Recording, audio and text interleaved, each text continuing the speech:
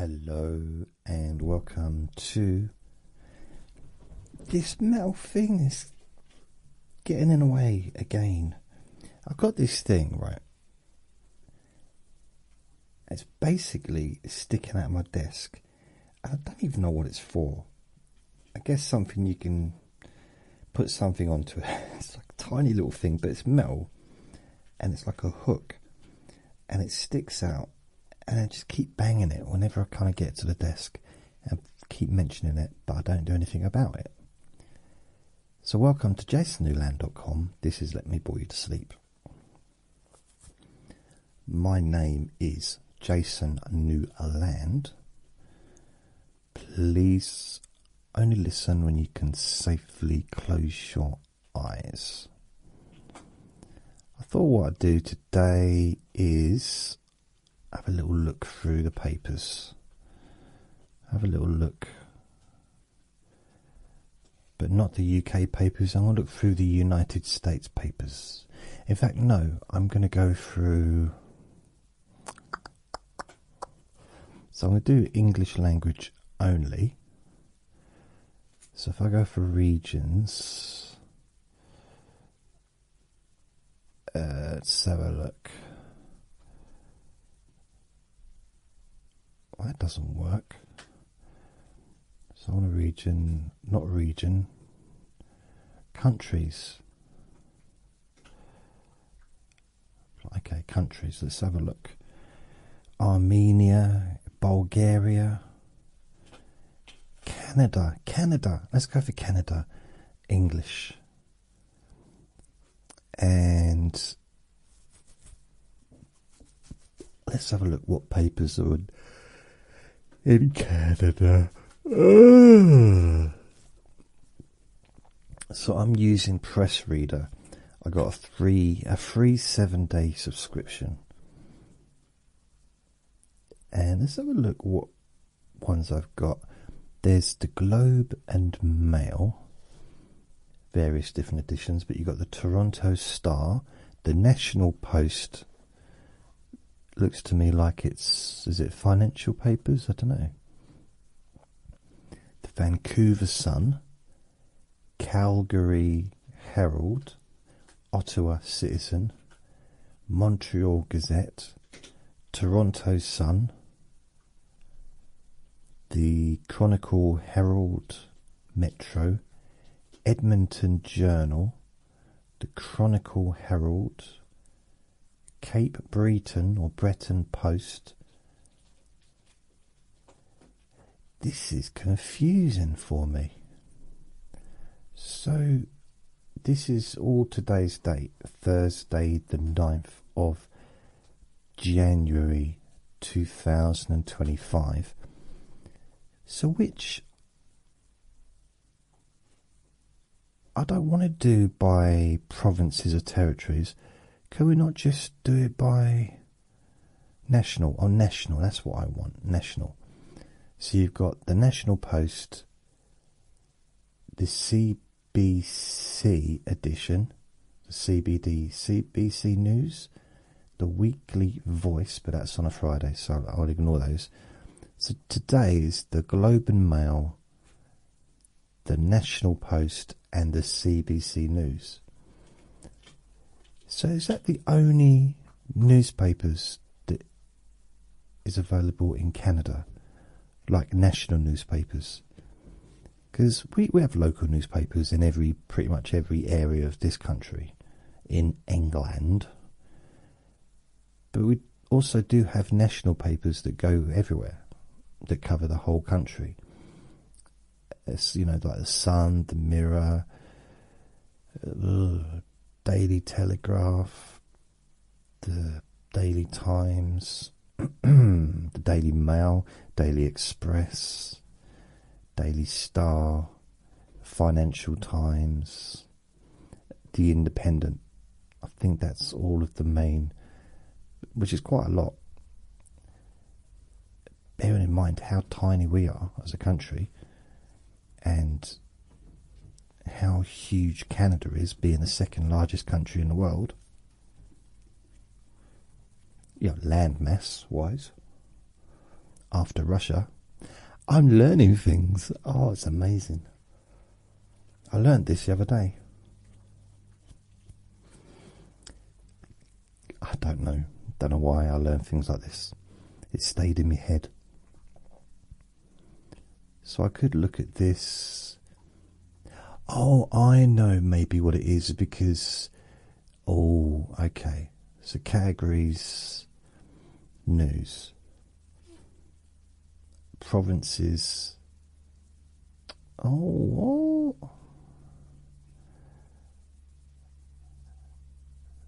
provinces, national. So I just click on one of them. So let's get to the National Post. Let's have a look at the National Post. Come on. So what's it got in here? Oh, by the way, just out of interest or not interest or something, I did do a recording, a Q&A Wednesday. I only just released it a little while ago, but it was from yesterday, and it was aimed at yesterday. I did just answered 3 questions that Ben gave me, so I just did a kind of a one-off Q&A Wednesday.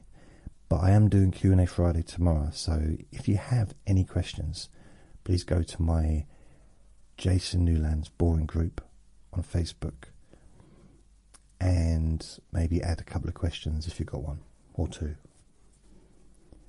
My website, because I don't know if I mentioned this, if you remember me mentioning it, there's been a lot of building work being done in this building this week since Friday. So Friday, Monday, Tuesday, Wednesday, and a little bit today, not a huge amount today. And downstairs is kitchen has been refitted, or is still in the process of being done. I think it's complete yet. Vinny's playing with football. Bless him. And on Monday, was it Monday or was it Tuesday? Either Monday or Tuesday, we had the gutter people coming around. You know the gutters around the... like just underneath the roof. The guttering. God, what's he doing? He's arguing with a ball. I don't know why. So they cleaned all the guttering out, and it was very noisy. So I had downstairs drilling and banging, and the guttering. It was like, it was quite soundy, very soundy. It was.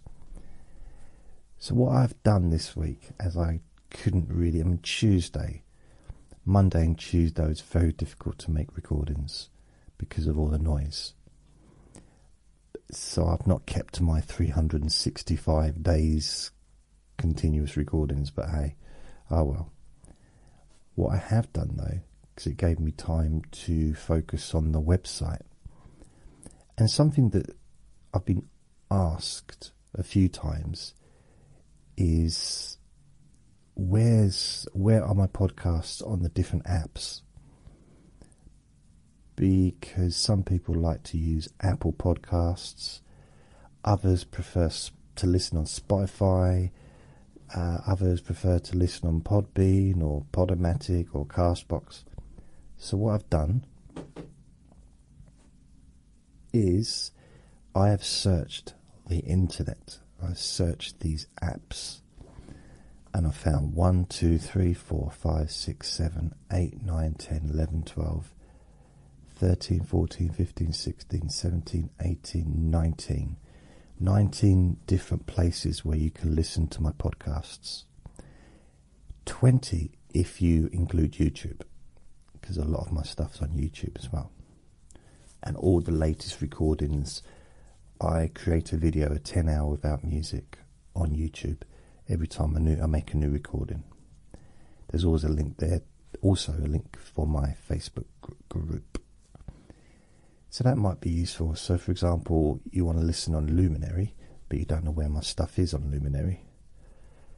You can just go to my website, jasonnewland.com, and then you got a list of my podcasts. You've got Hypnosis, Sleeping Deeply, which is the main podcast, I guess. Let Me Bore You to Sleep is another main podcast.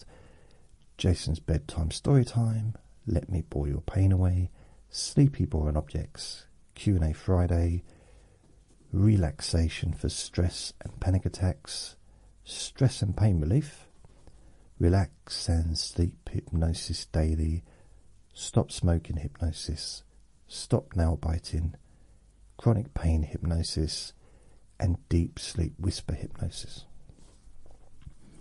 So I've got those ones listed for all the different 19 different podcasts.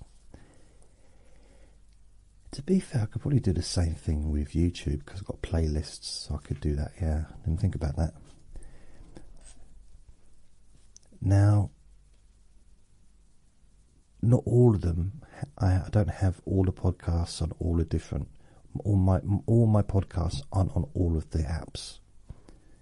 So Luminary, for example, I've got Hypnosis for Sleeping Deeply, Let Me Bore You to Sleep, Jason's Bedtime Storytime, Let Me Bore Your Pain Away, Relaxation for Stress and Panic Attacks, Relax and Sleep Hypnosis Daily, Stop Smoking, and Chronic Pain and Deep Sleep Whisper. So I've got 1, 2, 3, 4, 5, 6, 7, 8, 9.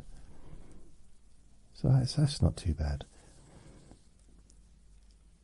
Some of them you do need to sign in if you've got an account. If you haven't got an account, you need to sign up. But if you're on your phone and you're already with Luminary anyway, it'll probably just automatically just open up. Okay. For things like Spotify, I guess it's the same thing. It might offer you the opportunity to either... Well, that's weird. It just kicked me out of my website. Why is that?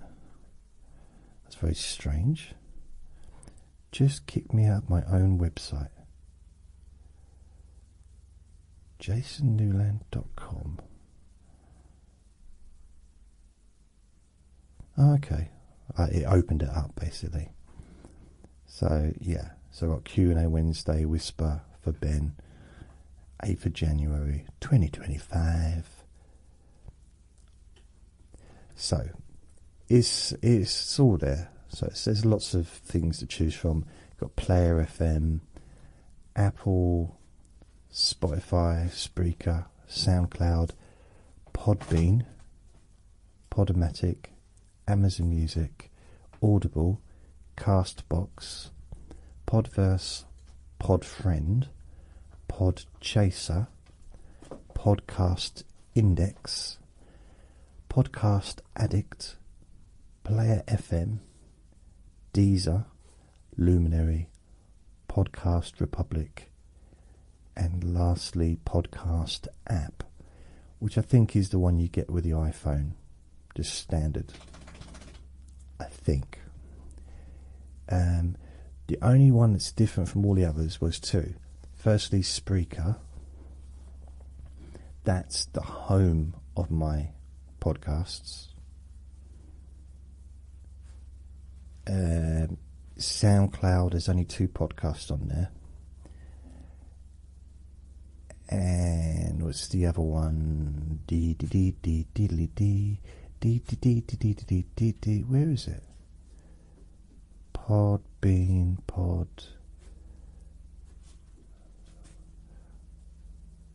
Podomatic. Right.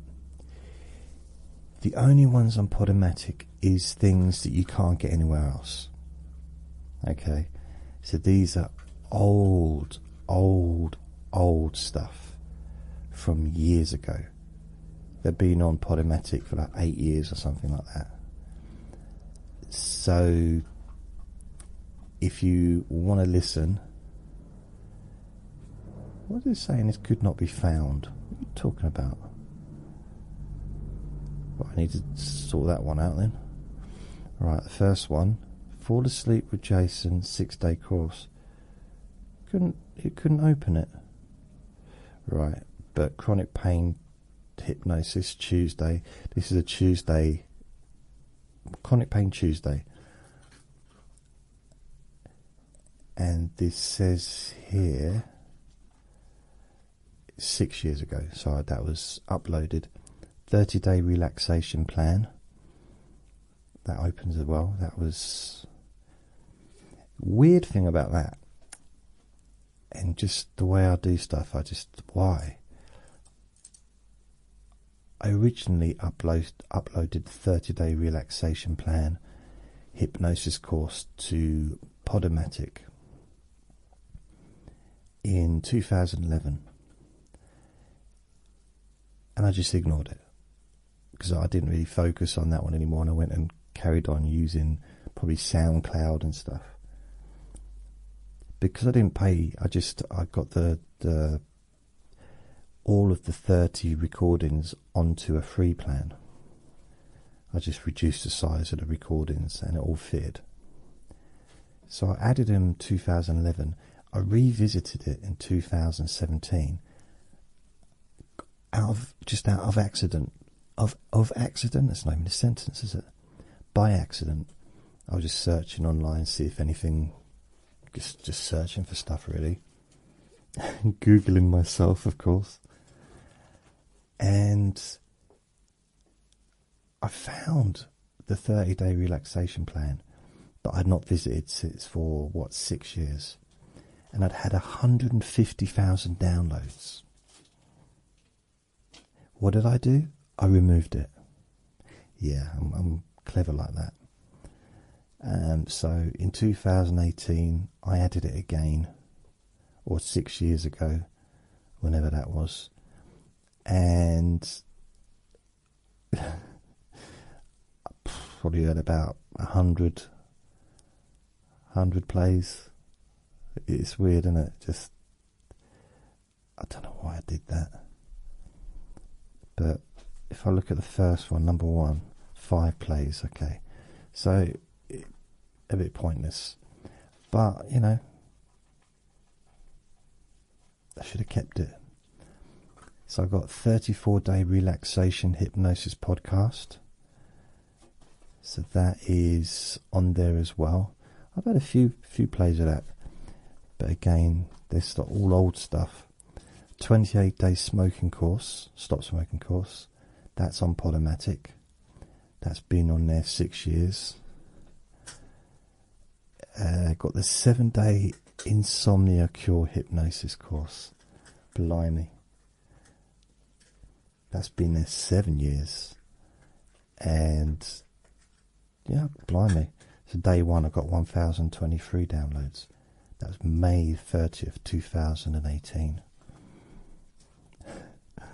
So these are old things that I don't have anymore on my normal podcasts. I don't even have them on my website. They're just that metal thing keep banging it. So yeah, they're just there. So if you do want to visit some of the old stuff, like the really old stuff, Podomatic, that's your place to go. But the link's in the menu on the website. And you also got short pain relief hypnosis course. That's on there. And that was from 6 years ago. Blimey, I forgot all about this. Short relaxation hypnosis podcast. That's weird. That's just brought me to the website, back to the website, so I don't know what that is. I need to check these links. Sleep Hypnosis Weekly. So that one is from 6 years ago. Fall asleep counting sheep. Now this one, this had like hardly any from 6 years. 6 years, hardly anything. But there was a time when that was one of my most popular podcasts. I know, hard to believe. Going back to blimey. Well, I guess 7, 8 years ago. It was popular, I don't know why. Hypnotic Buffet. See, I like the Hypnotic Buffet because that was my first delving into experimentally trying to mix chatting and hypnosis. It's kind of the precursor to the Let Me Bore You to Sleep. But Hypnotic Buffet, no, it wasn't the first thing. The first one I did was Hypno Chats. But I don't know where they are. So I did Hypno Chats first in about 2011, maybe 2012. Then I did Hypnotic Buffet. Then I did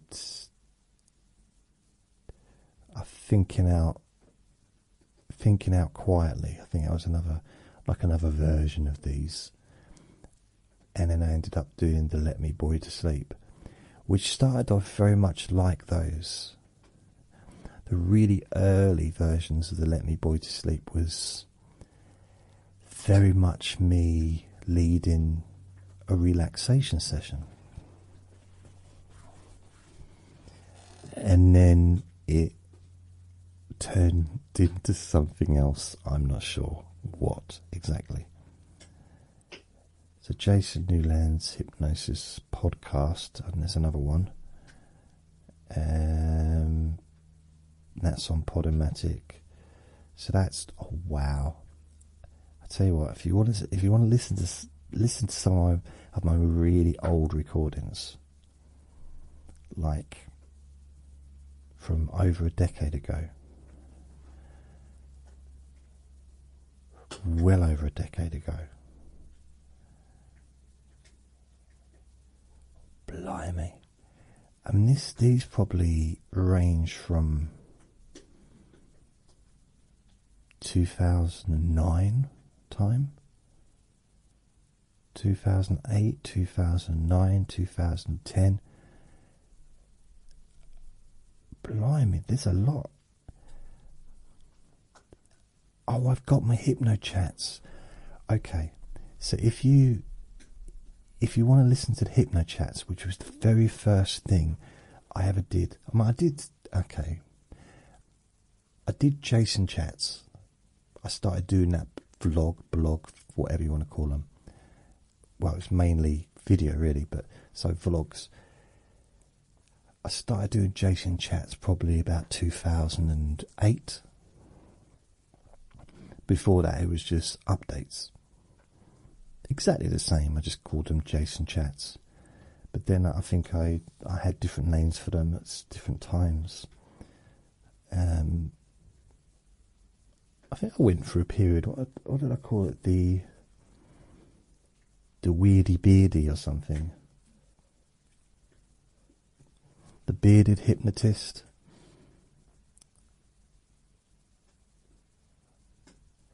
I can't remember. Weird. I'd have to search. I've got some. I might not be reading the papers, by the way. I just realised I'm talking about other stuff now. So if you go to Podomatic and click on, so Podomatic on my website, so it's in the menu. Click on the last one, which is Jason Newland's Hypnosis podcast, on the list, and it takes you to that page, and there are 151 episodes. They're all old. I mean, apart from the fact they've been on there for 6 years, but they're all really old recordings. Really, none of them are going to be good quality sound. Not really selling it, am I? I've got Healing Words. That was another version of the Hypno Chats. That might have been the second one I did, Healing Words, and then hypnotic buffet, and then thinking out loud, or thinking quietly. Thinking out loud? Well, I don't know. Thinking quietly or something. Out quietly. It was something like that, but it was. I might have it on now. I should have a look. So I've got hypno chats, and there are 20 of those. Got one hypnotic buffet on there. And all of the hypno chats lasted. Blimey, I've got one for two. You don't want to look at that one. Yeah, I did one on death, which wasn't probably a good idea. But it's 2 hours long, 2.25 hours long. Blimey. But I did one on bereavement, I did contentment. So the hypno chats, some of them I think are quite good. A couple probably worth missing. I'd say probably maybe 99% of what I've done is worth missing, but it's okay. There's a few little gems in there along the way. So hypno chats number 1 was called The Future, or just Future. I didn't used to put dates on my stuff back then, so I don't know when it was. Number 3, hypno chats self-esteem. Number 2 is public transport and sending healing energy. Ah, that was a good one. It's only a short one, that one. It's like 10 minutes. Self-esteem's 40 minutes. Hypno chats 4, stop caring what others think. That's 40 minutes. Gratitude is number 5. That's 41 minutes. Be kind to yourself. Hypno chats number 6. That will give you an idea what I'm talking about when I say be kind to yourself, because you deserve to be happy. Or remember to be kind to yourself. That goes a little bit more into what I'm talking about there. And again, this goes back to years ago, like 2011. I don't think I was even saying it back then. Hypno chats number 7, a bit of freedom. Number 8, feeling judged. Number 9, internal dialogue. These are all like 30 to 40 minutes long. Attractiveness and inner beauty, 2 minutes and 20 seconds. I have no idea what's on that one. That's a bit of a short one. I didn't think I was able to make short recordings like that. Number 12, reward and punishment. 13, stop smoking and other stuff. 14, contentment. So I'm going to miss 15 and 16. I'd avoid them ones if I were you. Number 17, is age just a number? That's 45 minutes long. 18 is, that's hypno chats. Let's talk about beliefs. Maybe you avoid that one as well. I don't know. I'm not sure where I was in that time. Hypno chats number 19. Can you trust someone who's cheated on you? And number 20, overcoming creativity block. Like, some of these recordings were requested, so people would ask, and I just do it. So it was wasn't always just what I wanted to do. With the healing words, these very similar kind of thing as well. So number 1 was allow yourself to feel both pleasant and unpleasant feelings. Number 2, healing words, the word maybe could change your life. Number 3, healing words, what can you feel grateful for today? And these like 20, 30, 40 minutes long. Healing words number 4, which is a weird title. There's nothing more depressing than depression. Healing words number 5, the route to happiness is acceptance.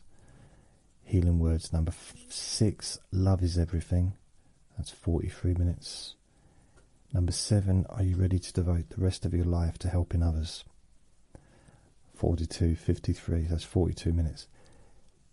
Okay, I was coming from my own perspective rather than, maybe I was trying to recruit people to, I don't know what I was trying to do, I'll be honest with you. I'm not sure. I've never listened back, so maybe I should listen to these. What kind of stuff was I talking about?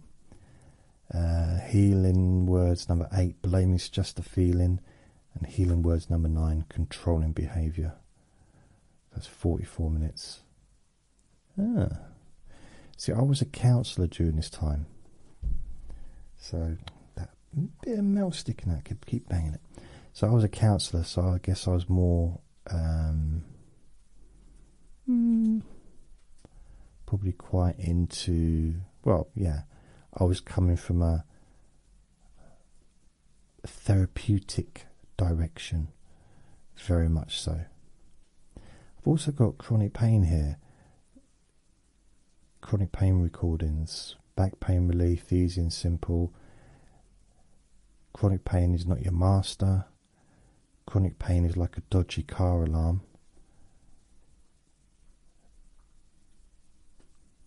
Focus on your pain for relief.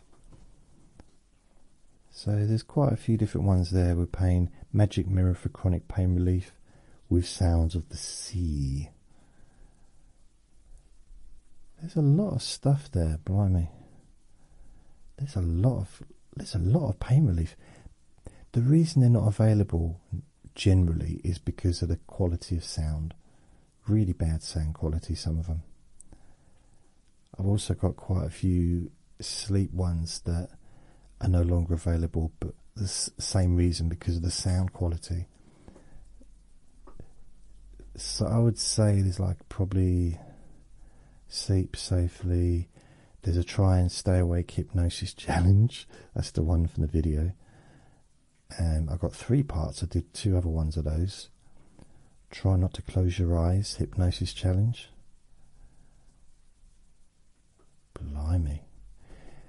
So all in all, there's probably 120, just on that one podcast, there's about 120 episodes that you'll never hear anywhere else.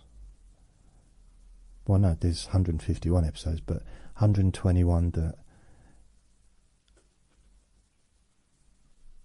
I mean, thinking about it, it's what's altogether 150. It's a hypnotic buffet, so that's, what's that, 17, 167. I have to add this up. So these are all the recordings that you can't listen to anywhere else, which is a bit weird, maybe, I don't know. Is it weird? Might not be, might be.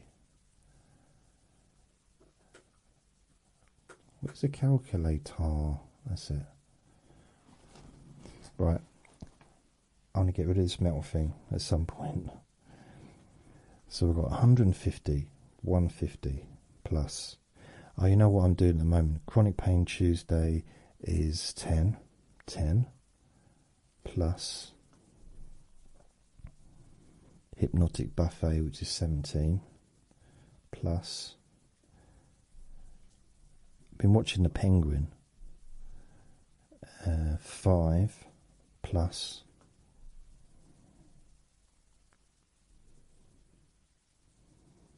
1, 2, 3, 4. Sleep Hypnosis Weekly, which is 7 plus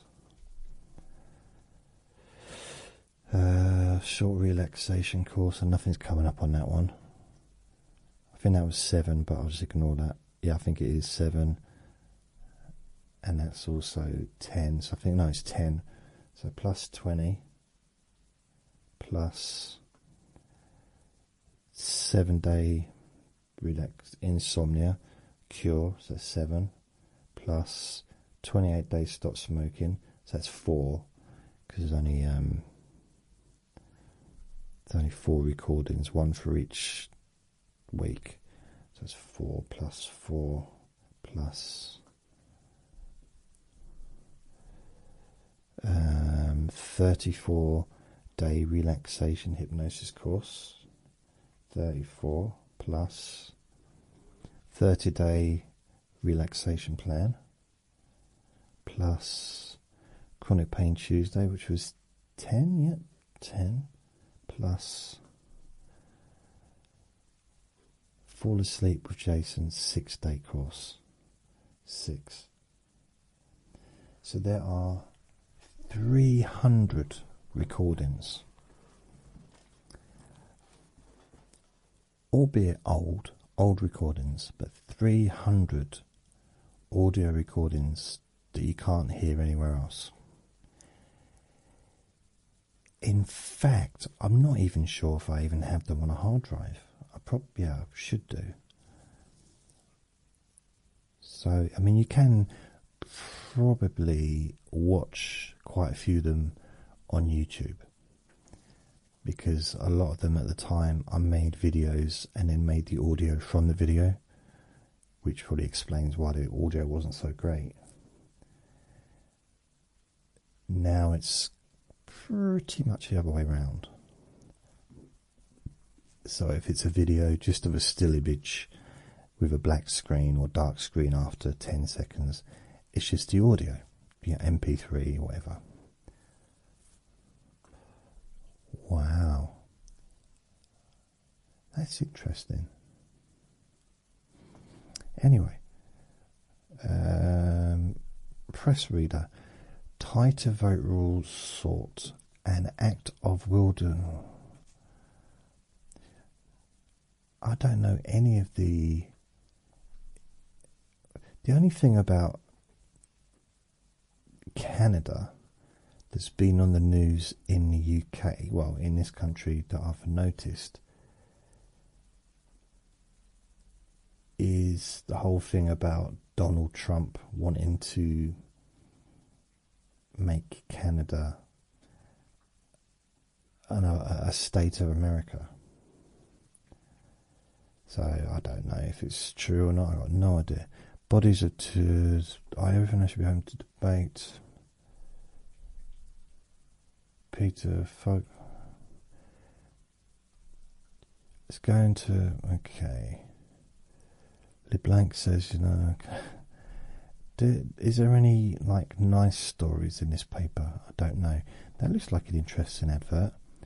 Redefine your future at U Calgary. Right, winners played and took home 2.6 billion last year. What's this?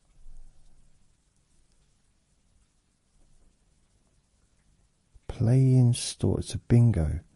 Bring OLG. What's OLG? OLG. OLG. Is that what it's called? Play smart. Bring home the win. It doesn't say what the name of the bingo is. Crossword. Instant crossword. Is that what it is? Encore. See, they got these names. Oh, okay. But they got the name, but like on the name it's got like Darcy L of, I'll just spell on the screen, that's not nice, of Ketagawenseebe Garden River. It's like, don't have that on the check.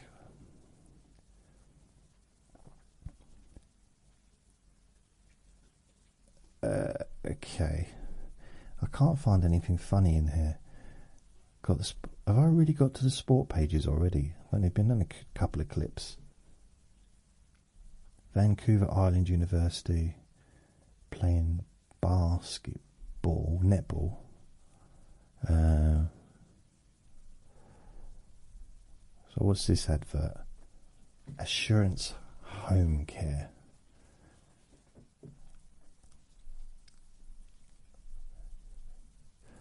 So I don't know, when it comes to old age, and I know a lot of people they want to stay in where they live in, and they don't want to go and live in a residential place, or don't want to live in sheltered accommodation or anything like that. I'm kind of quite open to that. I don't want to live in a residential home, especially not at this age, but a residential home, sheltered accommodation, when the time comes, doesn't seem like an awful situation to be in. as long as it's safe, that's got to be the number one thing. I don't know. I mean, that's the place that my nan used to live in. She hated it, but I mean, I didn't like it because she didn't like it, but I thought it was quite nice. It was one of those things, just if there was a way of, well, she needed to be somewhere where there was, well, she's in her 90s or late 80s, I think, when she moved in there. I don't know how long she was in there for. But it would have suited me. It was quite small, to be honest, quite small. But I'm trying to think, it might have been, her living room probably wasn't as big as this living room. Her bedroom wasn't as big as my bedroom. So it was quite cosy, quite compact. The kitchen, although it wasn't a big space, it was well fitted. You know, it had storage cupboard and kitchen counters on pretty much on every wall, which I think is a good idea. If you can have that, it just gives you space. You can put stuff on, you know what I mean, in it. But it's hard to really figure out. Her room might have been bigger than mine because she had.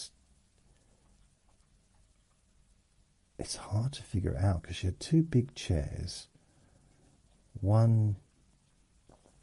So she had a big chair, which she sat in, one of the motorised ones that helped her kind of get up.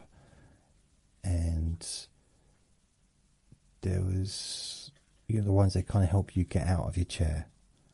Very slow, otherwise you end up the other side of the room.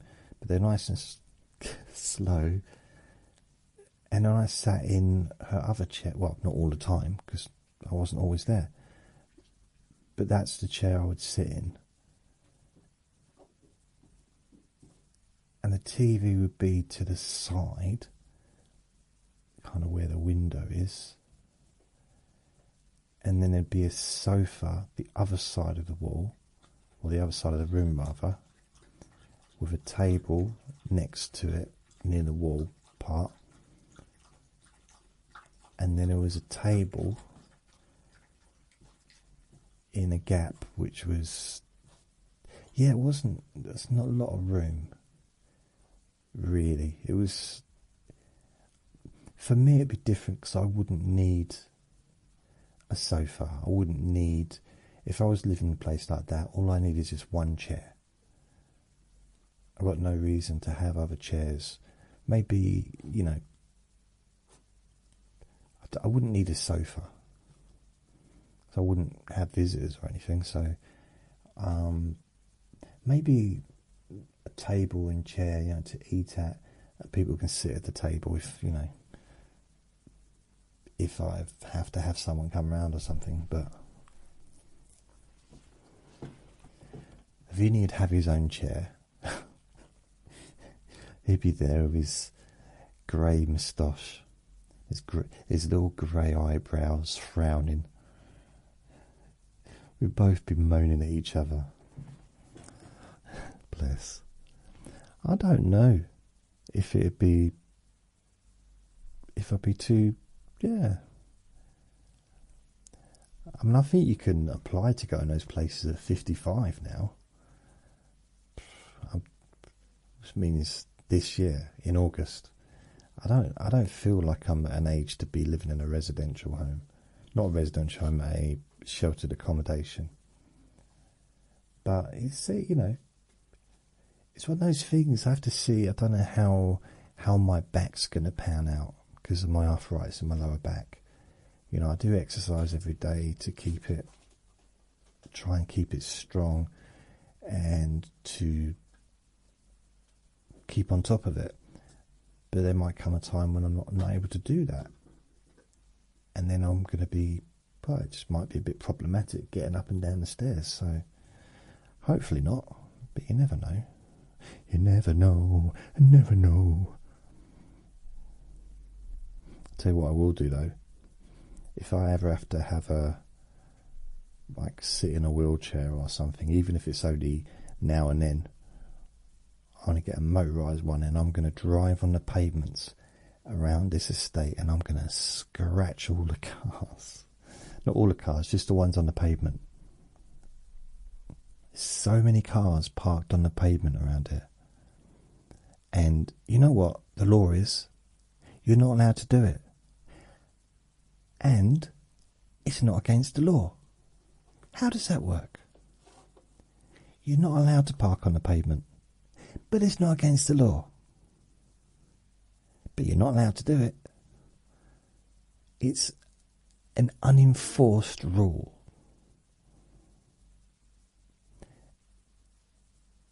Unenforced. But in London, you're not allowed to park on the pavement at all. It's a law. But the rest of the country, it's just, it's a good idea not to. Just, please don't. But you can if you want. And I just notice the thing that gets me a bit is I've seen people struggle to try and people, whether they're got a physical, it could be anyone, it could be someone with a pram, a pushchair with a baby, it could be somebody in a wheelchair, an electric, one of the big electric wheelchairs. They need the whole pavement, don't they? And they're not supposed to go on the road. It's actually illegal to ride those on the road, those electric wheelchairs. Not illegal, you know, you can't just ride them around like cars.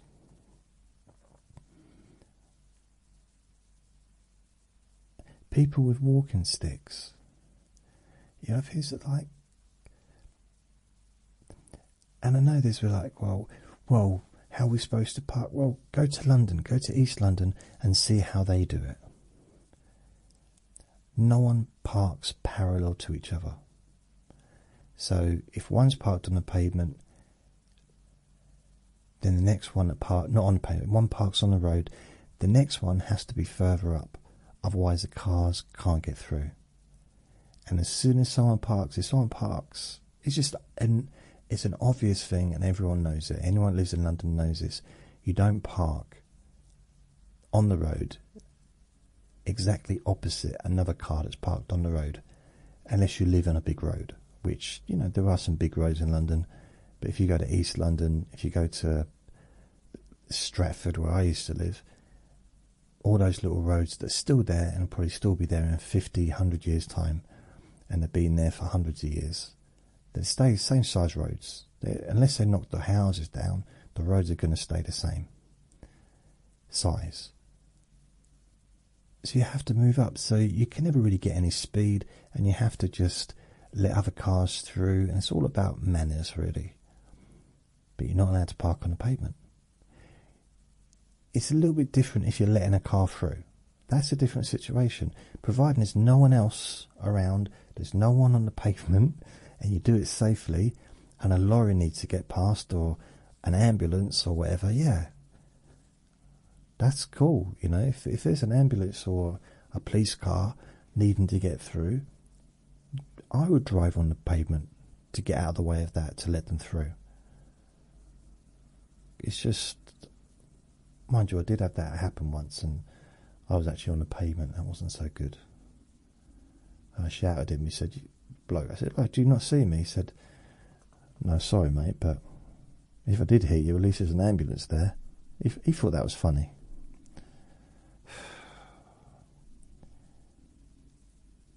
Oh, look, Wicked tops SAG Awards nomination list. Wicked topped nominations to the 31st Screen Actors Guild Awards on Wednesday, landing a leading 5 nominations, including Best Ensemble and individual nods for Cynthia Enviro, Adriana Grande, shown, that's a picture of her, and Jonathan Bailey. Okay, they're talking about stuff. it was especially strong showing for the Bob Dylan drama. Bob Dylan? Really? A Bob Dylan drama, A Complete Unknown. Whoa. I didn't know. Is it, I mean, is it something written by him or is it about him? I'm guessing it's possibly about him. That's one of my little dirty secrets. I'm a big Bob Dylan fan. Just, he was just phenomenal. I know it was before my time, before I was even born. But the songs he did, and I just loved his voice. How many roads can a man walk down before you call him a man? Ooh, yeah. And it's just, yeah, it's something. I mean, the good thing about having a voice like that is there's longevity, isn't there? Like Rod Stewart. A very unique voice. In his 20s. Maggie, oh, gonna say to you, I am sailing, I am sailing. It's like, wow. But his voice stayed the same because it couldn't get any worse. That sounds wrong. I don't mean it in a bad way, but it just, it can't. Okay, here's another. Do you remember Whitney Houston? I'm not saying do you remember who she is, obviously, but when she came back after taking a break from singing and making recordings and stuff, she released an album, and some people, critics, were not wholly kind towards her vocal ability. Now, the problem they had is they were comparing her, which is natural to do, comparing her to her younger self. Now, it's highly unlikely that Whitney Houston was ever going to sound when she was in her 40s the way she did when she was 17, or when she was 25. It's just practically an impossible situation because no one generally sounds exactly the same. And her voice would have changed. Her vocal would, her voice changed. But our voices change as we get older. And it's really hard to compete with a voice of an angel, like Whitney Houston was such a clear, almost perfect voice when she was young. And then she came back and her voice wasn't the same. But it was, my argument is this: if she'd have come out and turned up singing and no one knew who she was, she could have gone on to one of those talent shows. She, as an unknown singer at the age that she was. I don't know what age she was. Whitney. She wasn't old, I know that. Whitney Houston. Born 1963. Really? So she was 48 when she departed. So, okay, so she was in her 40s when she had the last album. Her last album, it should have a link here to a discography.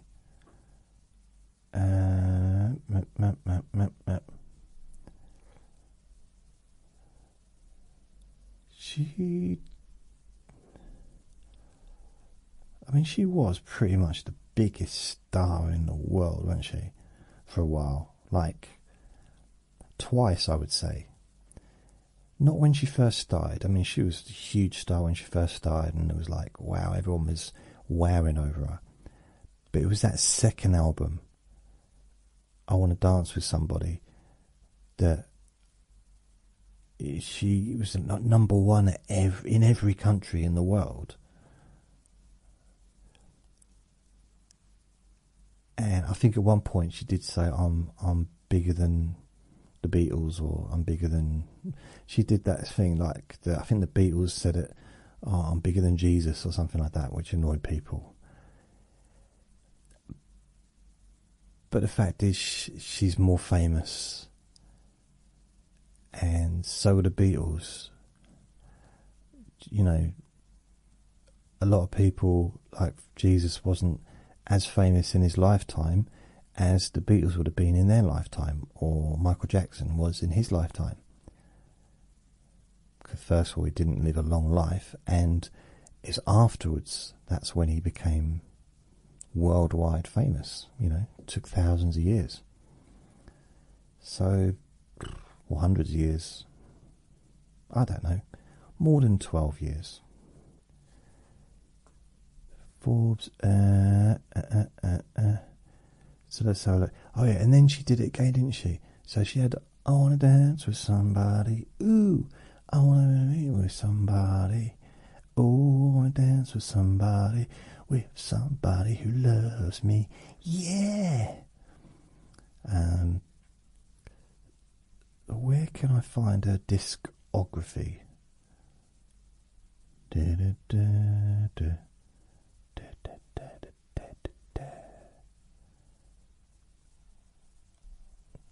Discography. Really? That's a problem when you get someone as famous as her. It's hard to actually go through all the, like, stick through, see Whitney Houston album. Is it albums? No, that's not it. Oh, okay, let's see if it's got the...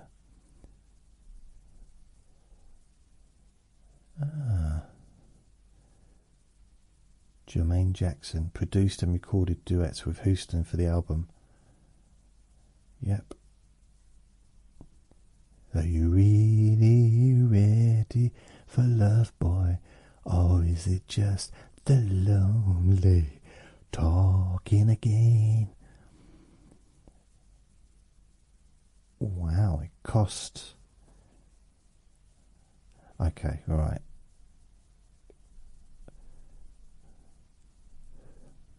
Anyway, she did a lot of songs. The second time she made it like huge was obviously with The Bodyguard. I say obviously, anyone that's older than 30 would know that. If you're younger than 30, you probably know it. If you're under 3 years old, you wouldn't know it probably. And go to bed, go to sleep. Stop listening to this. I think, yeah, I Will Always Love You was the biggest selling single, one of the biggest selling singles of all time, I would argue.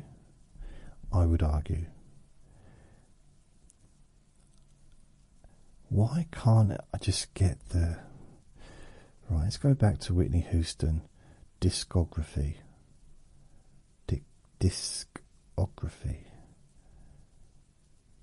Early life, career. Normally it has a link, like go to discography.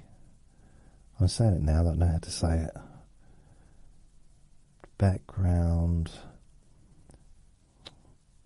What? The Bodyguard released 1992.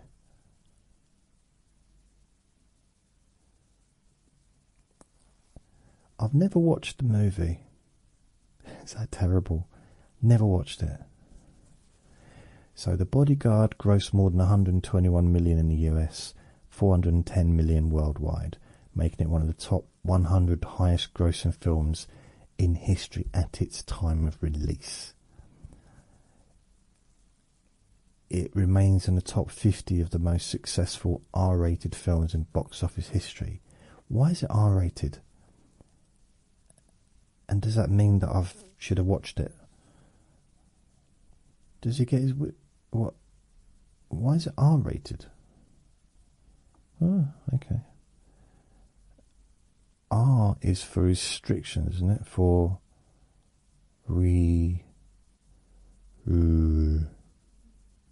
it's not the same as 18, is it? Vinny's going to bark in a minute. 24 million copies sold. The song Candle in the Wind. Okay, so the song I Will Always Love You, it became the best-selling single ever by a female solo artist, and in addition it won a second Grammy in the Best Female Pop Vocal category. The soundtrack topped the Billboard 200 chart, remained there for 20 weeks. A first for a female album. In the UK, Whitney was at number one. Blimey, it seemed forever. It really did. I think it was the end of December and just went on forever, to the point where it's like, please take the song down. We don't want to hear it anymore. Because it was just, so I'll tell you what I find weird. Why don't they have that as a Christmas song? Because the video actually has her in the snow, doesn't it? Do you remember? And it like close up, and then suddenly it's snowy. I will always love you. Hoo hoo hoo. It's like she's in the room. Singing the sense of sound. My favourite song of hers, I'd say possibly out of all of Whitney's songs that I listen to, I listen to a few, is I Have Nothing. It was, to me, the best song on the Bodyguard album. Probably because it wasn't overplayed. Like I Will Always Love You was... There was a lot of really overplayed songs in them days. And I used to spend all day listening to the radio in a place that I used to work. And the radio was on all the time. And like Brian, what's his name? The Kevin Costner movie, Robin Hood, King of Thieves or whatever. And that song, tell me what love's working for. Don't tell me everything I do it for you. And then you had Titanic. I'm not sure if Titanic. That was constantly being played, wasn't it? The Celine Dion. I liked her Only Think Twice, which fits together with Canada, doesn't it? Because she's from Canada. But there was a few. Meatloaf. I would do anything for love, but I won't do that. No one knows to this day what it is he wouldn't do. I don't know. Does anyone know? He wouldn't tell anyone. It was just like, just tell us. 30 years later, still wouldn't tell us. What is it you won't do? If my bugbear is this. Two bugbears. First of all, the woman, or the lady, the female, the singer in that video, or in that song, is different from the one that's in the video. And you might say, well, so? What do you mean, so? That was an opportunity for her. If she'd have been in that video, she probably would have gone on to be a really big star. instead of being a session singer. And I'm pretty sure a lot of the general public just assumed it was a woman singing in the video, but it was the same person that was in the video. And because no attention was paid, they just, I guess, no one really cared. But if there had been a singer, a bit like Eminem and what's her name, please don't go along this side, da, da, da, da, da, da, da, da, da, past my window, I don't see that one, Enya or whatever her name is. I mean, she was already successful anyway, but she went into like superstardom for a while, didn't she? After being in that Eminem song. That's the way I am. I guess the way I am. Ooh, the way I am. That's the way I am. Because I say it's the way I am.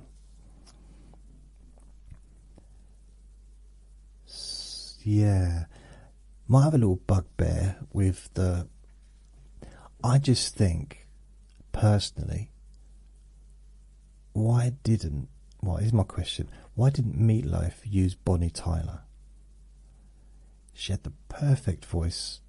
If anything, that it was almost like the woman singing was trying to be Bonnie Tyler. I'm sure she wasn't, and I've got lots of love for her because it was great vocals and good for you. But it could have been he could have got to Bonnie. I mean, I'm going to be favourable towards Bonnie Tyler because she's part of my childhood. Well, not literally, but Total Eclipse of the Heart. And of course, another song that fits quite well with these podcasts is... Oh, what is it? We don't need another hero. No. That's not Bonnie Tyler, is it? There's a hero looking out for a hero to the end of the night. He's gotta be strong, he's gotta be tall, and he's gotta look like Jason. Yeah, there's a hero. And that's 3 songs with the word hero in it. We don't need another hero. That was, what's her name? The big hair, dancey. Bonnie Tyler, not Bonnie Tyler. Oh.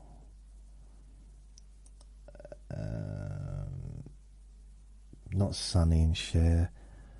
Because she was in a double act with her husband, wasn't she?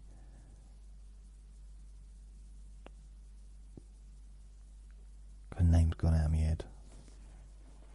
Oh well.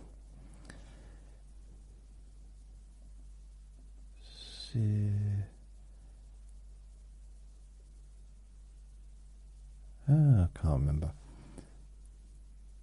Yeah, another thing. While we're talking about Bonnie Tyler, I still can't believe that she went and did The Voice, like as a contestant, literally a blind audition, as a contestant, not as a celebrity, but just as a normal person, and she didn't get through. They didn't turn around for her. She's an icon. She is an icon, a musical icon, and I always thought that her and, when I was a kid, bearing in mind I was a kid, but I used to think that her and Rod Stewart were like brother and sister because they just had such a similar kind of tone of voice. So she sung, I am sailing, it would be similar to Rod and Bonnie. I wonder if they ever sung together. They might have done, Did Rod and Bonnie ever sing together?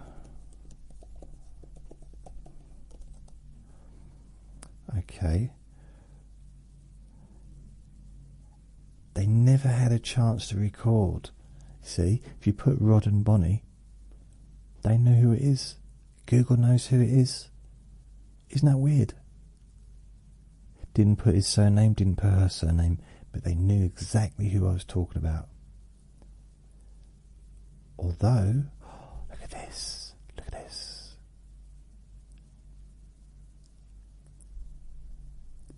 who'd have thought that this would happen just as I'm talking about it? Oh, blimey. 17th of August 2018. Rod and Bonnie are reportedly set to collaborate for the first time to release an album of duets.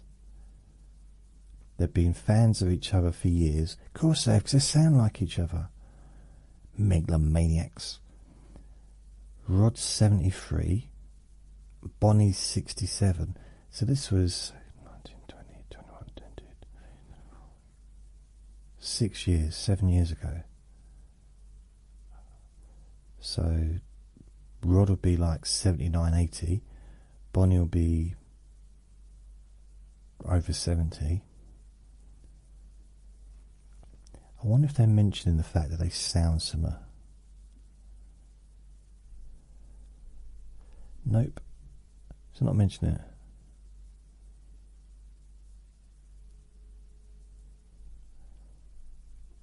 They even had big hair, didn't they? Had big similar kind of muffet. What do they call it? Muffet? Muffle. What do they call it? That kind of hair was big.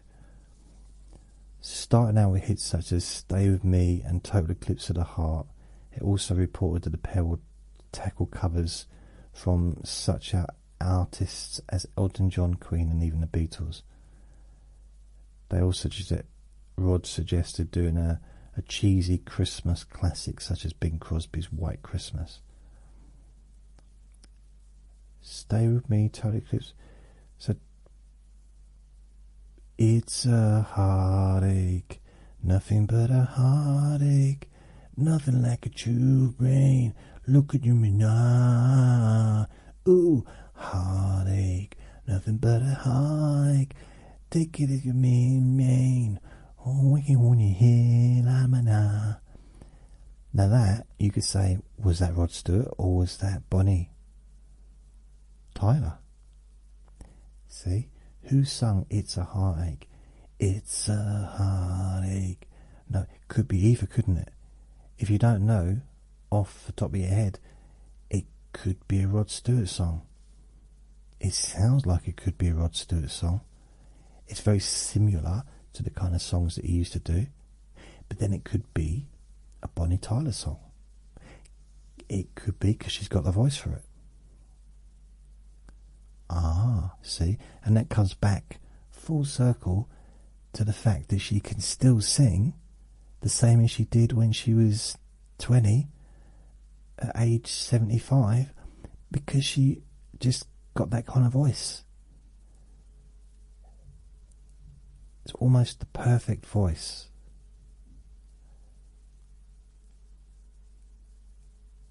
It's the kind of voice that can't break. You can't break what was. It's just perfect voices. Like Bob Dylan, perfect voice. Just unusual but perfect, just different. Although my favourite's Elvis, I still think Elvis Presley was just. I loved Elvis's voice. But one of my most favourite voices is what's her name from the Cranberries. Do do do do do do do do do do do do do do do do. So that's as much as I can remember. But I loved her voice. That it's just perfect. I mean, a little bit Sinead O'Connery in a sense. I guess the Irish huskiness and just that kind of way of singing. It's so good. I love it.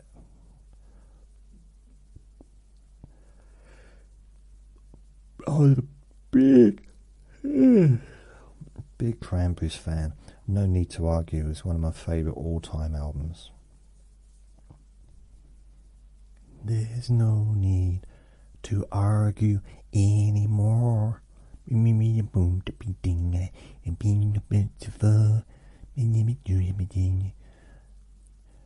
Thailand,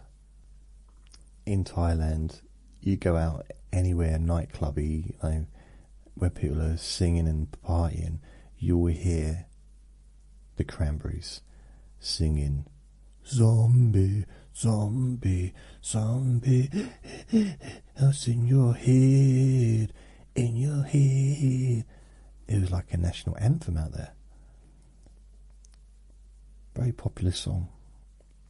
Very good, very good. I love that song actually. So I don't really get to newspapers. You know, the problem with doing the newspapers is it's just there's not a lot of nice stuff in them, and I don't want to read out anything that's just So I ended up talking about something completely different, which means I better cancel that prescription before they start charging me, because I'm clearly not going to use it, am I? Now,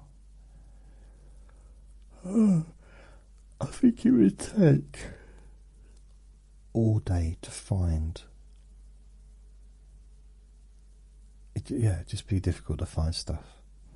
I can skip through and talk about because I've done like podcasts where I just totally focused on the newspapers, the Sunday newspapers, and I end up spending more time talking about the crosswords or the horoscopes than anything else, which just it's a bit pointless, a little bit.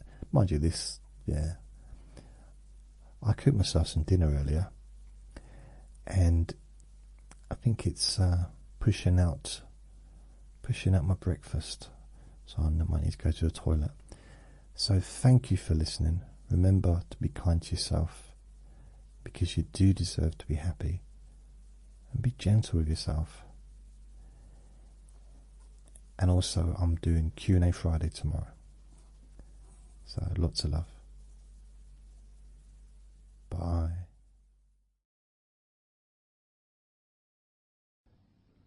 Relax in a more deep and meaningful way, maybe in a way that can not just allow you to feel calmer now and throughout the time we spend together here, not just relaxed at the end of the recording when it's finished and you can enjoy that sense of comfort and peace, but also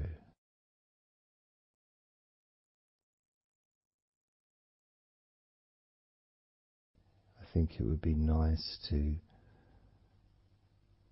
have those feelings of relaxation continue for longer after the recording is ended, so that you can still benefit from listening to my voice, maybe in a few hours' time, perhaps tomorrow.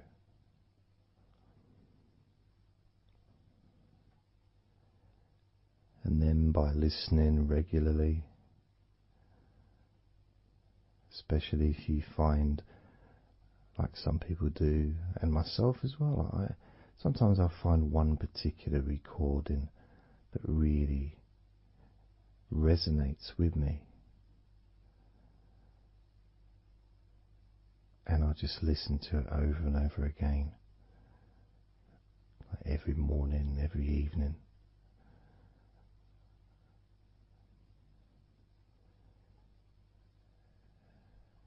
There was this recording from, we're going back to about 1999. It wasn't hypnosis, but it was a guided visualization, so it kind of was hypnosis really. And I managed to find it again, and it still has the same effect on me, and part of it was the person's voice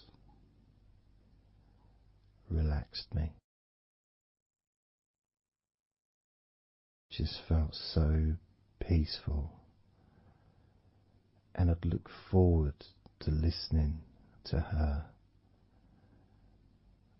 in the morning and in the evening.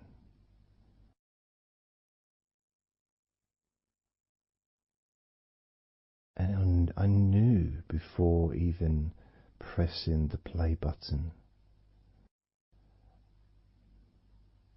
that as soon as I'd done that, pressed the play button, this was in the days of CD players, pressed the play button. In fact, it might have even been a tape recorder. I'd lie down on the bed, and then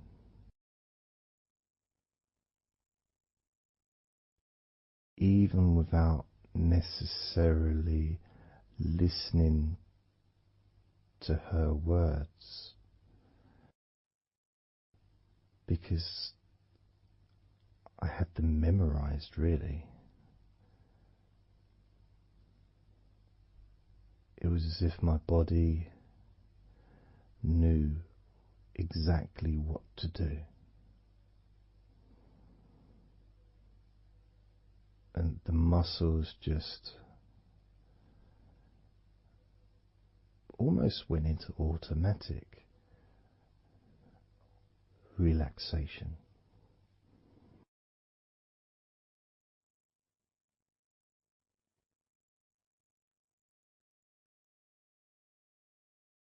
And I remember my mind would slow down.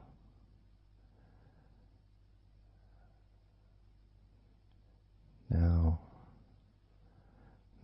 I was listening to this recording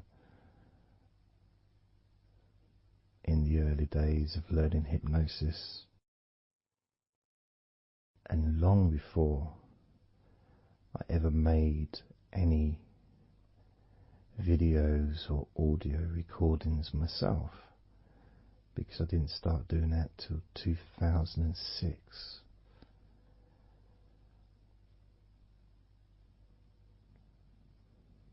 But I knew how helpful I found being able to just let go, to have that trust in the person that I'm listening to.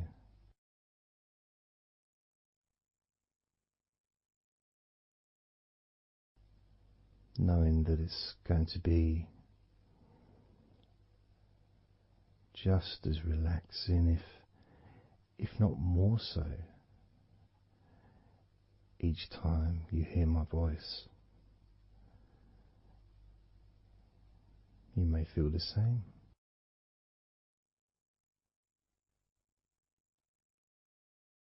Some people have been listening to me for over a decade.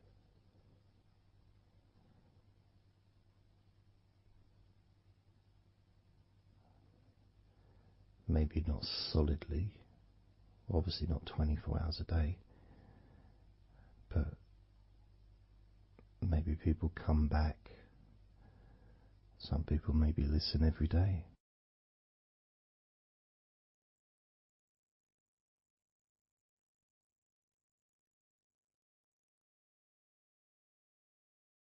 And something that I do, which you may not realize by listening, is when I record these recordings, now for example, I also am affected by the words that I say.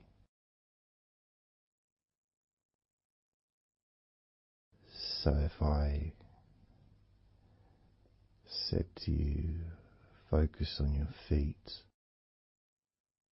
notice your feet relaxing, I will be focusing on my feet. I will be noticing my feet relaxing.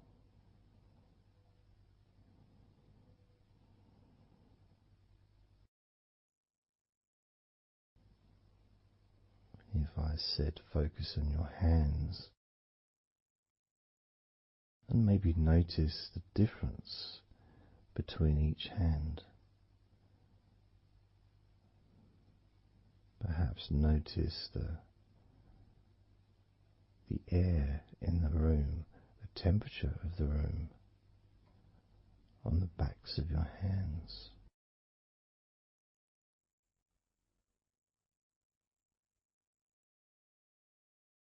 You may start to notice what almost feels like a very light breeze,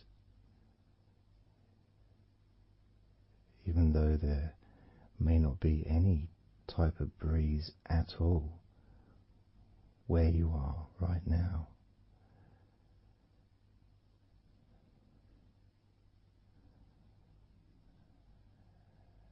And as you become aware of your hands, I'm also aware of how relaxed my hands are feeling now.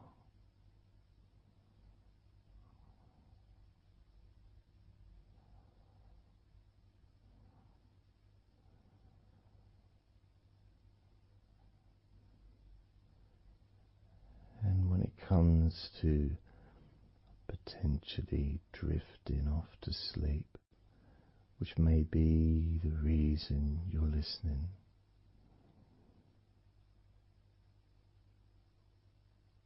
I also feel drowsy when I make these recordings. I also notice my mind drifting.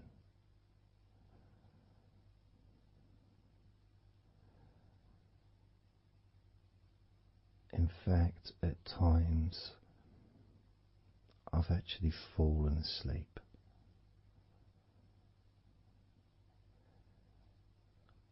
without even noticing. And then I carry on talking.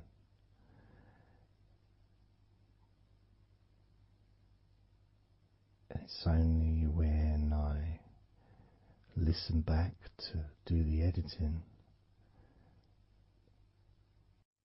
I hear snoring. And I think, I don't remember snoring.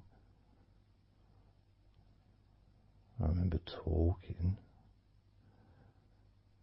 Is it snoring or is a pig turned up? That's what I sound like when I snore.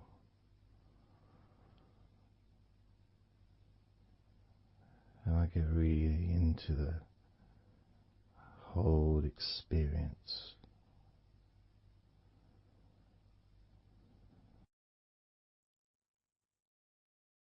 I don't know how you feel.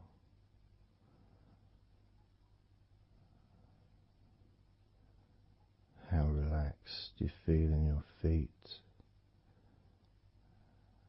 How relaxed you feel in your hands.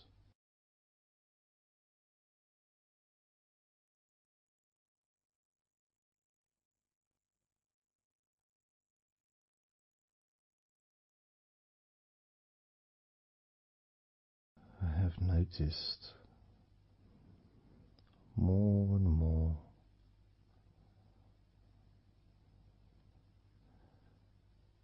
that the more relaxed, deeper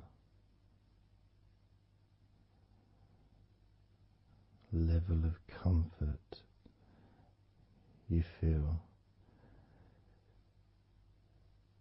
the easier your breathing becomes.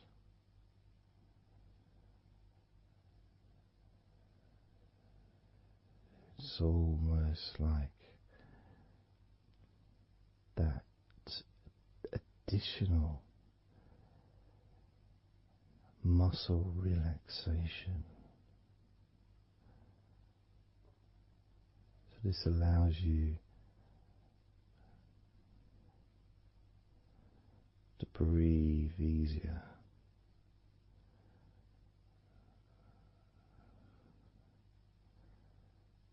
without necessarily focusing on your breath.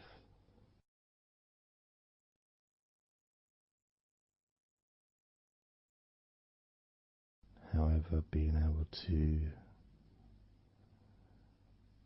notice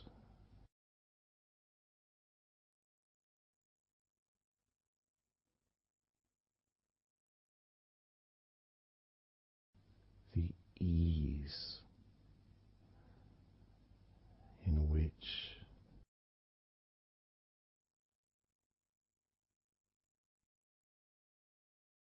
you breathe so naturally.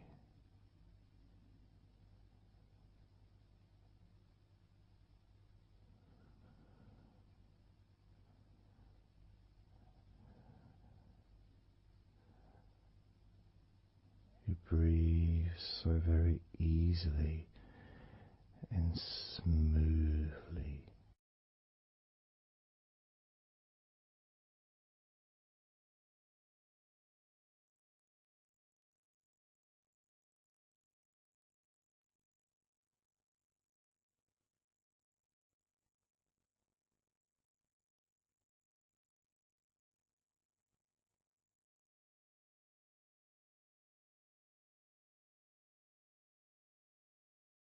Whenever I imagine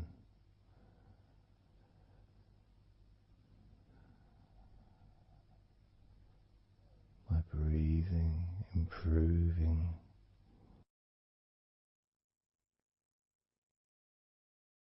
when I've got my eyes closed,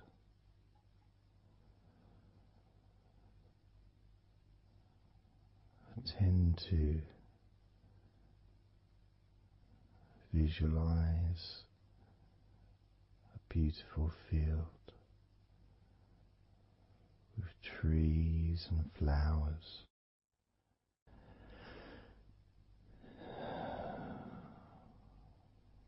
producing all that life-giving oxygen.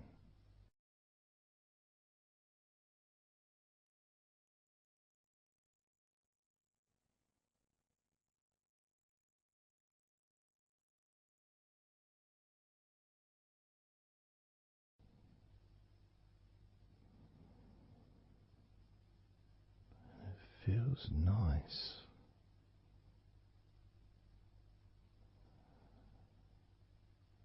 to, if nothing else, just taking some time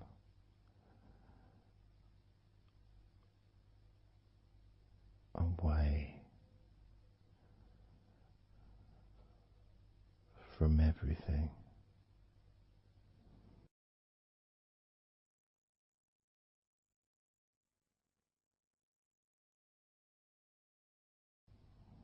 Enjoying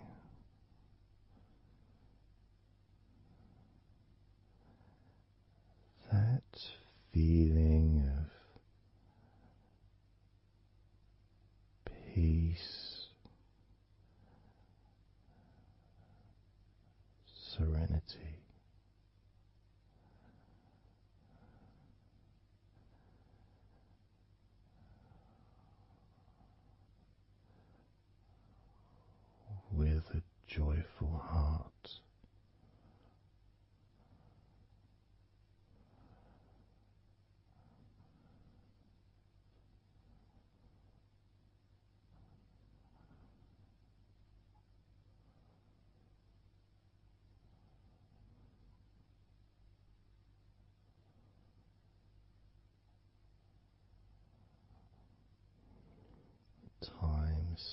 seems to just drip by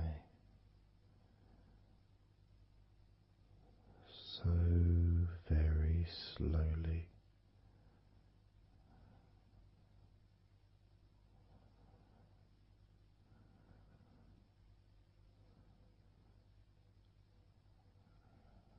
Relaxed,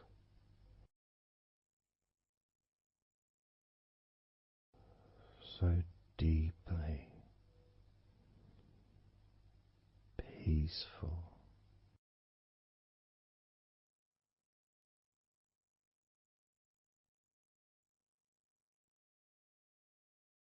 completely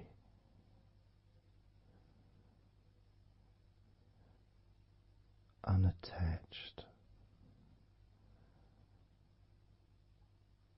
to any thoughts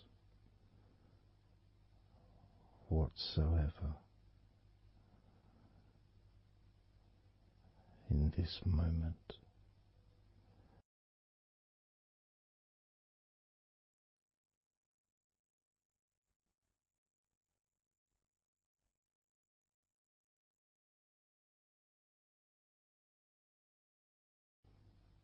Completely free,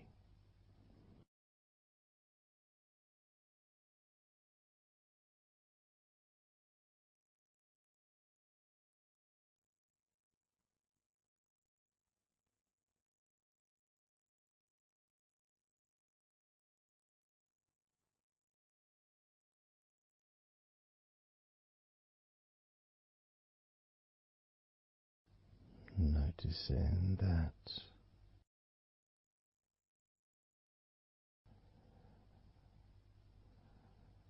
your mind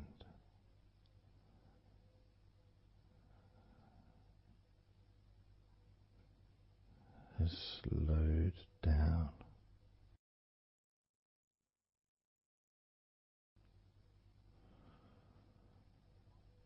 slowed down,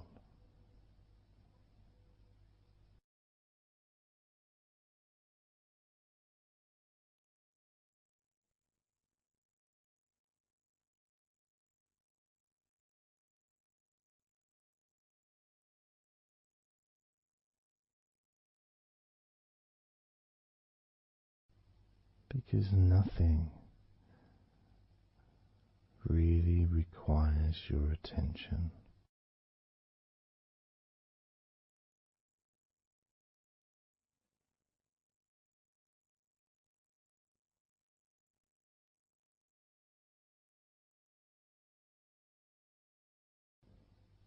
You can enjoy the physical sensations of allowing the stress to drip out of your body,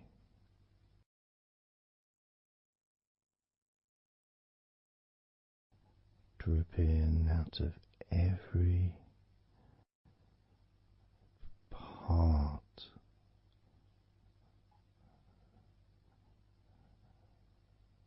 of your body.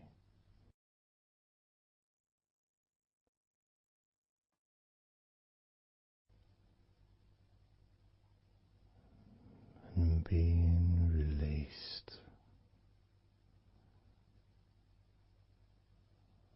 from your brain and your mind,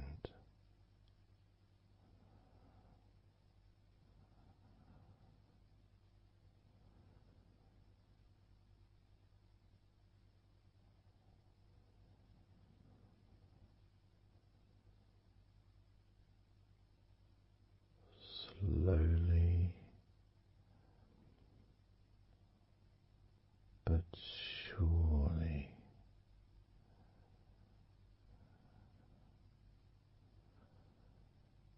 the muscles in your legs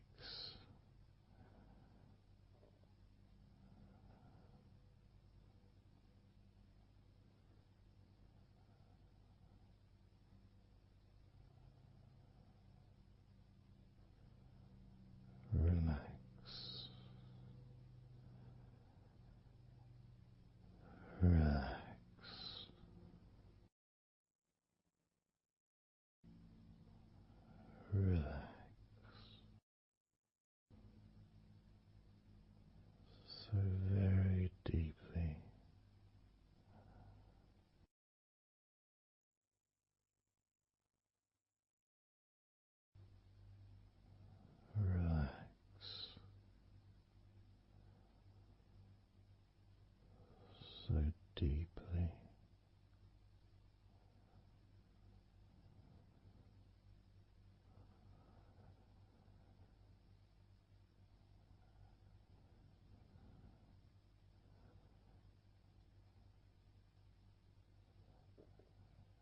And the feelings, the pleasant feelings in your arms and shoulders,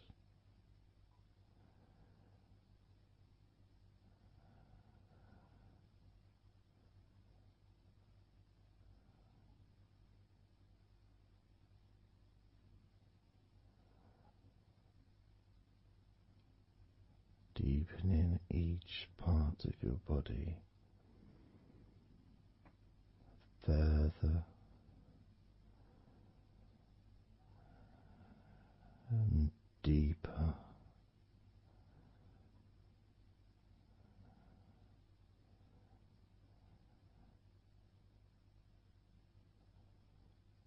and deeper.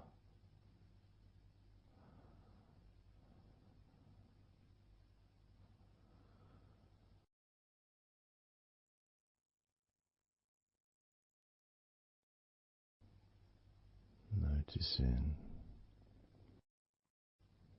the feelings in the back of your neck,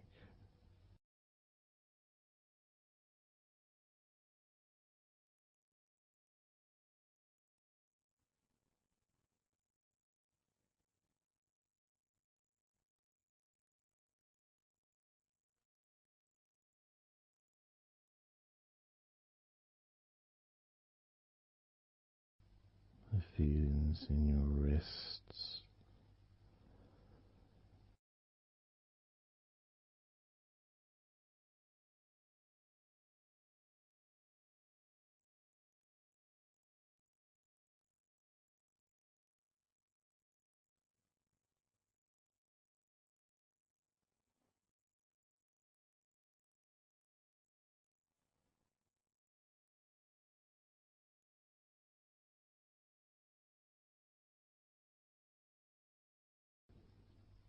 the muscles in the front of your body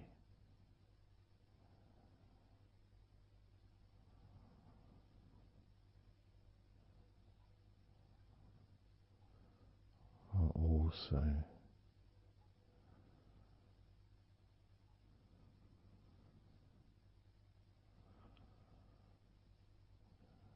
feeling peaceful.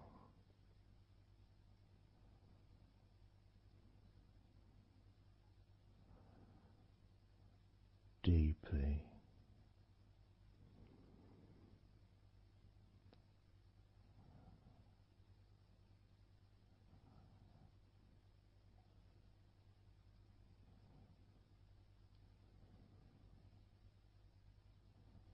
as a sense of peace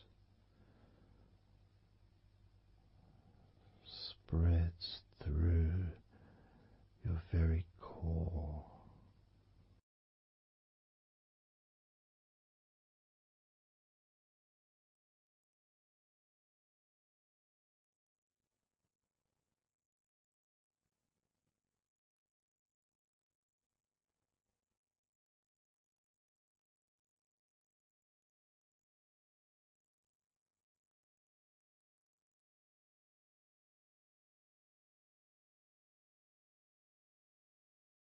even when you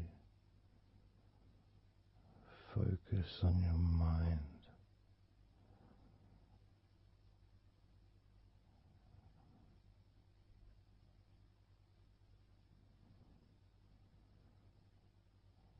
Your mind becomes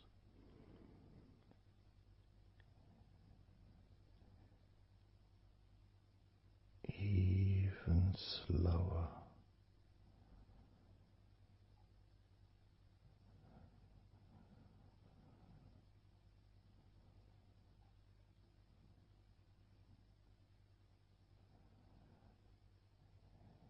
even deeper.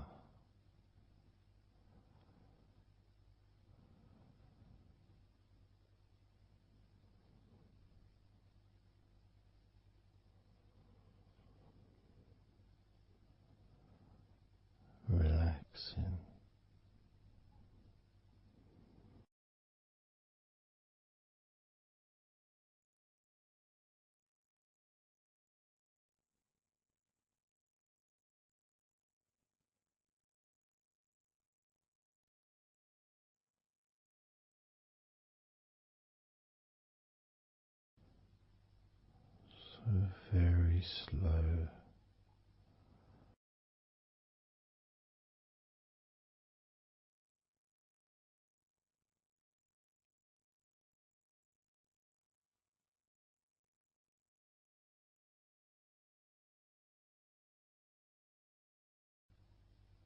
Your stomach,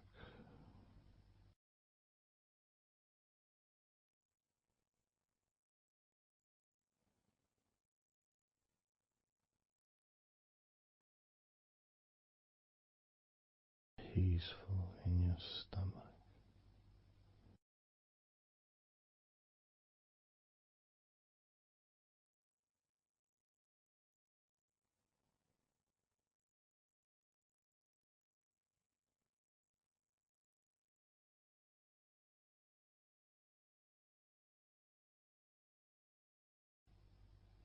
Your back,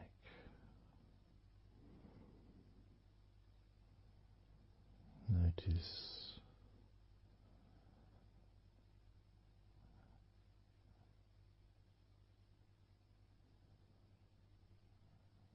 notice how relaxed you now feel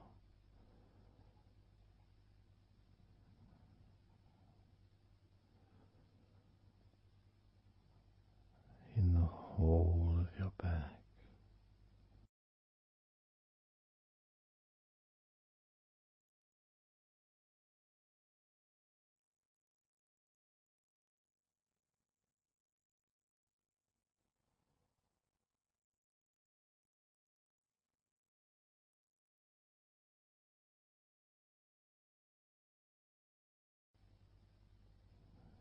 Your spine,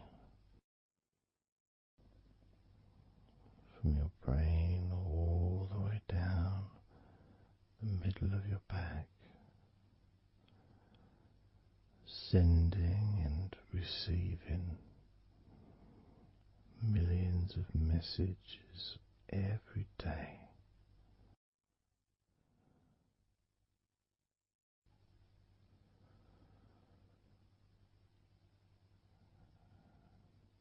Deep comfort increasing.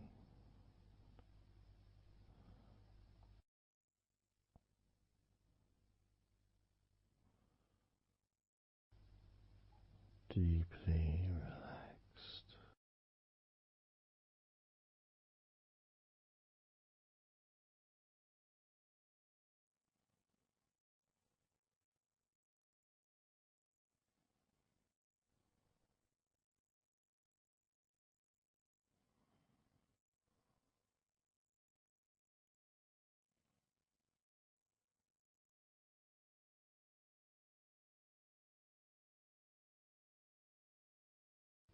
Your knees,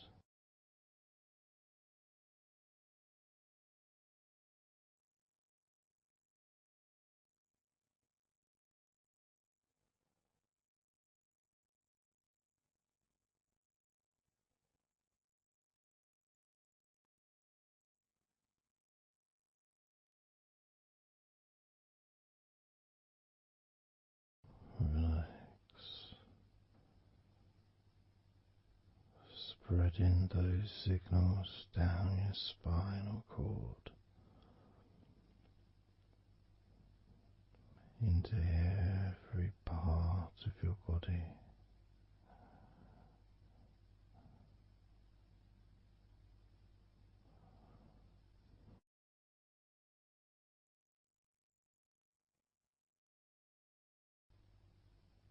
Your shins and your calf muscles,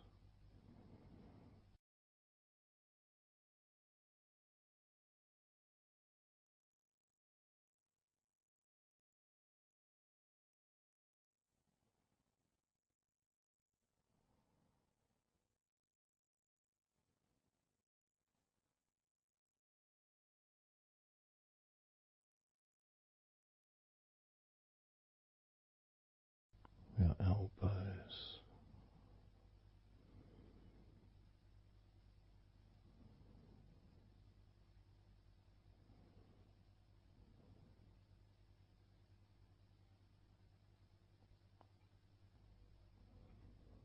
feelings of peace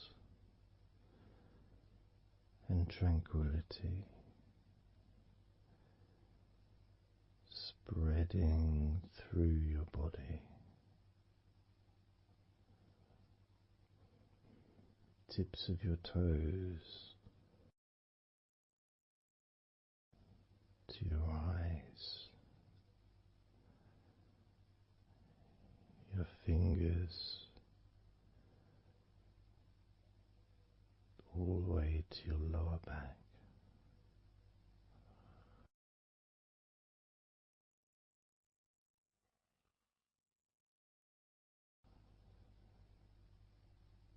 And letting go, really letting go.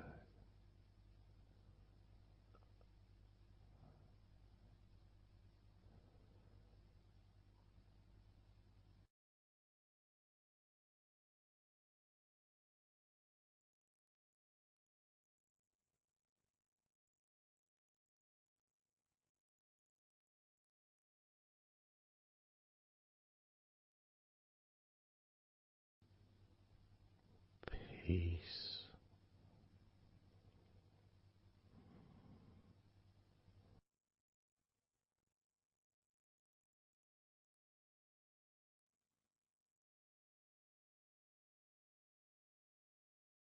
Drifting,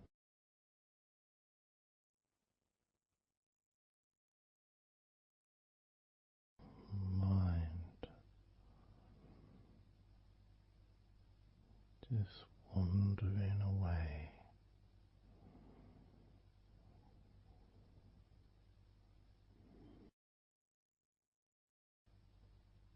happy to let go, let go,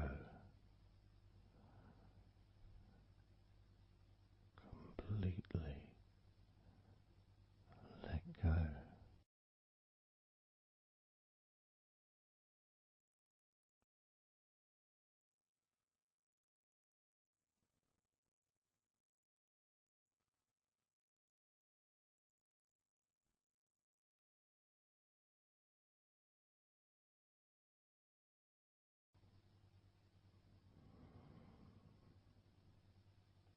So tranquil,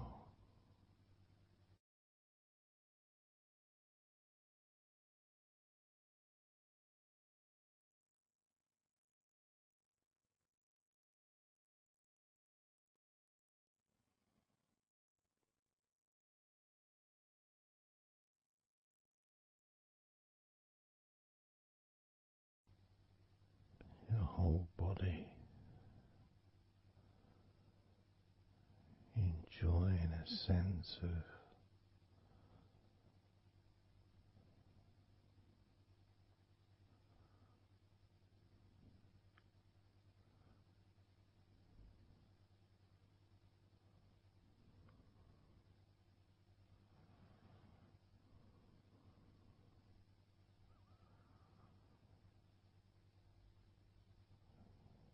letting go even more.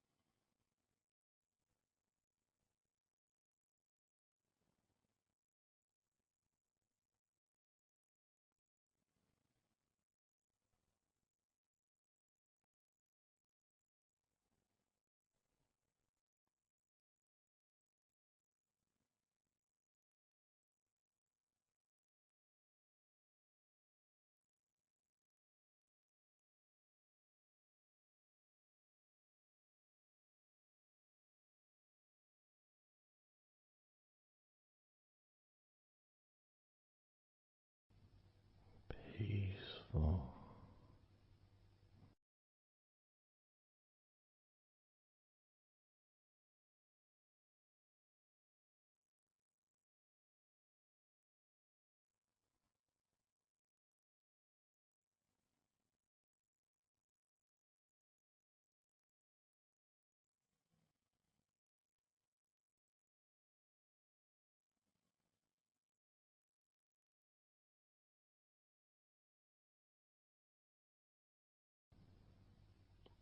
enjoying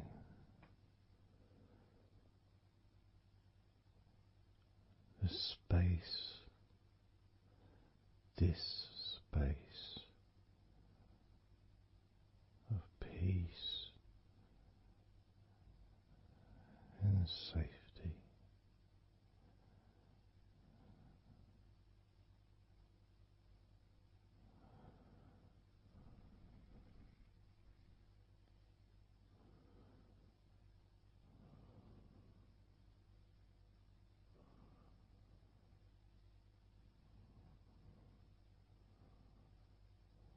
So very, very relaxed.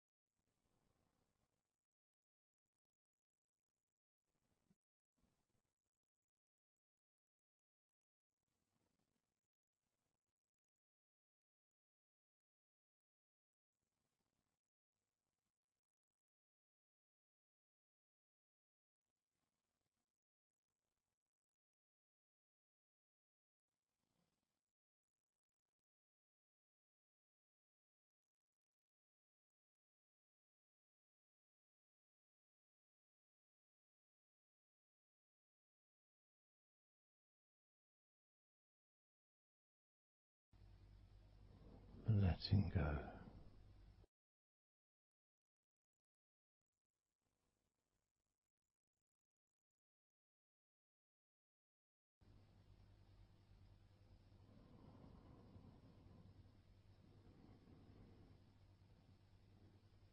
Maybe we can just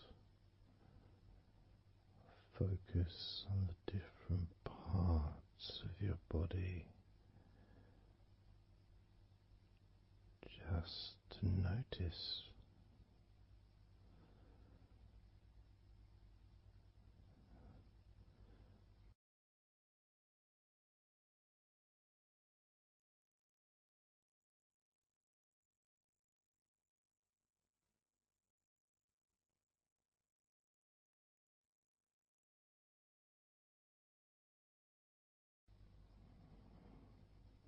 your forehead and your eyes.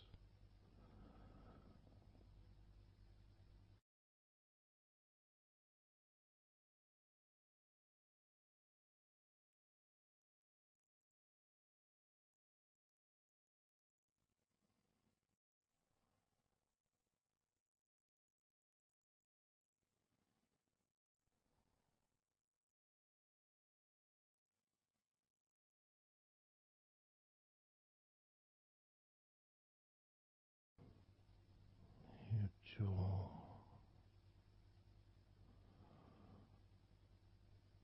so loose.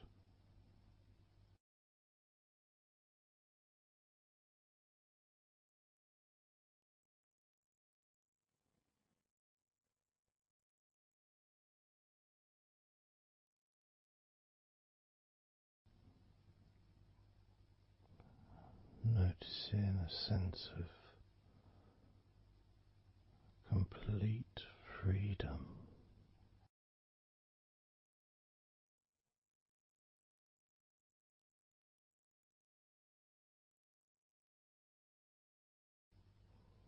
Absolute freedom.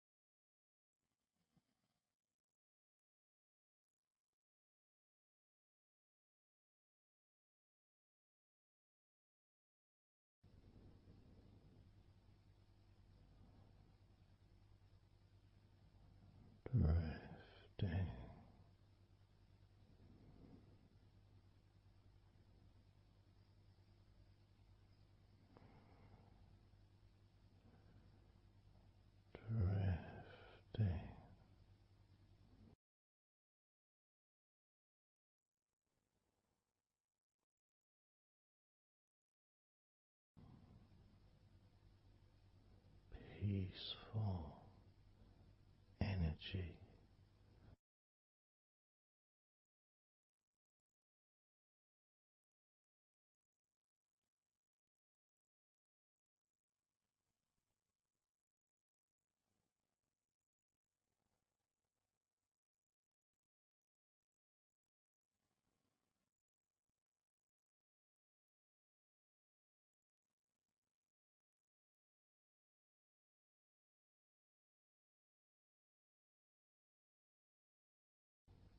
Peace to breathe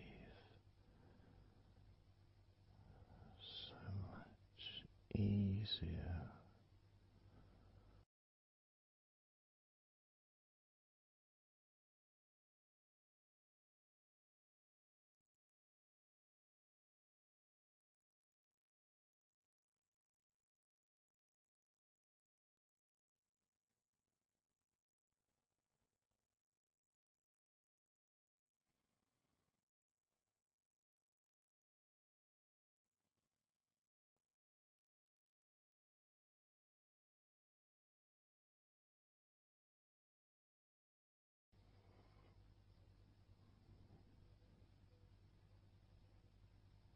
Loose.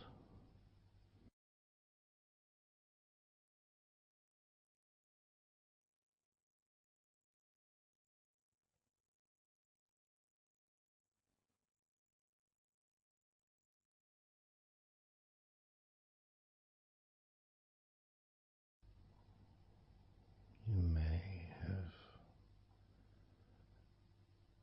or may not have noticed your mind drifting.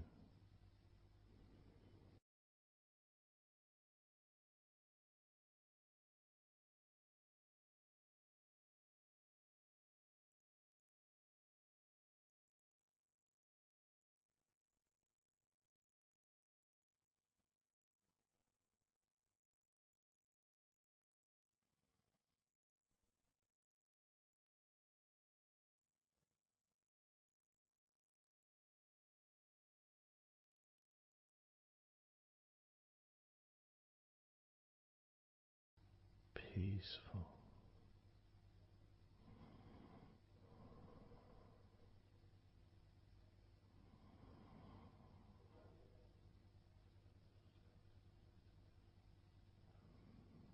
Moving even more deeply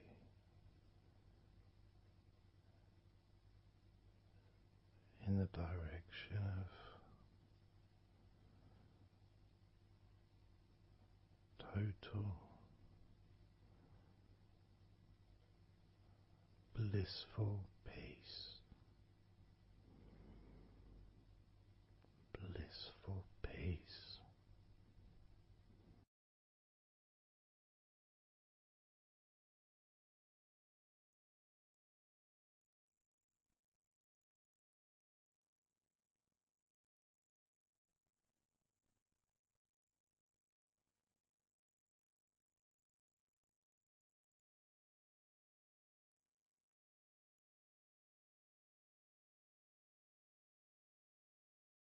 Drifting.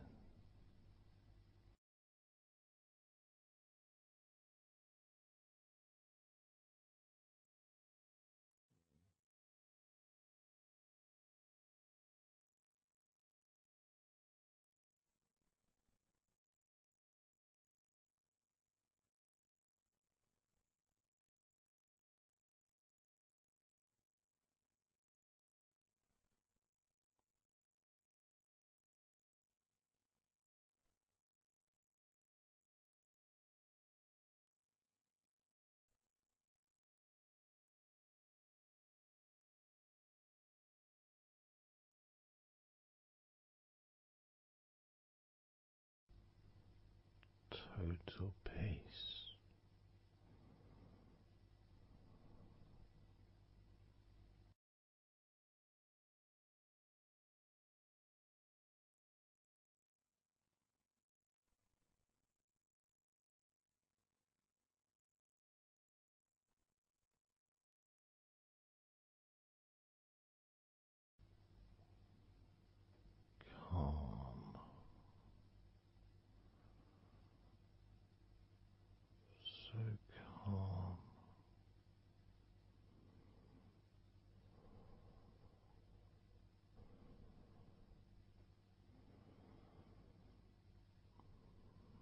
letting go.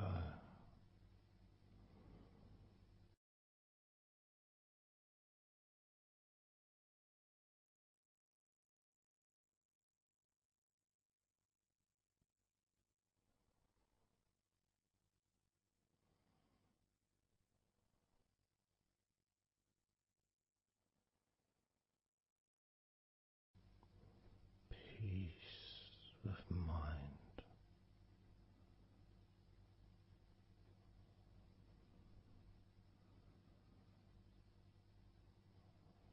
Relaxed body.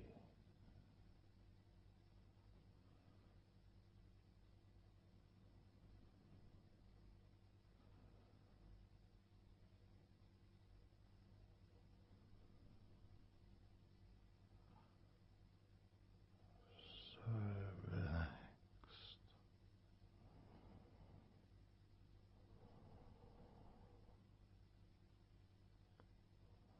So relaxed.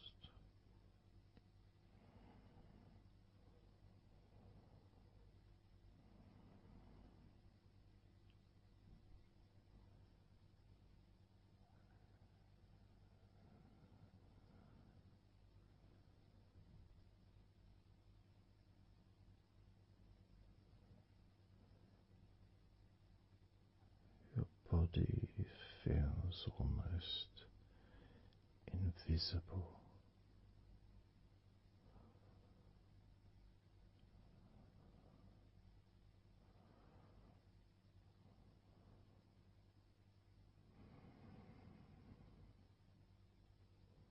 So very relaxed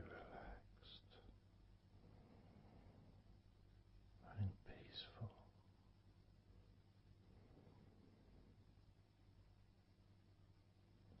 So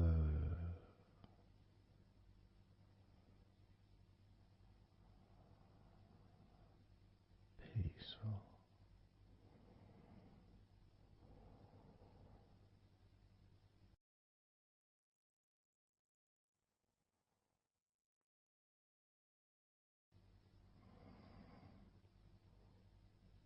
Relax.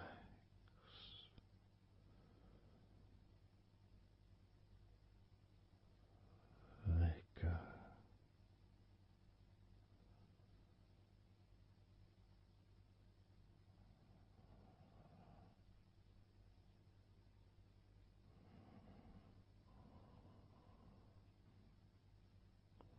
So peaceful.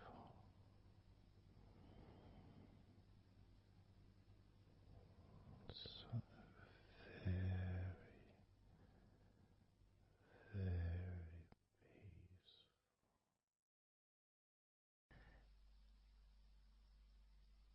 And you could start to notice that you are feeling more relaxed. Even though I've not purposely focused your mind upon that sense of physical comfort that is growing within you throughout your body, and your mind starts to slow down. And that could be almost in recognition of, I guess, my speech not being particularly fast.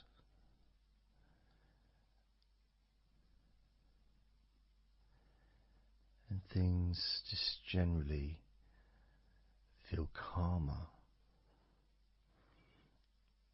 just by listening to my voice. You give yourself an opportunity to take a break from the day, take a break from your life as it is, and to give yourself a rest, giving yourself permission to take some time off and to allow your body to relax and allow your mind to slow down,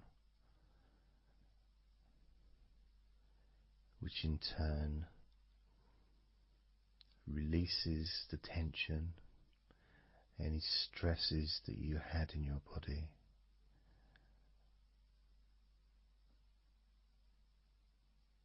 It's almost as if the parts of your body just open up, allowing the negativity out.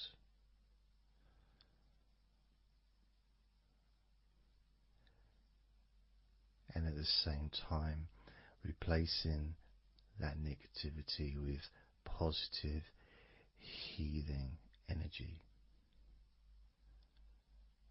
which then fills your body up, and your mind too also starts to appreciate those feelings of increasing confidence and an almost uplifting feeling, a positive healing, an energy that spreads through your body like a wave of comfort. And all this comes from just allowing yourself a few minutes, maybe half an hour, however long you want it to be, to just rest.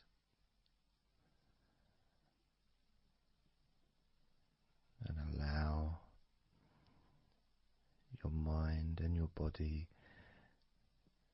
to almost reset itself to the settings of comfort and relaxation, calmness, which allows more room for feelings of pleasure and happiness to move around your body and into your mind, almost as if your mind and your body are sinking together, almost mirroring each other with that growing positivity and calmness. And it feels nice. It really does feel nice to know that you are the one that has allowed yourself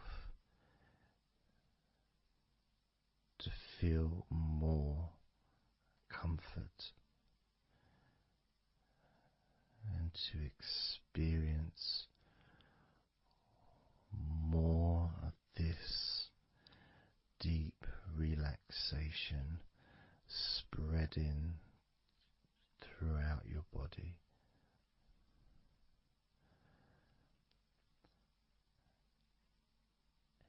And as I focus on each part of your body,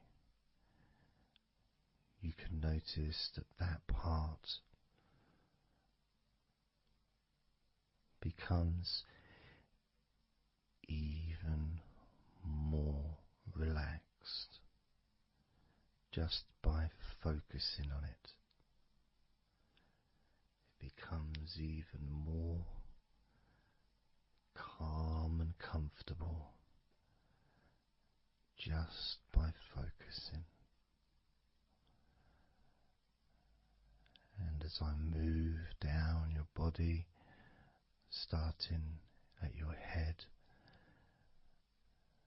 the parts that you've already focused on will continue to relax deeply,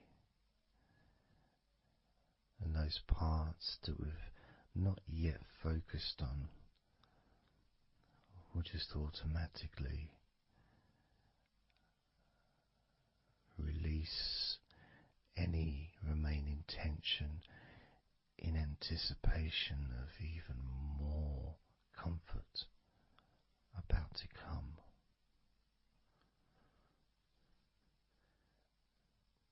Now, I'm going to start by focusing on your forehead. Just being aware of the feelings of your forehead and any background sounds, like Mr. Herbert the Pigeon, can just allow you to feel even more relaxed. It just means you're in the moment. This isn't a sterile environment. This is the world. I live in the countryside, so there's lots of nature sounds around.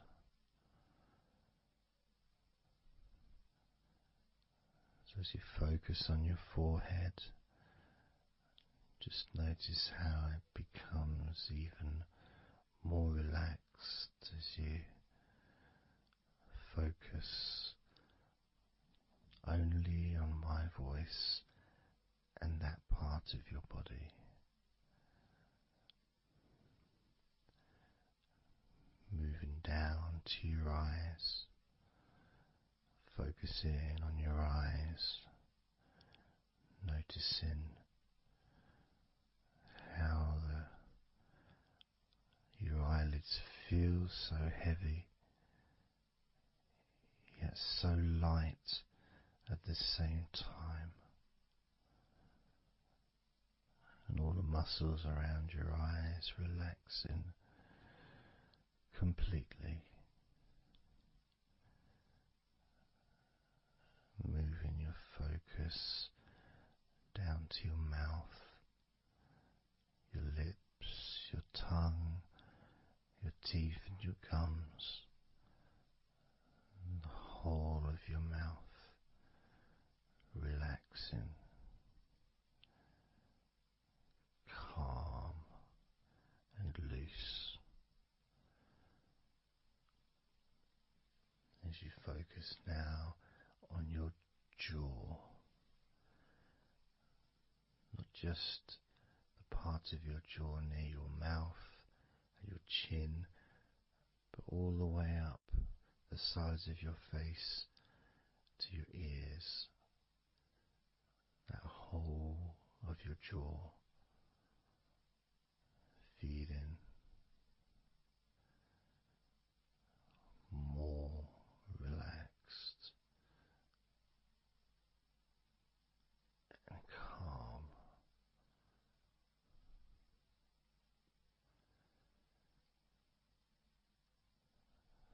Focusing on your neck, the front of your neck and your throat, relaxing and loose and calm. The sides of your neck, the right and left side of your neck, relaxed and loose and calm.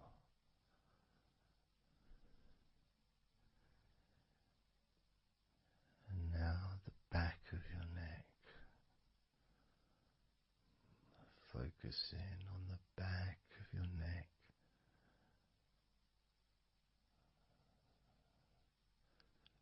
letting go of any tension that may have been there before, and enjoying that sense of increasing comfort and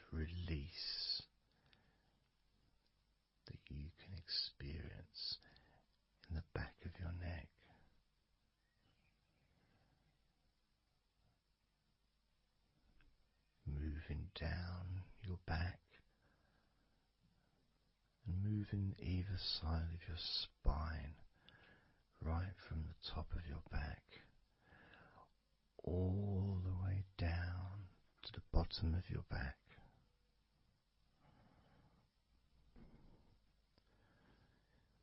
Down to your lower back,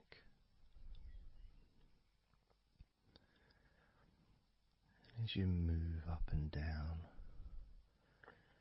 your spine, you can feel the muscles either side of your spine relaxing even more.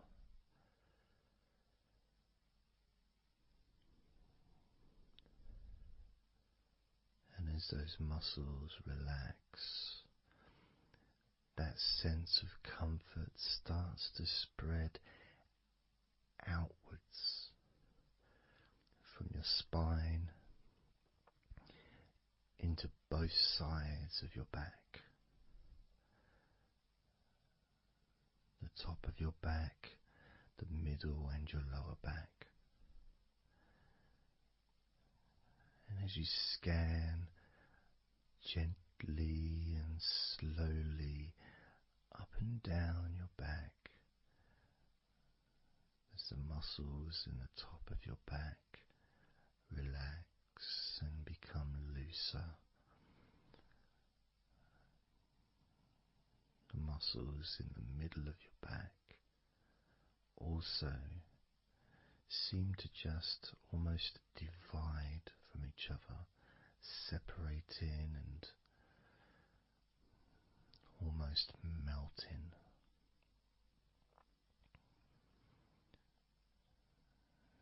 And in your lower back, there seems to be an extra special feeling of comfort that spreads into your hips, so down your lower back and into your hips, into the area where your coccyx are, and into your buttocks, and all those muscles that spread from your lower back into your hip area start to melt, start to really let go.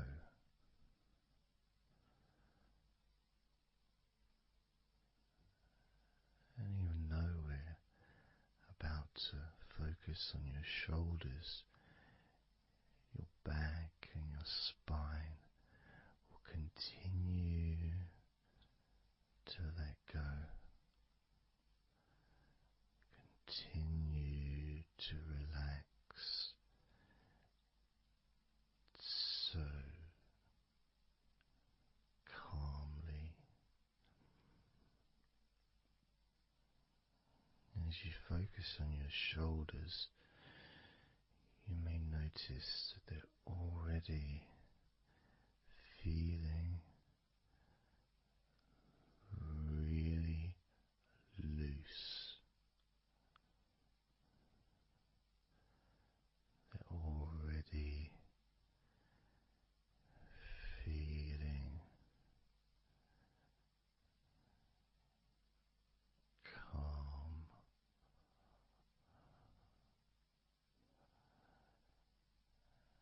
And that feeling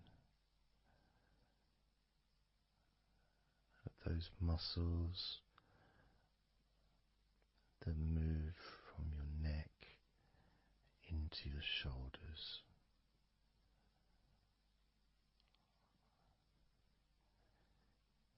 Feel so soft and gentle, so smooth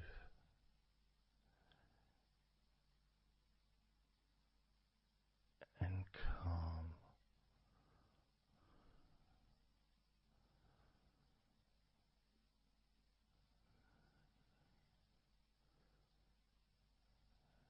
the feeling in your shoulders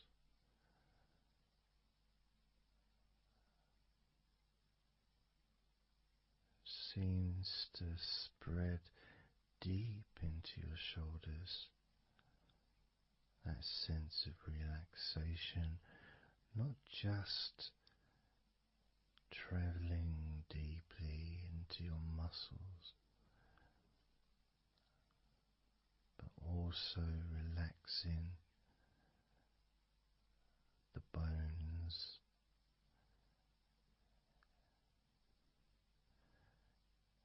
and moving all the way to underneath your arms, relaxing that whole area between the tops of your shoulders and underneath your arms, healing.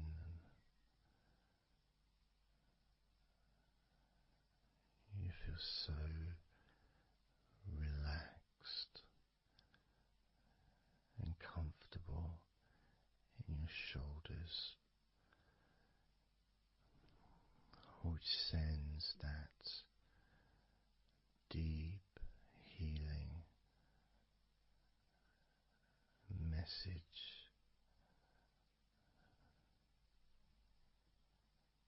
into your arms.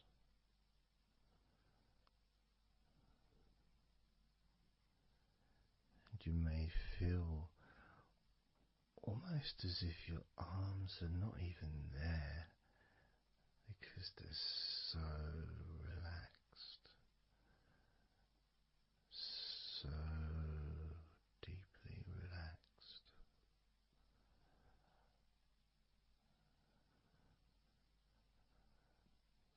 So, so calm.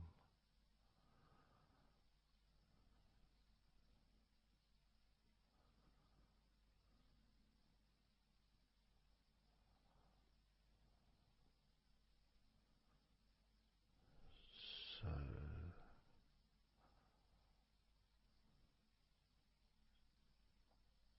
loose.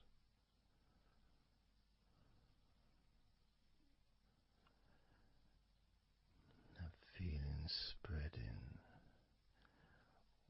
all the way down your arms to your elbows, including your elbows.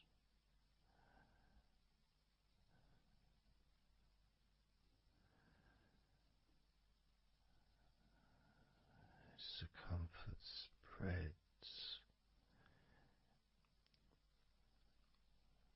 all the way into your wrists, your forearms and your wrists,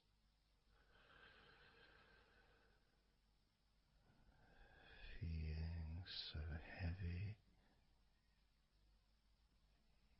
yet at the same time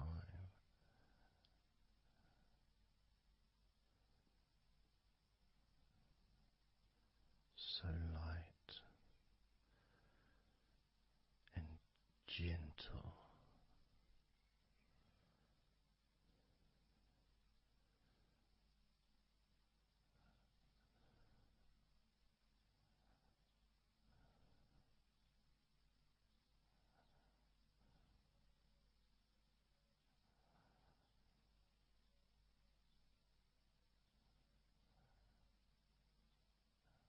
Focusing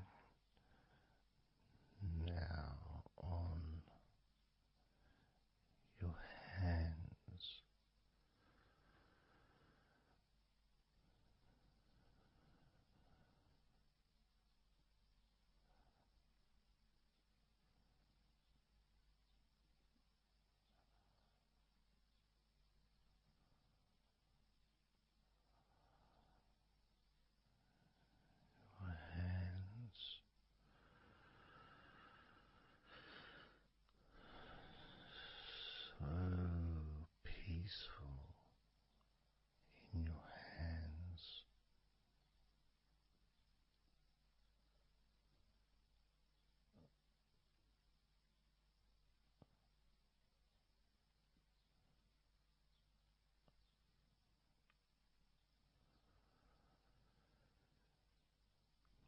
a sense of real peace.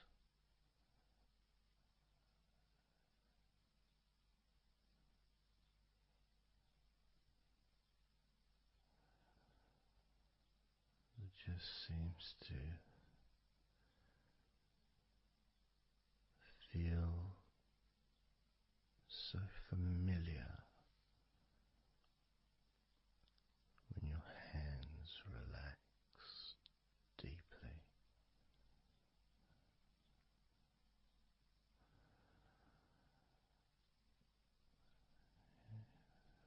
Feels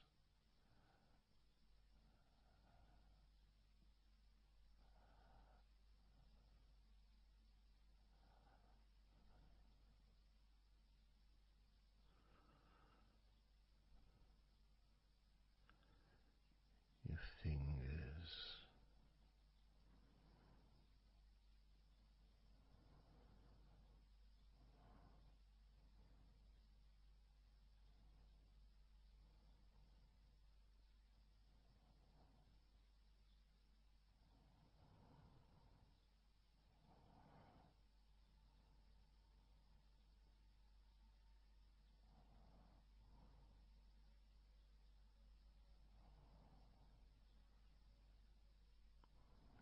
your fingers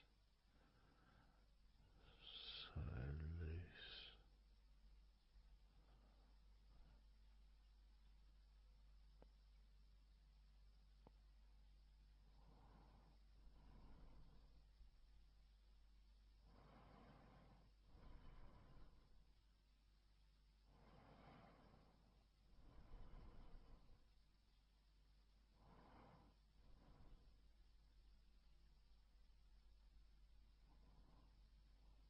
your fingertips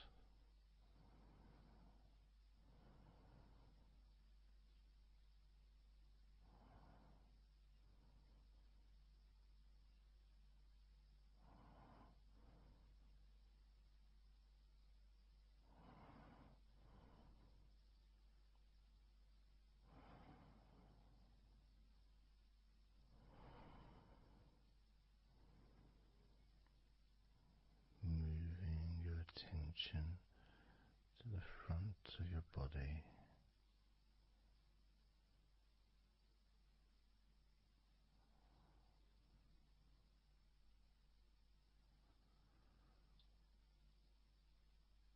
so comfortable.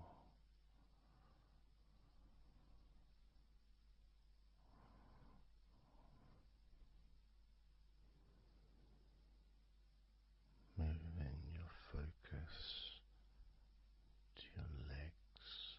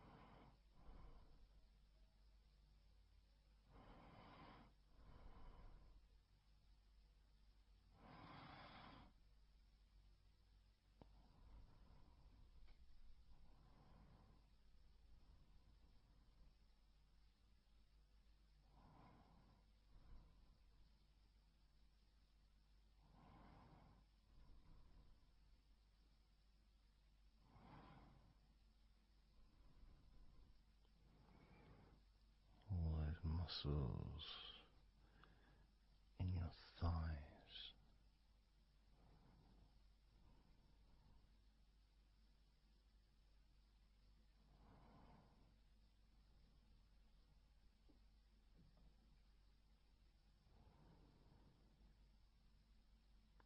your knees, so relaxed.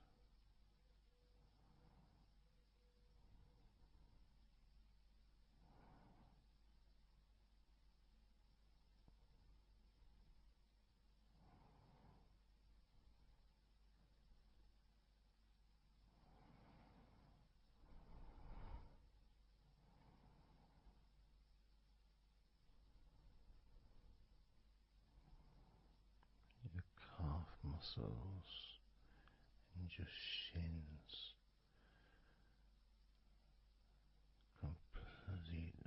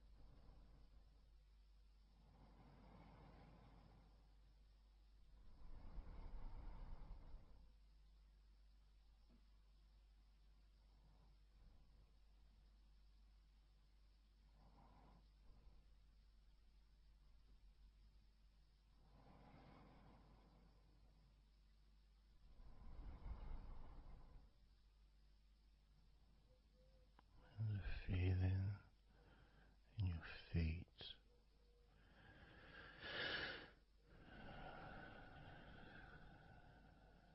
so peaceful and so calm,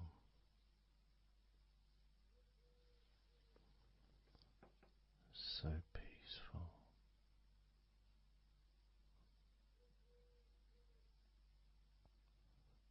so calm.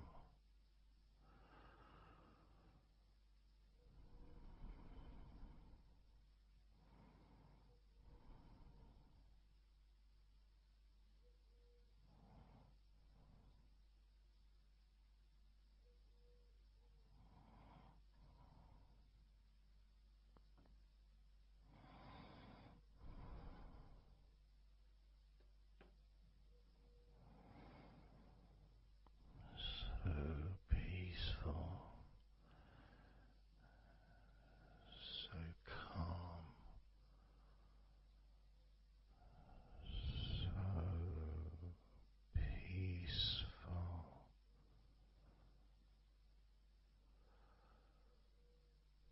so relaxing,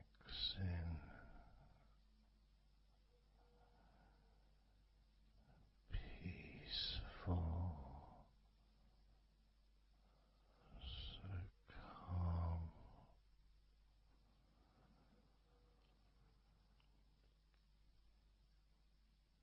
Allowing that deep relaxation to spread to your chest and your stomach. So relaxed.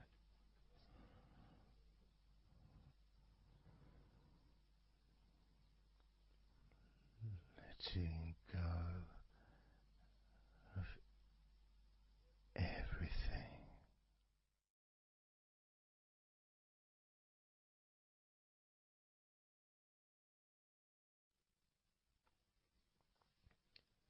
So I'm going to start counting down now from 20 down to 1.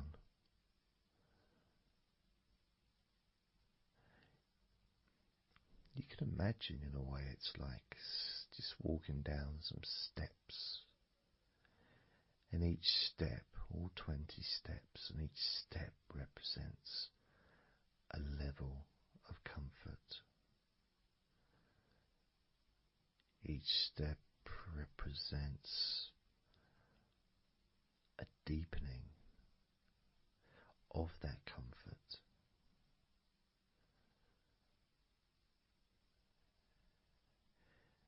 And the further you walk down those steps, the deeper and more relaxed you feel.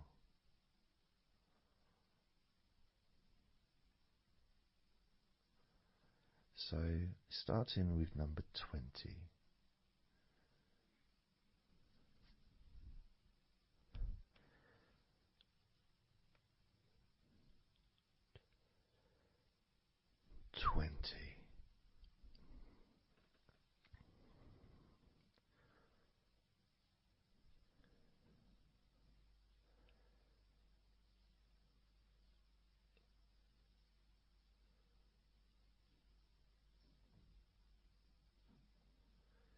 Nineteen.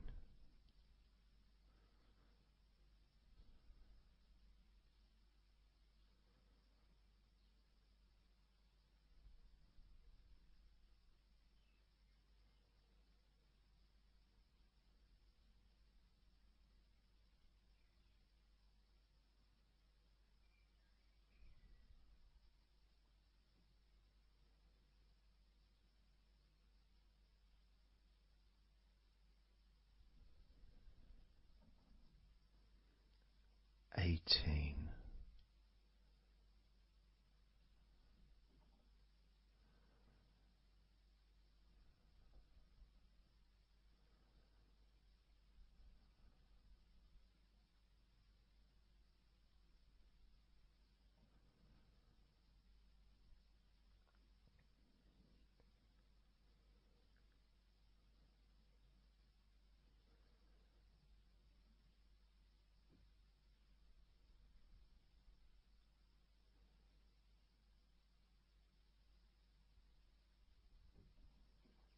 17.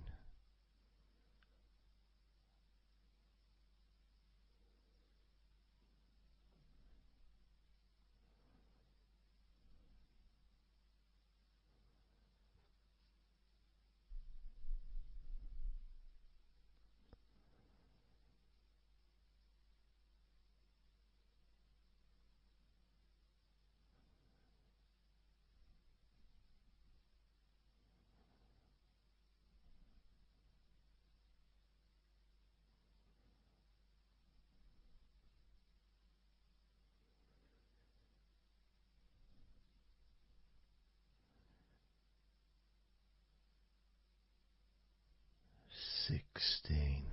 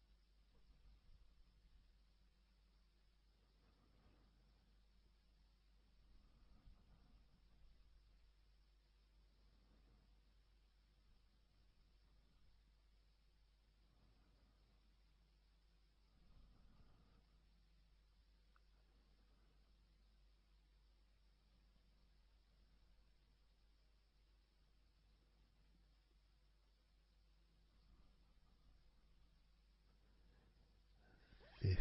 14.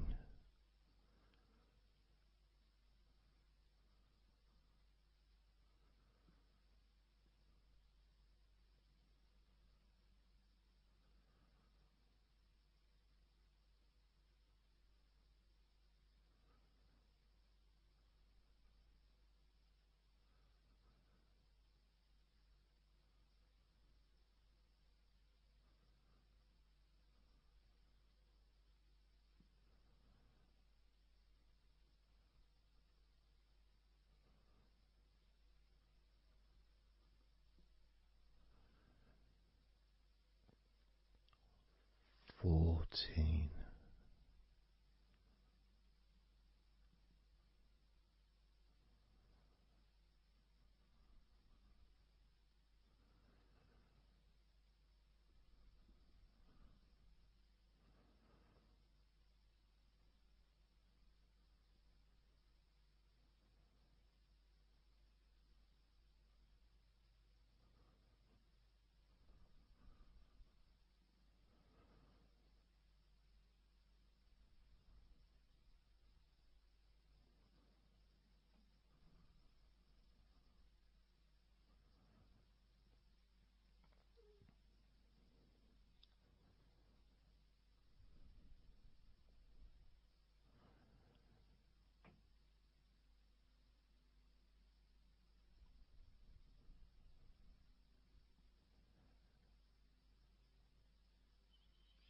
13.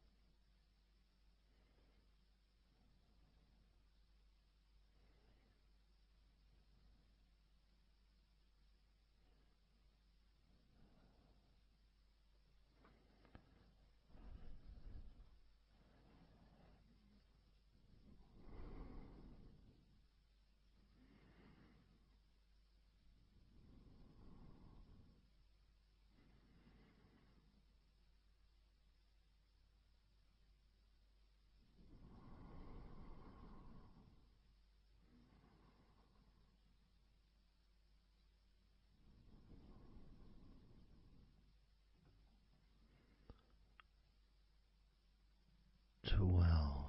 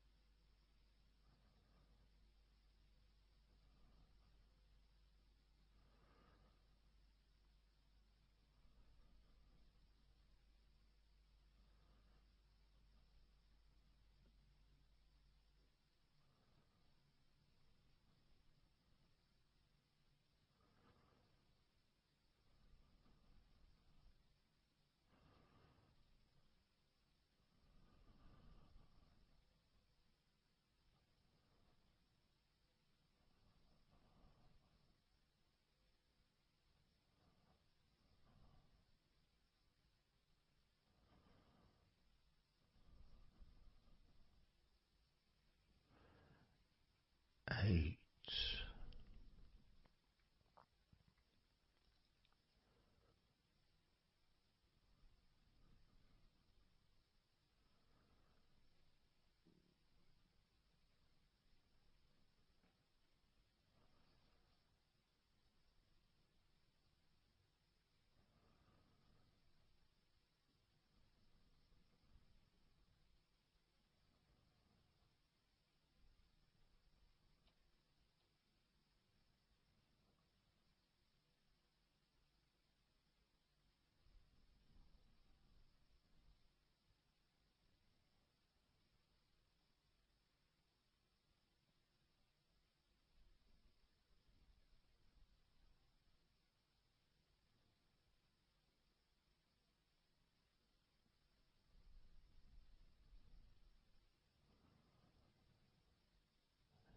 7.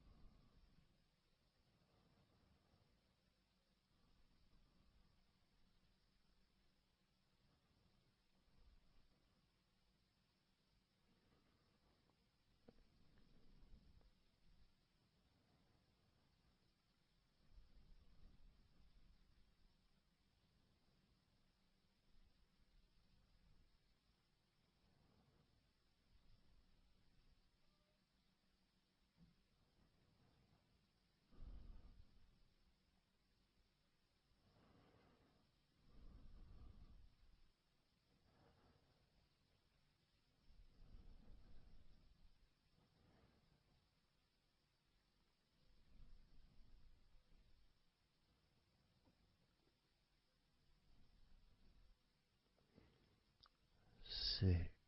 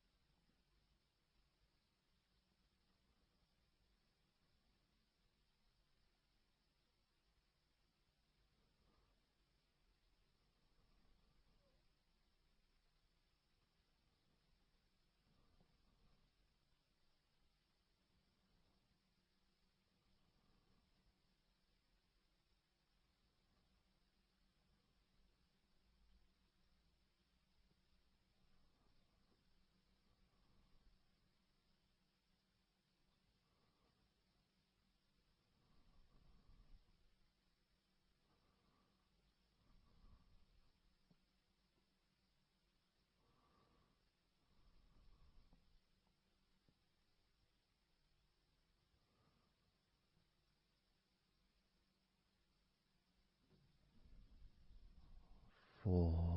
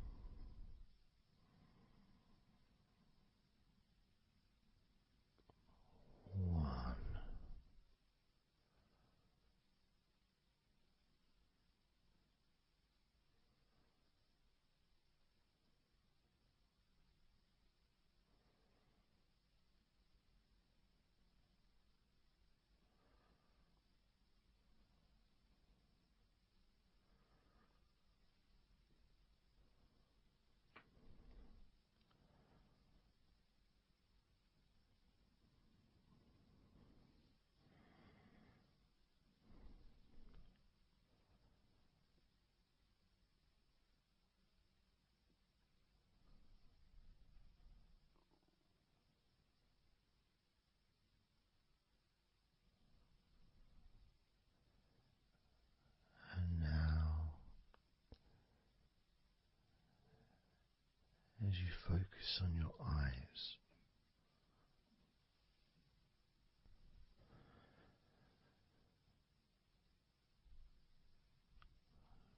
we're going to count down from 10 down to 1.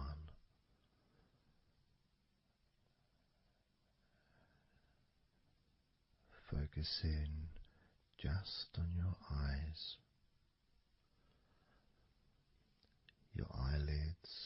muscles around your eyes, your eyeballs themselves, that whole area that makes up your eye.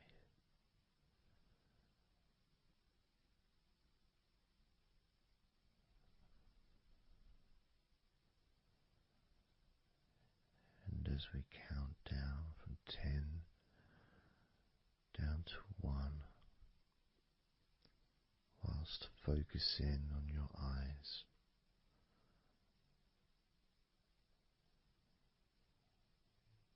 you will become twice as relaxed with each number counting down.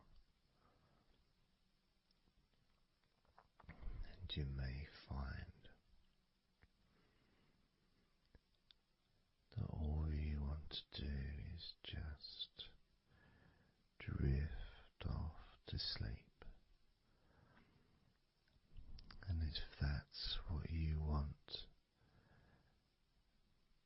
then just allow yourself to do that.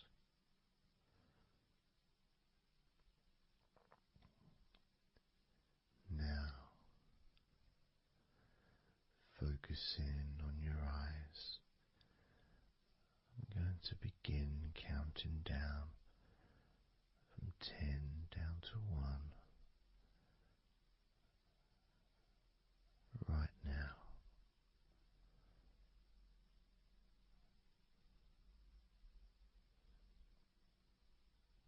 10.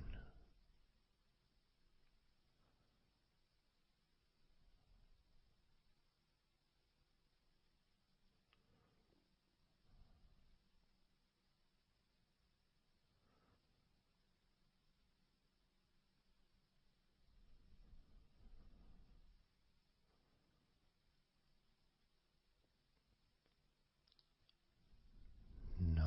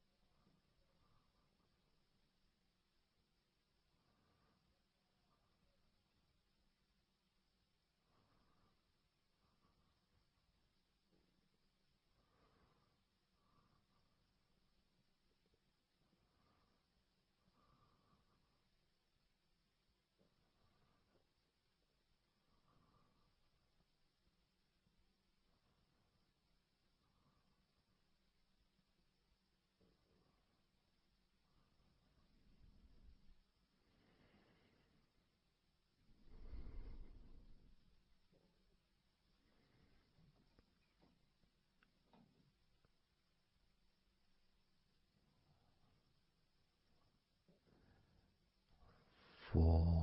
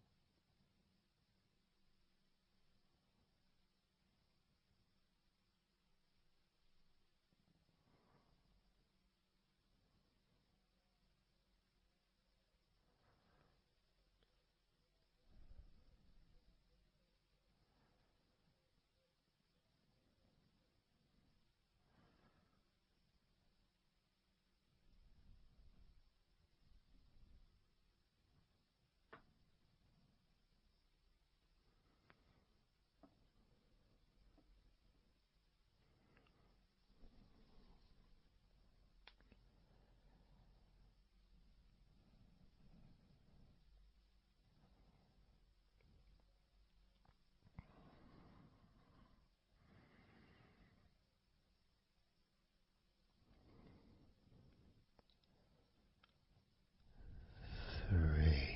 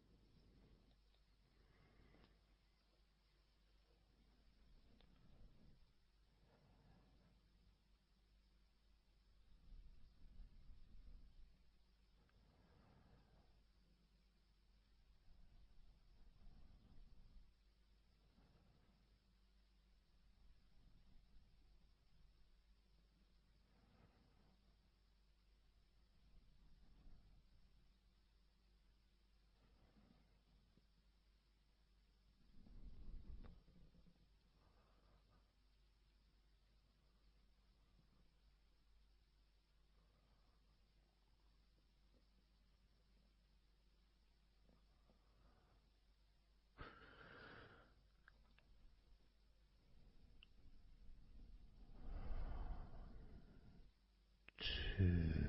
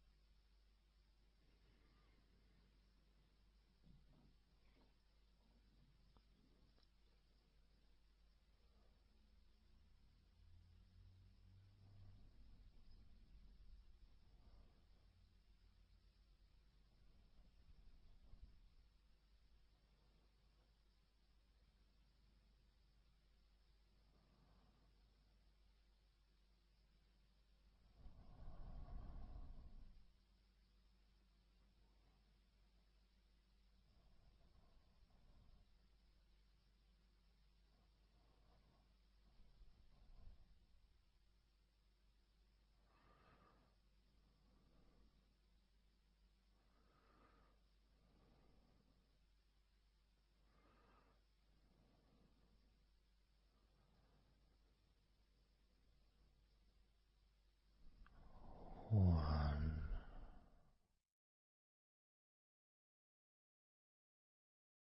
So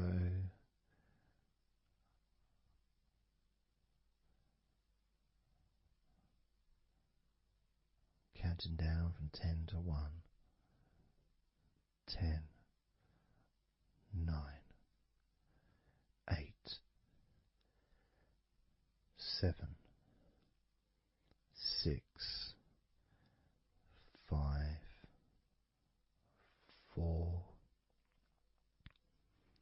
3, 2, 1.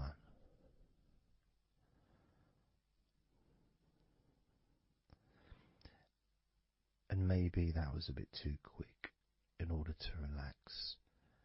Maybe it's a bit too fast for you to notice the calming of your body. Maybe even a little bit of pressure there, like You're counting down from 10 to 1. What do you expect me to do, man? You expect me just to go all floppy just because you're counting down?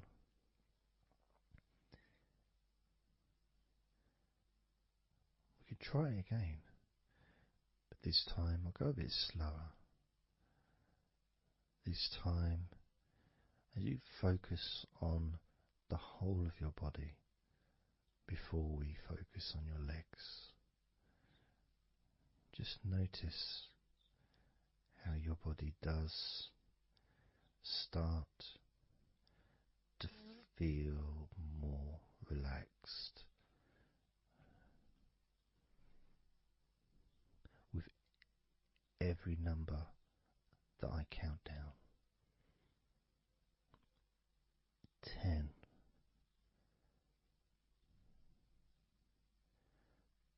9,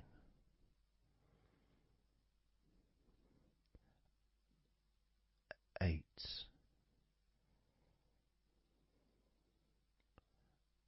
7,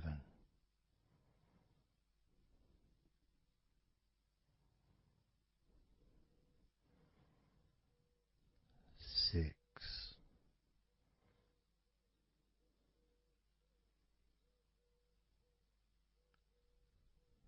5,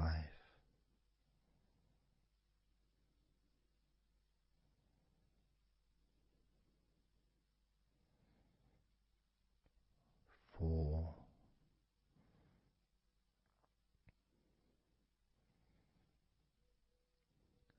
3,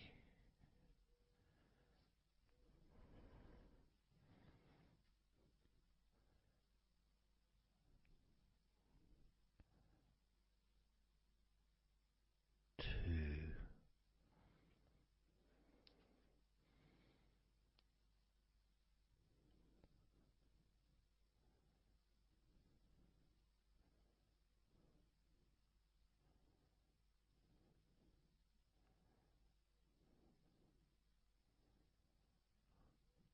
one.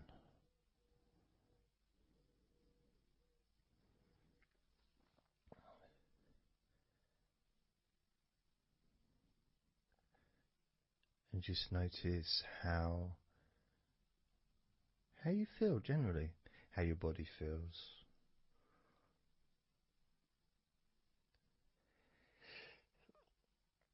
It's not necessarily even about counting down from 10 to 1. It's that space that you have, that space between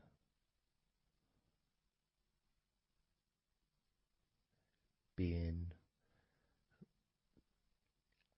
active physically or mentally to just sitting or lying down, just being there, not doing anything, not saying anything, not needing to think about anything. So it opens up a space, a bit of a space, a gap.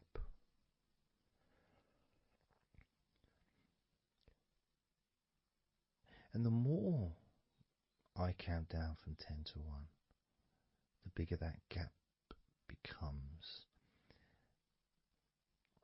So there's that gap of calmness, of comfort, relaxation.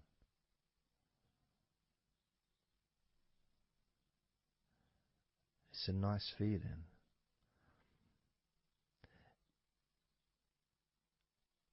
And it moves those stresses or discomforts physically or emotionally, moves them away.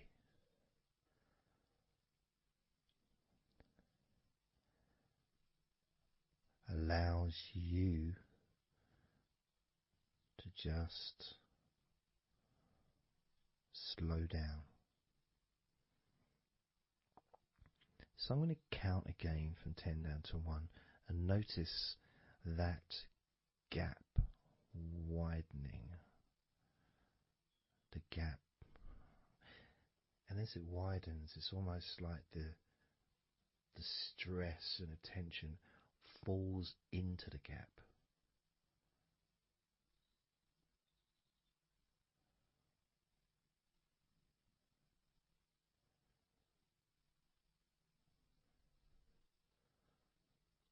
And gives you that distance, that space. Now, 10, 9,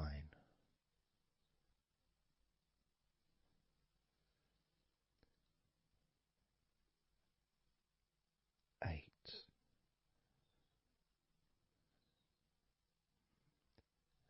7,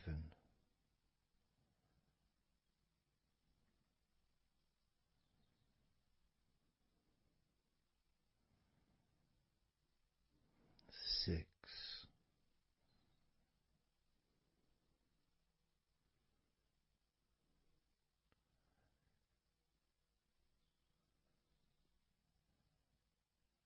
5,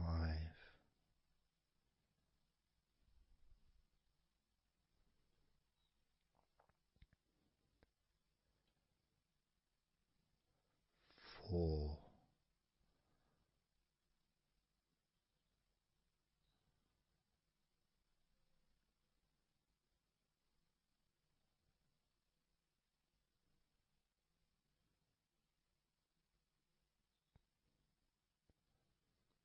3,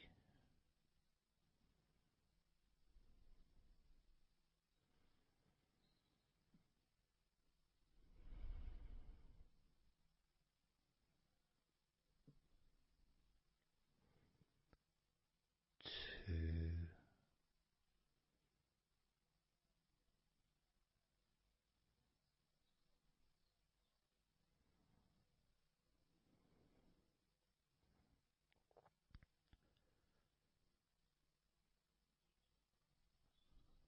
1.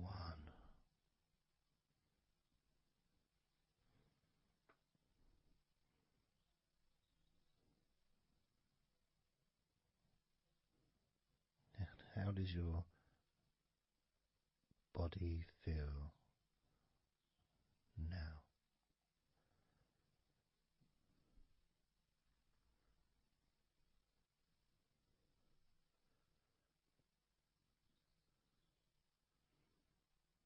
Can you notice that you're feeling calmer?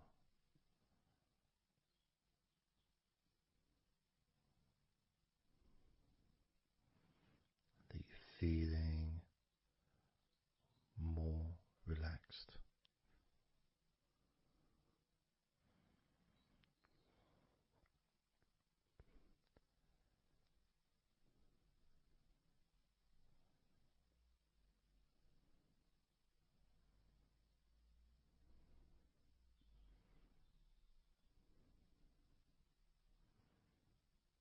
As we now focus on your legs, just your legs.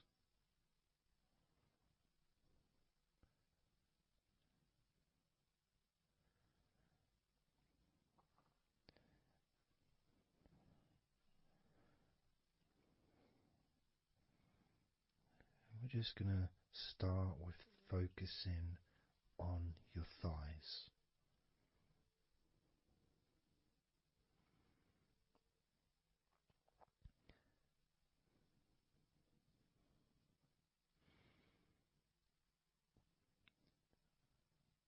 Of course, it's not the most exciting thing to be doing because I'm sure, like most of your body, there's not a lot going on right now.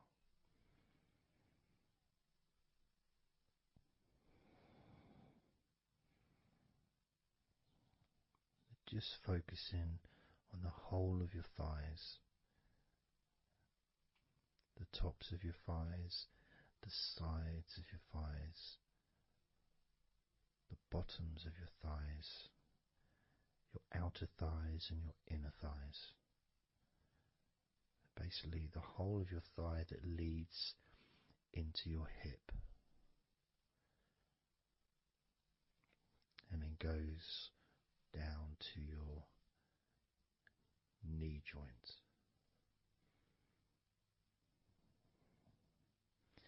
Now, this is a big area. It's a very heavy area. It's very strong. Probably the strongest muscles in your body are in your thighs.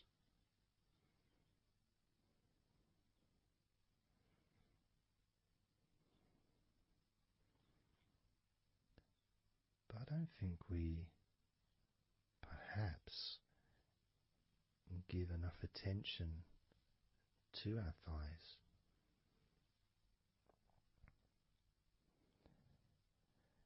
Perhaps we don't acknowledge how important our thighs are to our lives.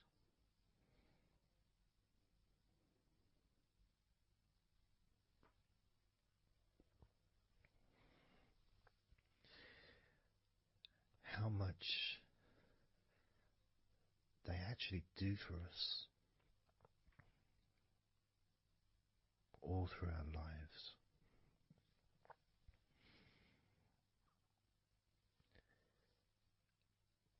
And it may sound really weird, but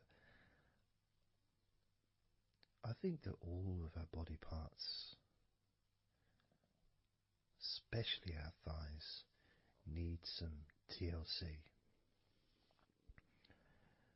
A bit of love shown, a bit of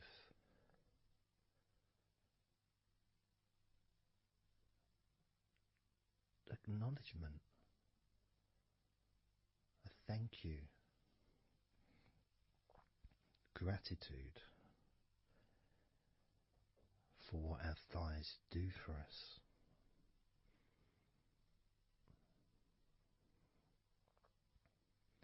And I know this may sound a bit strange.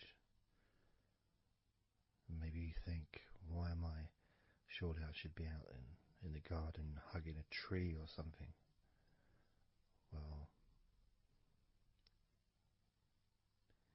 it's hard to set a microphone up on a tree. That's why I'm doing this indoors. Otherwise I would be outside hugging a tree. No, I can't see the television from the tree.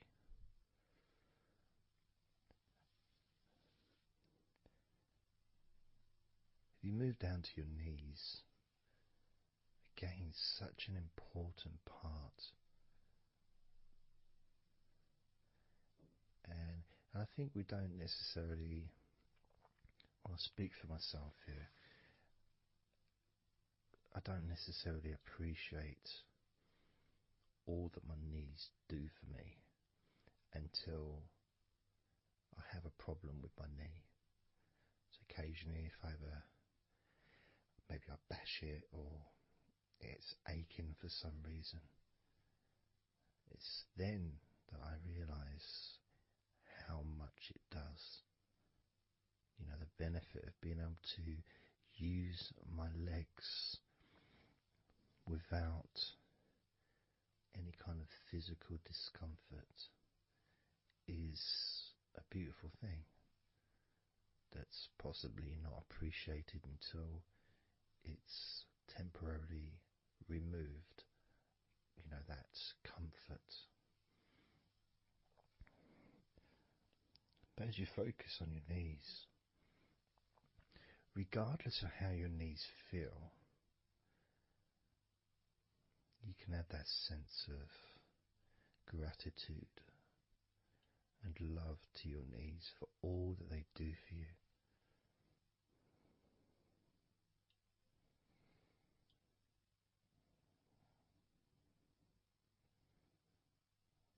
And you can still have that attention on your thighs and maybe notice how your thighs feel. Maybe you've noticed that they are relaxing more deeply.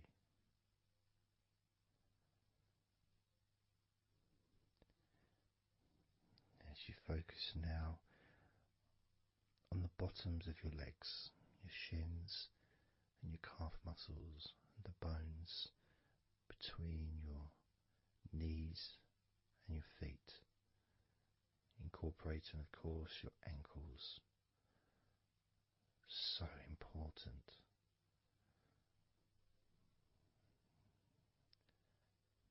Anyone that's had even like the slightest sprain of an ankle knows how much we take our ankles for granted.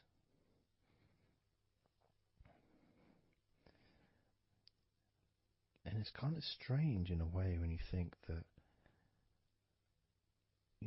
logically our wrists are a lot thinner than the rest of our arms, which is okay.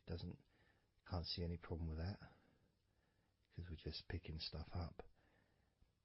But our ankles are so much thinner than the rest of our legs.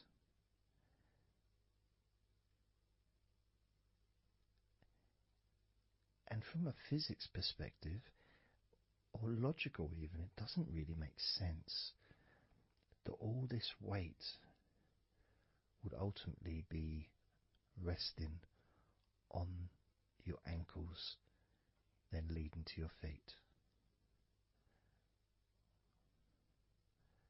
That thin area, thin bone, yet it does so much great work. Supports us, supports our body for a lifetime.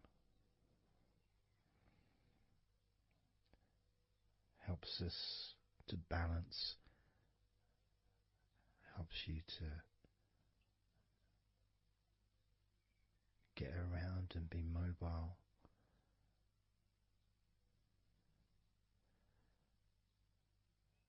And there's the calf muscles, of course. When I was younger, I couldn't see the point in calf muscles. It didn't seem to do anything.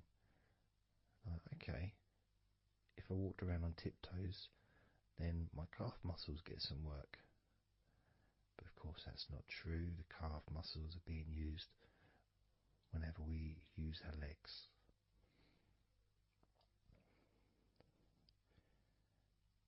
And your shins, there to protect your lower legs, shaped in a way almost as a protector for the bone.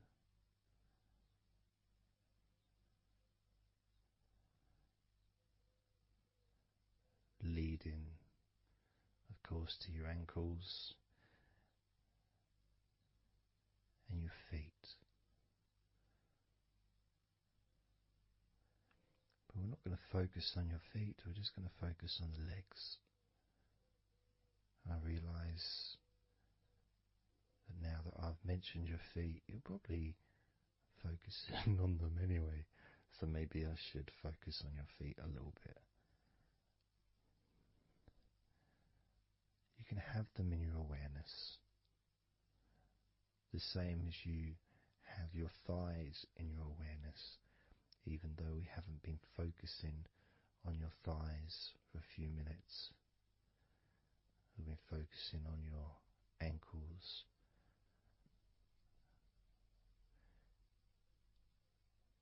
there's still that sensation of comfort in your thighs.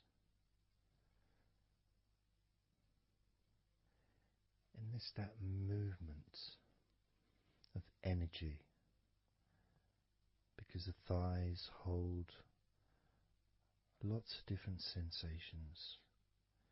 Of course, there's the muscles, the big, strong muscles that we have in our thighs.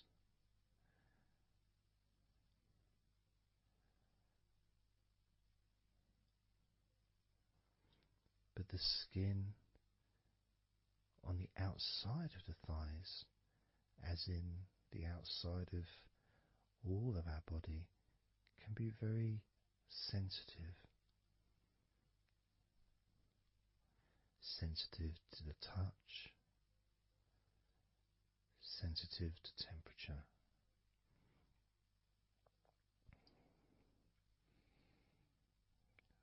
And inside your thighs, the bones, there's the muscle, there's the blood vessels, the arteries. So all this stuff is inside your thighs. And I guess sometimes it'd be nice if you could actually put your fingers inside your thighs and massage. So you can massage on the outside, of course, but to be able to get deep into the muscles, and to be able to just massage inside your thighs, massaging the bones of your leg, massaging all the veins, and just gently healing your thighs. And you could move down, massaging inside your knees, just massaging those bones, but with healing fingertips, spreading that healing energy deep into the joints of your knees.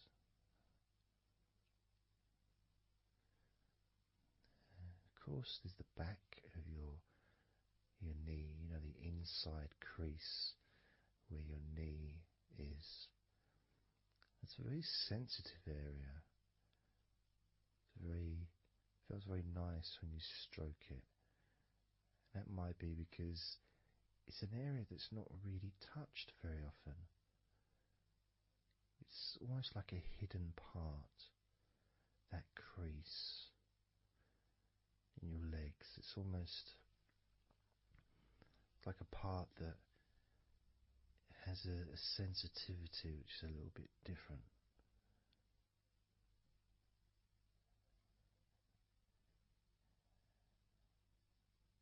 Of course, it's protected by your legs.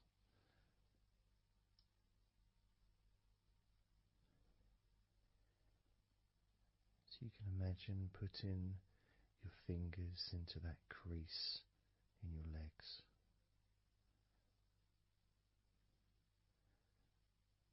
That fold in between your legs, you can just massage with your fingertips. Imagine your fingertips going inside, massaging the muscle tissue.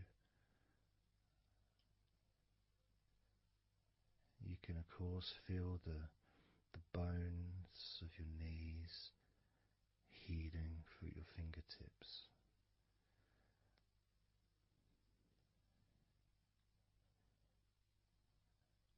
And then as you go down to your calf muscles, now that's a part I'd like to be able to really put my fingertips deep inside my calf muscles, massaging every single tissue of that muscle, healing every part.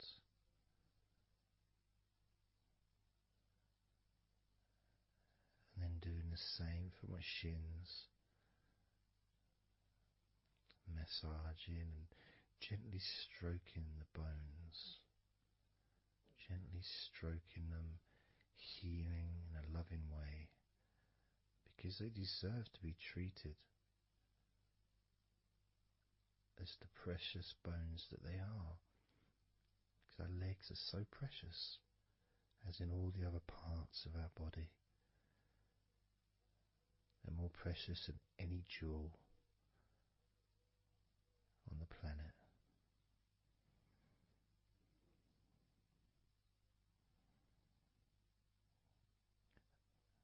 And when you start to think about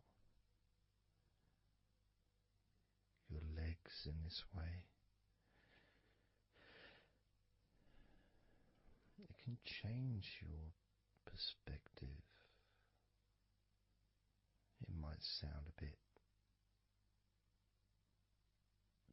silly to start with, the idea of having love for your legs, showing appreciation for your thighs,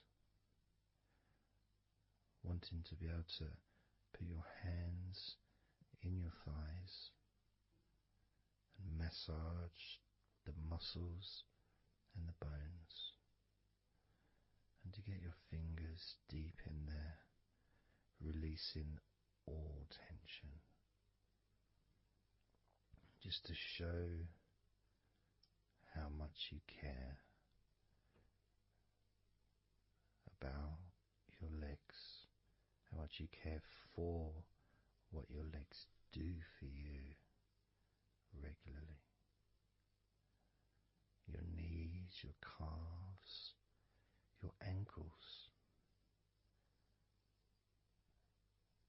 the strength of your ankles, considering how thin they are compared to the rest of your legs, especially your thighs. Yet they're so strong, so flexible, absolutely amazing things. Your ankles are truly a gift because of what they do for you.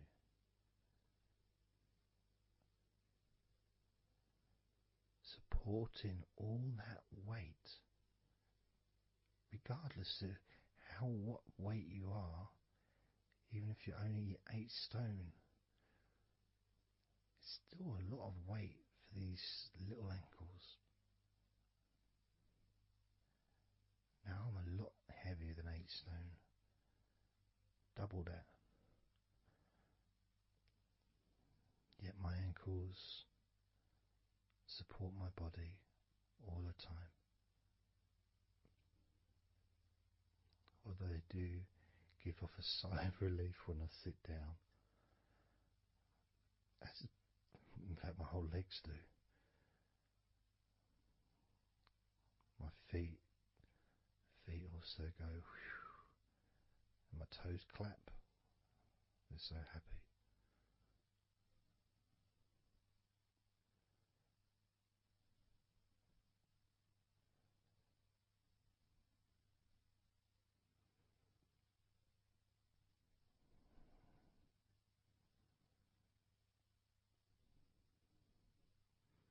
Your legs really are amazing.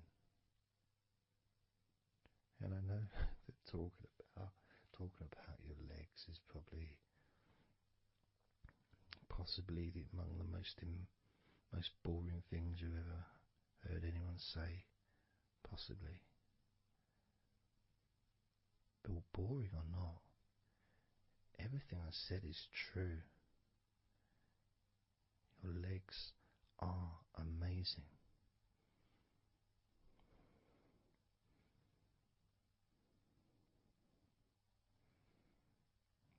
Your legs deserve not just respect,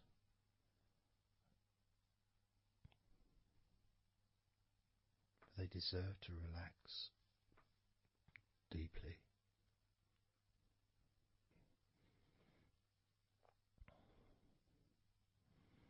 They deserve to take some time out of the day to just let go completely.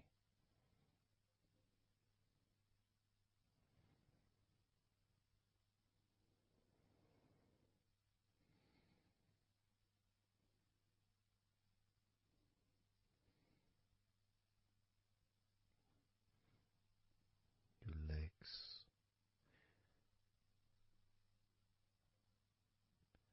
really can relax.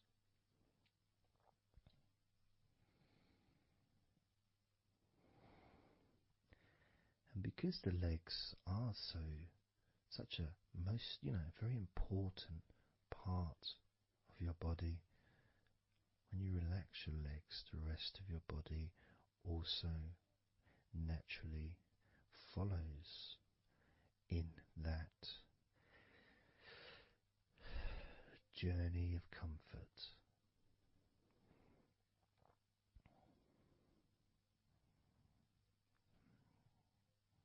I can feel it in my hips. My hips feel really loose. And also my lower back as well. My lower back really feels stretched, even though I'm just sitting in a chair and there's no stretching as far as I'm aware that I'm doing. It's almost as if the muscles are just relaxed so much that there is a natural stretch as the tension has reduced a lot.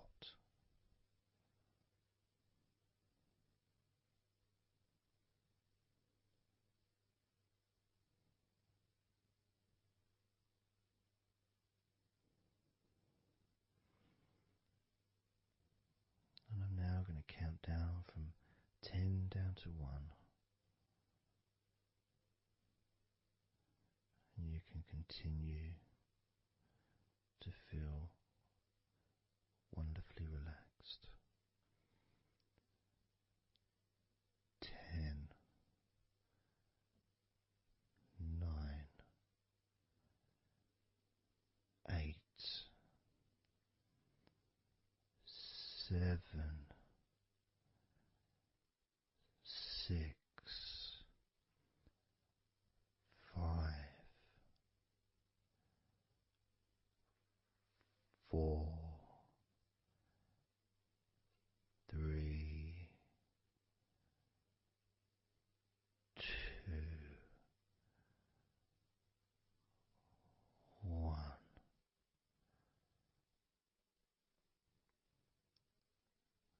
Relax.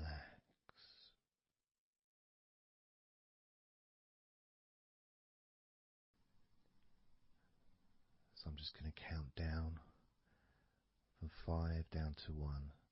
And as I count down, if you just focus on the numbers, just the numbers, counting down, and notice how you feel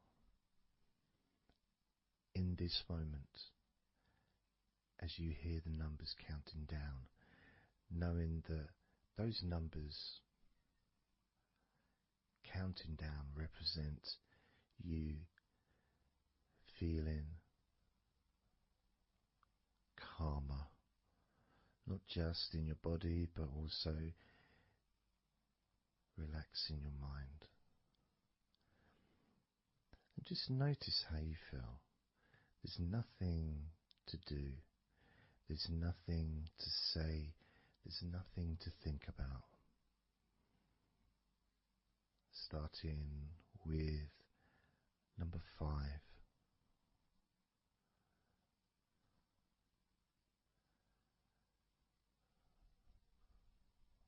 4.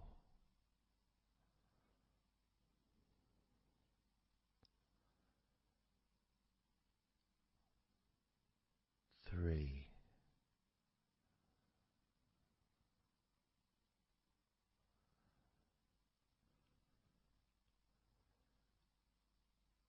2.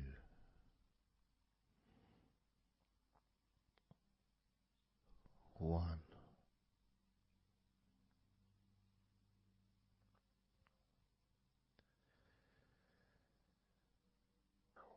As you notice the gradual letting go of the tension in your body, you may also begin to notice and be aware of how your mind is starting to slow down.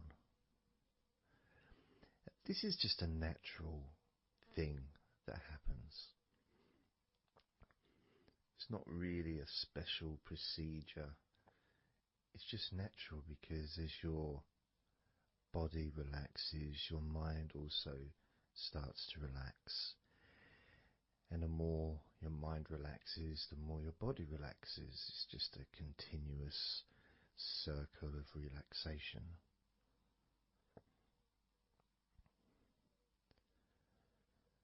And there's that calmness that comes from relative quietness.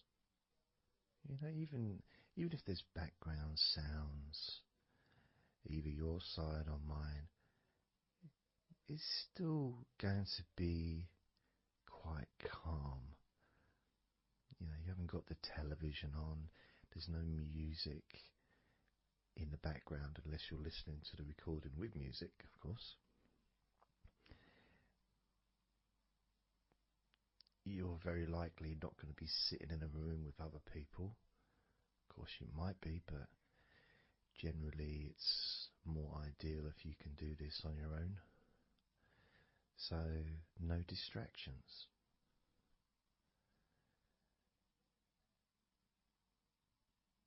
And when you stop thinking about stuff,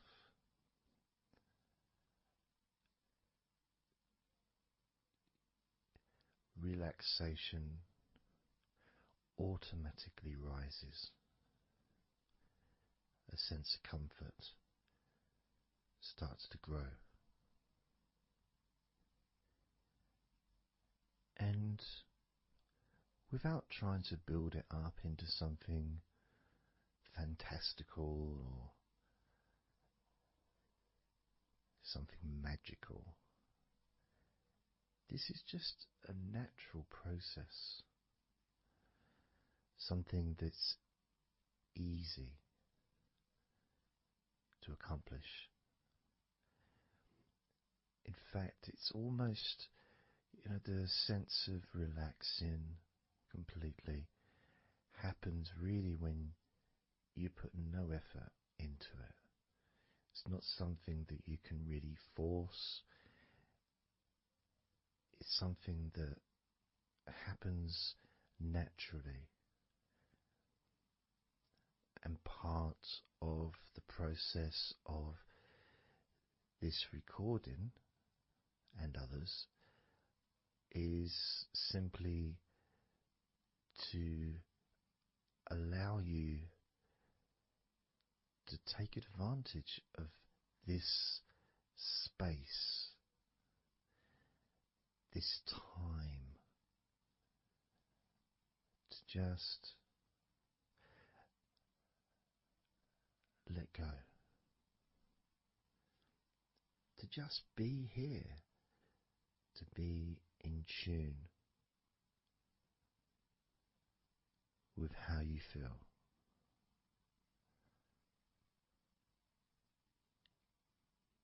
Yet with the intention of wanting to relax deeply. And maybe even to fall asleep, depending on what it is that you wish for yourself in this moment.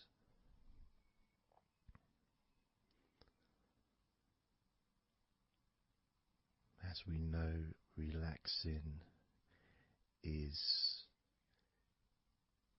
the majority of the process of falling asleep. The actual falling asleep part is the tiny bit at the end.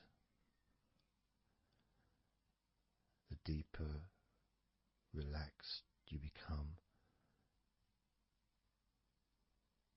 the easier you find yourself drifting.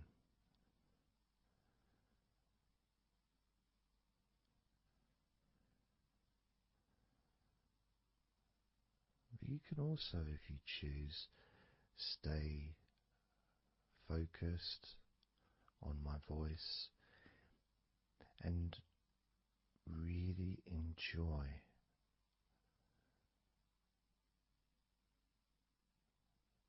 the process of gradually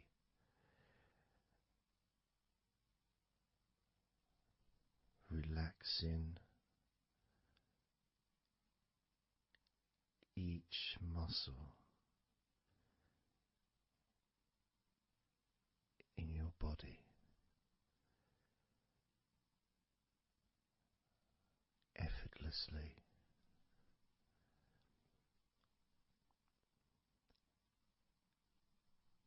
and just observing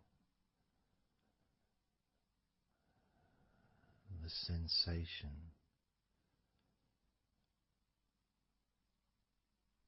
of letting go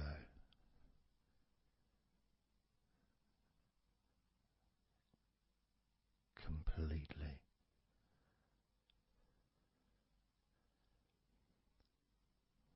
This time I'm going to count from 6 down to 1,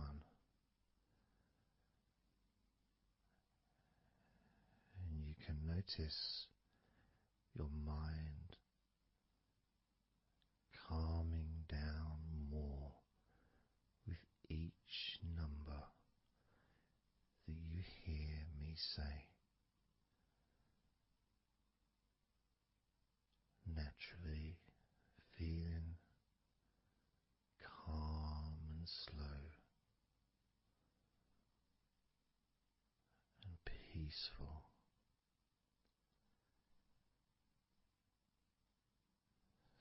6.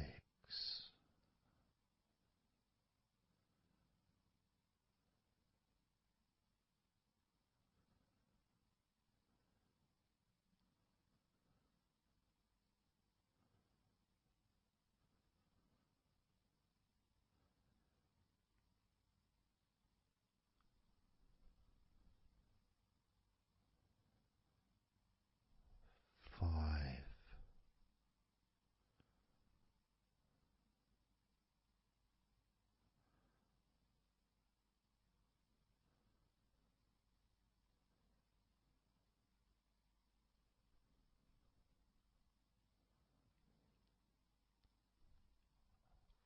4.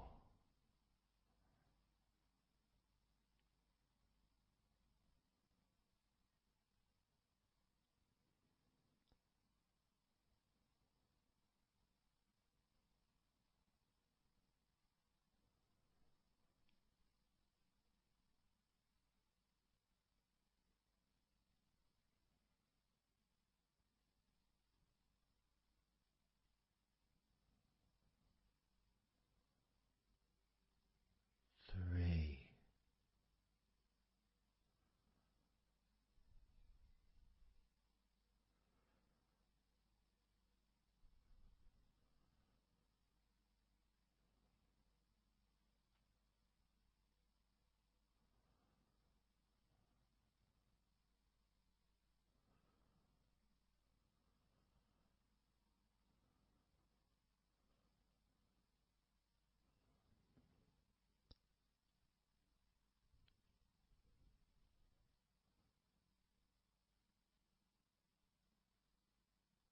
Two,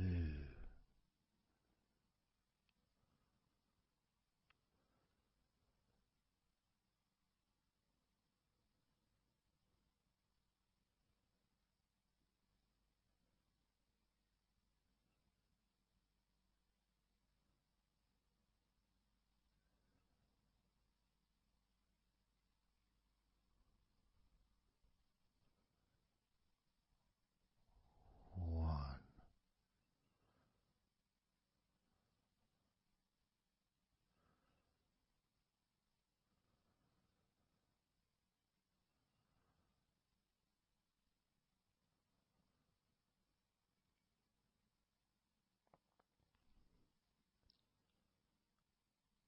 Being aware of how your mind has slowed right down, sinking deeply into relaxation.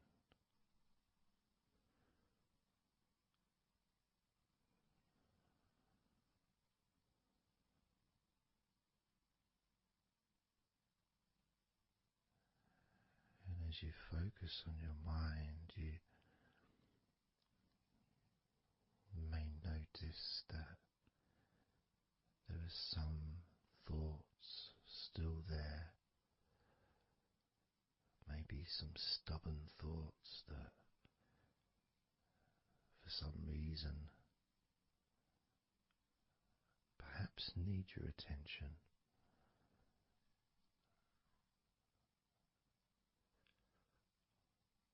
So, what you can do is send love to those thoughts. Sprinkle those thoughts with love, like little petals from a flower. Just sprinkle it over them. Petals filled with love towards those thoughts, to let those thoughts know that you're not abandoning them. You just need them. You require them to just calm down, slow down, quiet down for now.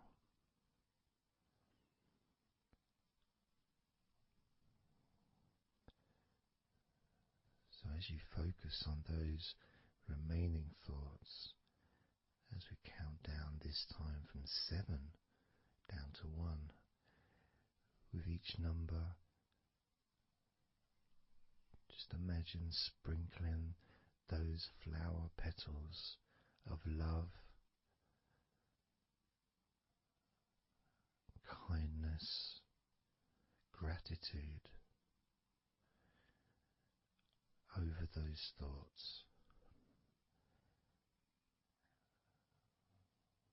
which will allow them to just melt away and relax deeply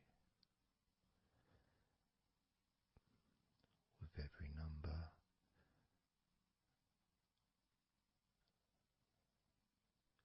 Those thoughts will become more and more relaxed,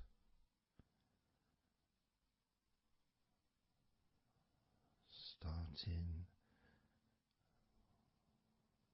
with number 7.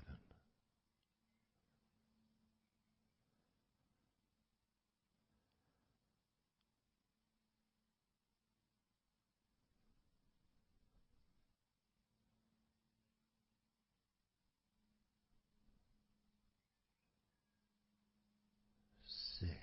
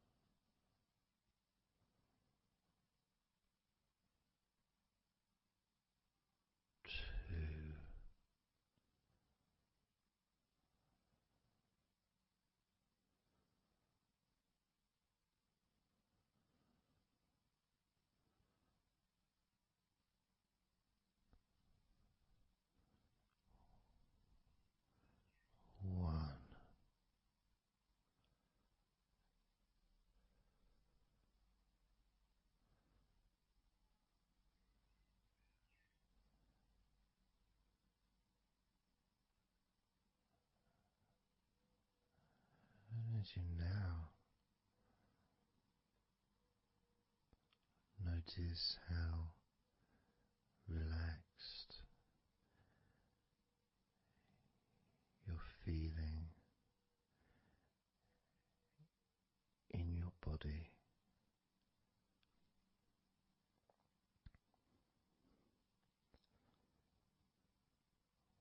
We're going to focus on your hands.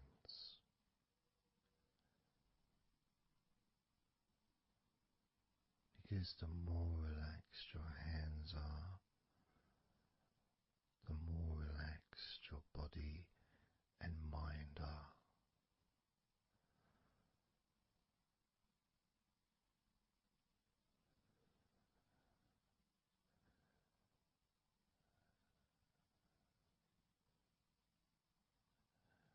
And as you focus on your hands and your fingers,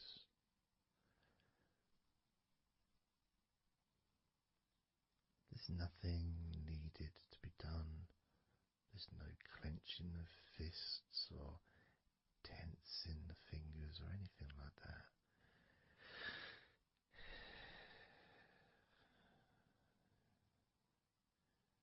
It's just noticing and focusing on your hands.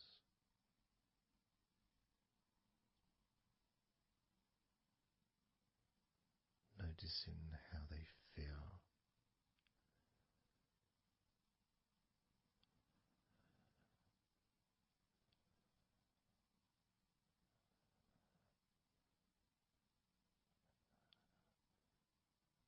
Because the more relaxed your hands feel, the calmer your mind feels, and the more comfort you feel throughout your body.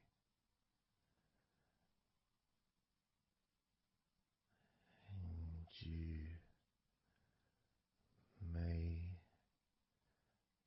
have already noticed that your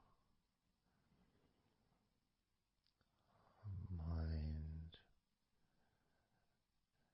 is starting to drift.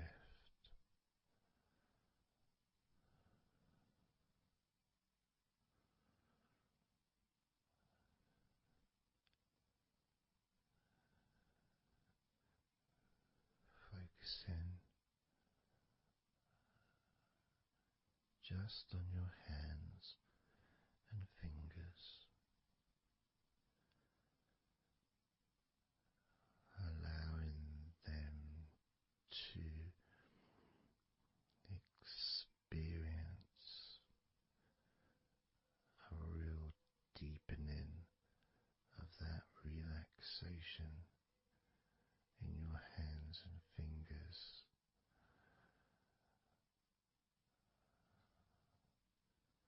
More and more relaxed with each number.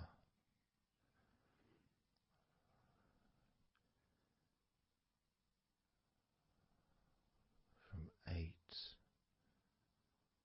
down to 1.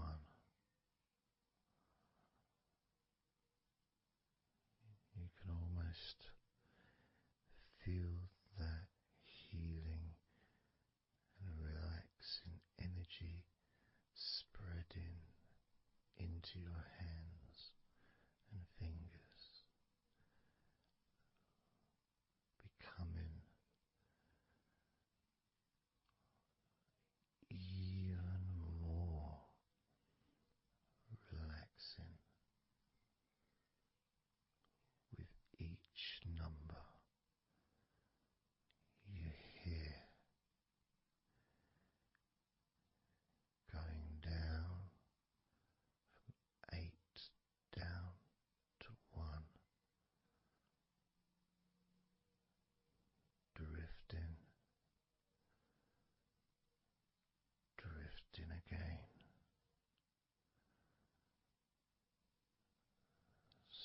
starting with number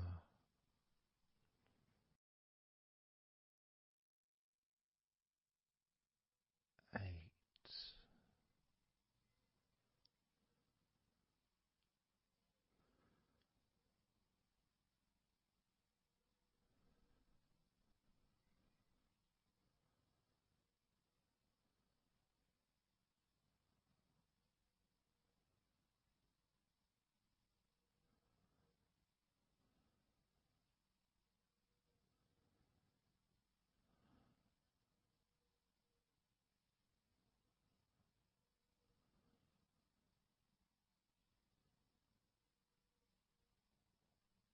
7.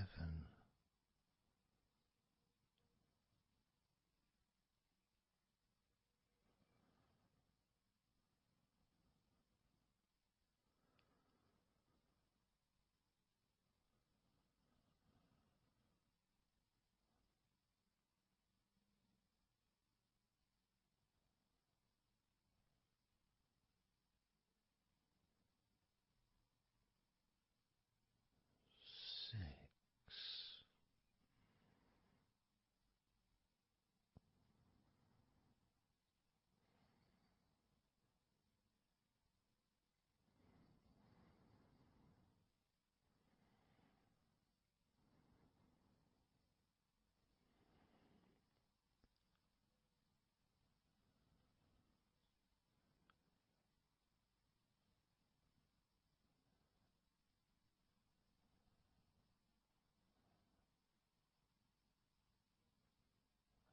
5.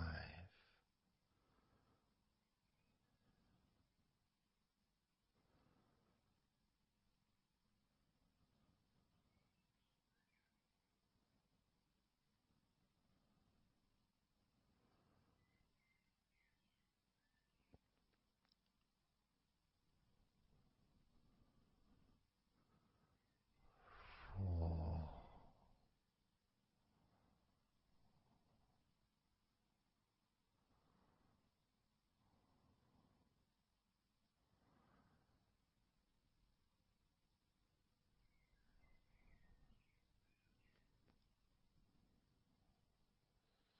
3.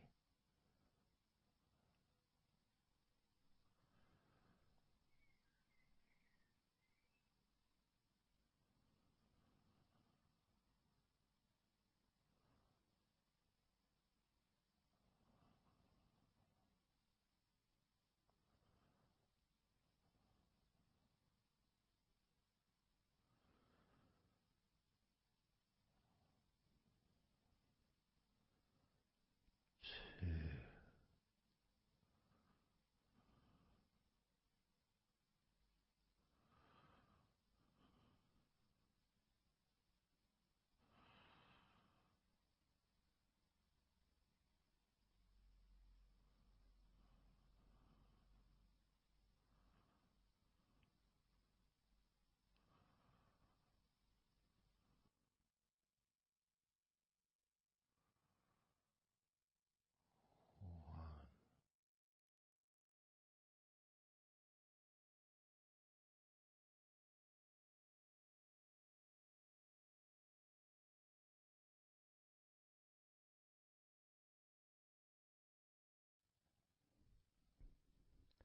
Just being here now.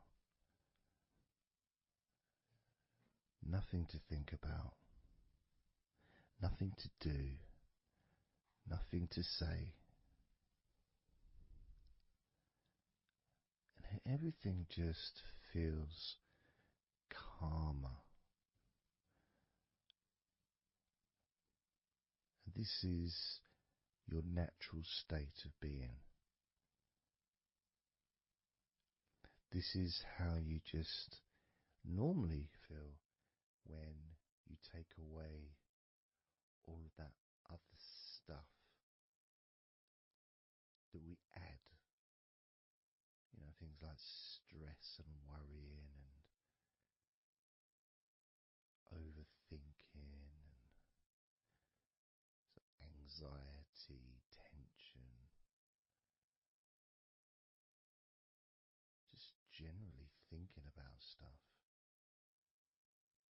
take that away, which is what we're doing now,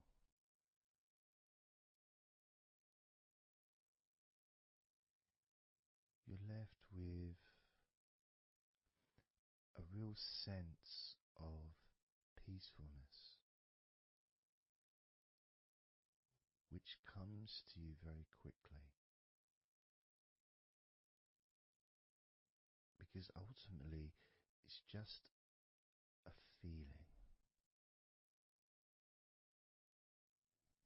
a feeling of comfort. It's almost as if you've gone inside yourself and you've found a special place where everything is peaceful.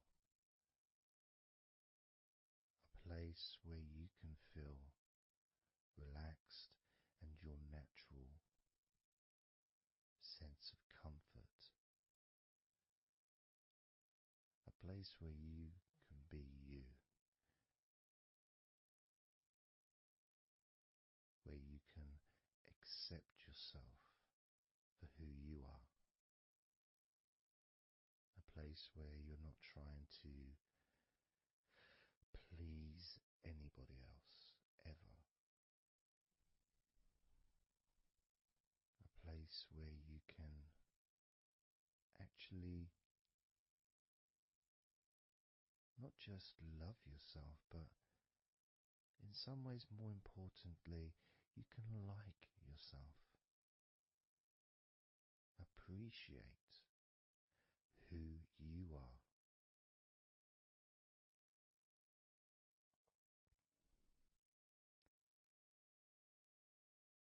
And that sense of gratitude is in the air all around you.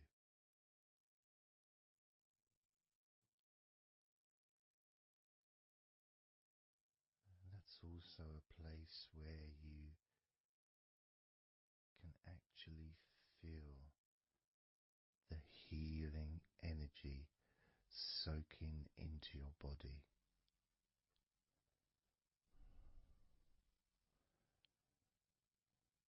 Healing energy soaking into your body. And that healing energy spreads through your veins, traveling to each and every single part of your body.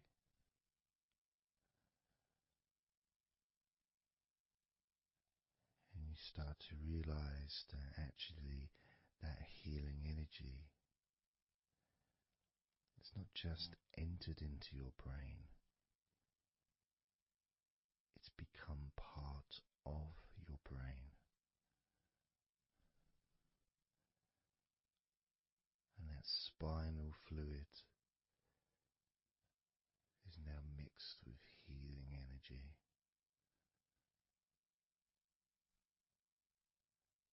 Not just allowing you to feel so much more relaxed and healthy in this moment, but also you start to realize that actually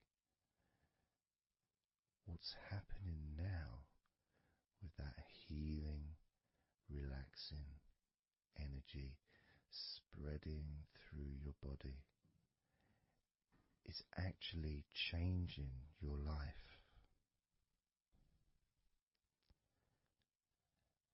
It's actually changing the way you're going to feel, not just now, but tomorrow and the next day, as your health improves. Not just your physical health, but your mental health. Things that used to bother you in the past, for some reason, no longer have the effect that they used to, because something has changed deep within you. Maybe things that used to cause you to feel anger no longer have that power to control you the way they seemed to be able to before, as you realize that you're the one who decides what affects you. You're the one who decides to feel relaxed and calm when you choose to enjoy noticing these natural developments of healing continuing to grow and improve your life day by day.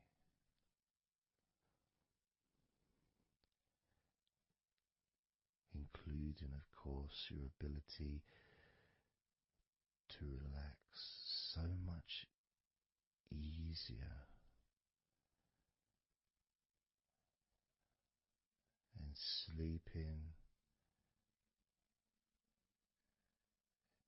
is the most natural thing in the world to you, because falling asleep is something that you've done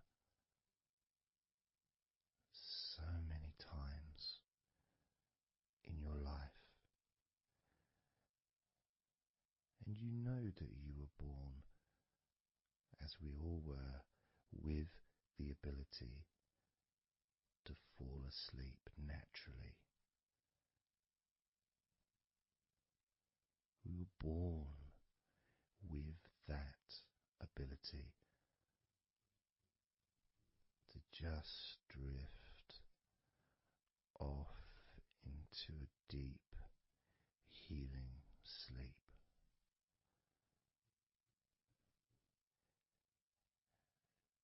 Even when we're kids, sometimes we'll fall asleep when we don't even want to. We try to stay awake.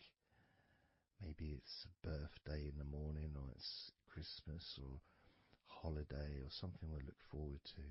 We don't want to go to sleep. But the more we want to stay awake,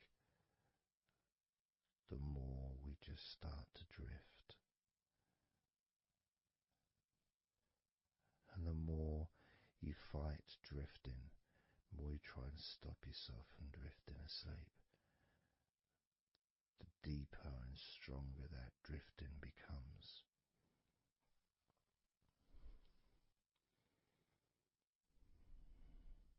Because we're born not just with the need to relax deeply and to naturally fall asleep, but it's our birthright. It's part of our DNA.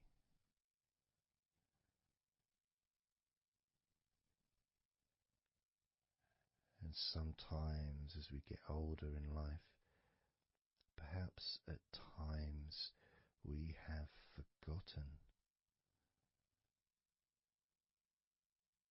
that relaxing completely is not only a wonderfully pleasant experience,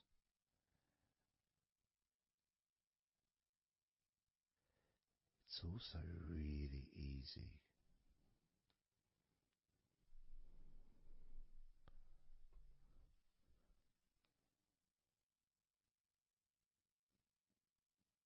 It's very, very easy easy to let go, because that's all it is. It's just deciding to let go.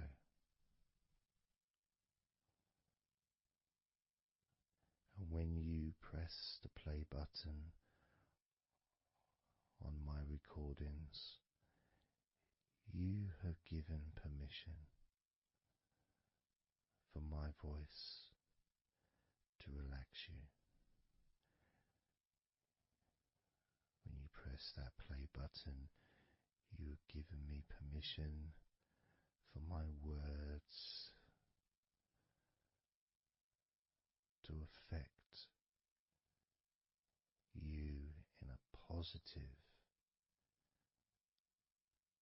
only a positive way, opening up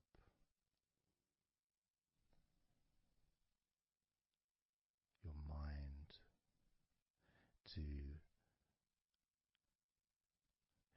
useful and healing suggestions that can have such an amazing effect on how you feel right now, as well as those changes that continue long after the recording ends, those changes within you that continue to flourish and grow, transforming your life in a positive, beautiful way,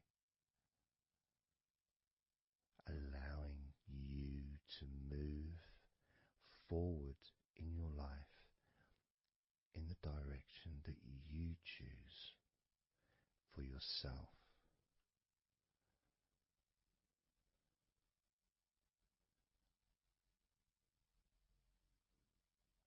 And this feeling that you can experience of safety, comfort, calmness,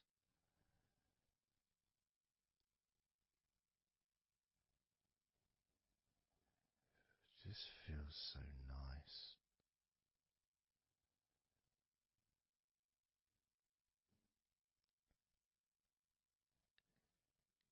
It's such a healthy place to be.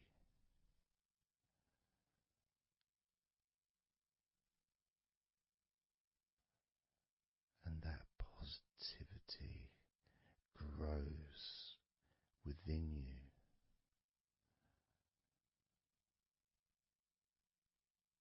Each and every day, moving forward, you're going to find that you're more relaxed physically and in your mind is more relaxed. And it's not that you're thinking slower, it's just that your mind will be less clogged up with unnecessary negativity. Because from now on, your mind rejects negativity. From now on, you're going to start noticing when negativity arises, and you can just say stop. Stop. And that negativity will turn around and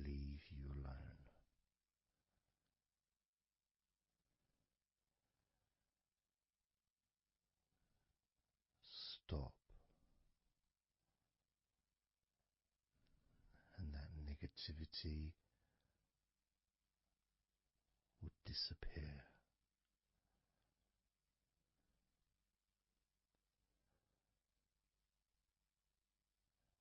And as you notice that you feel way more relaxed than you probably expected,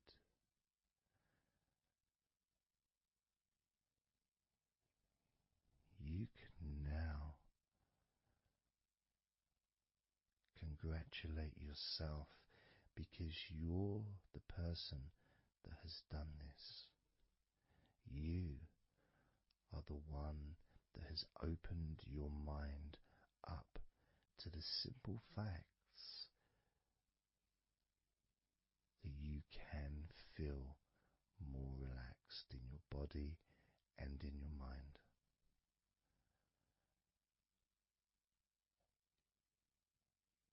You've opened your mind up to the birthright of being able to just fall asleep easily when you choose.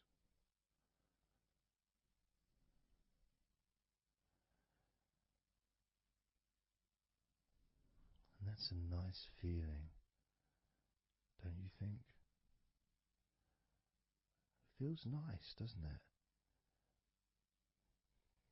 To feel calm with all that healing energy spreading through your body and your mind.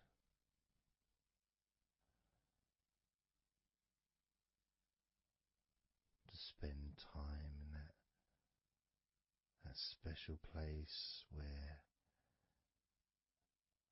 negativity can no longer enter.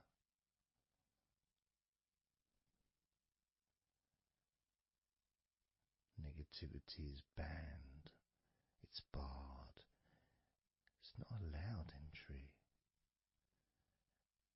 It doesn't deserve to be here, doesn't belong here. Negativity has no place in your life.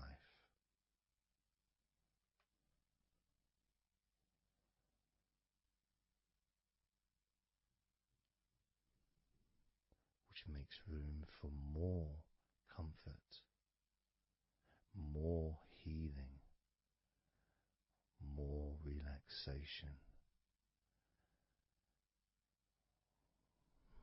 more peace.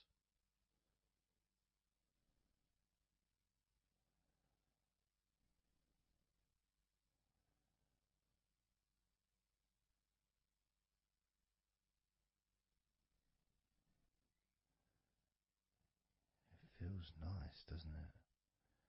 To just let go of everything.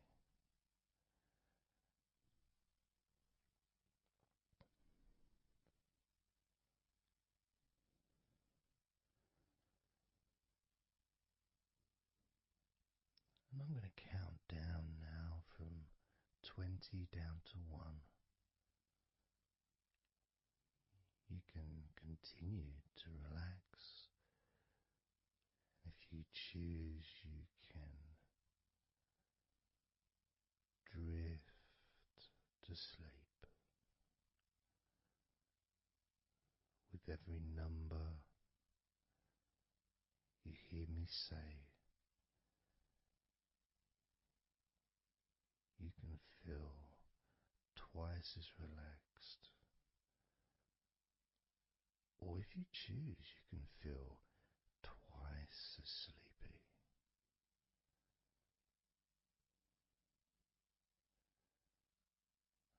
Now,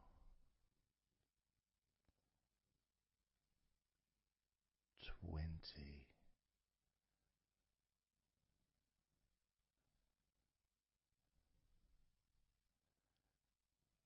19.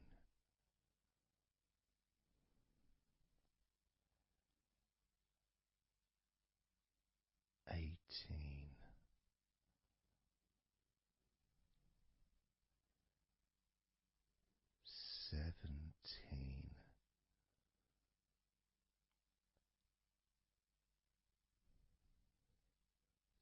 16,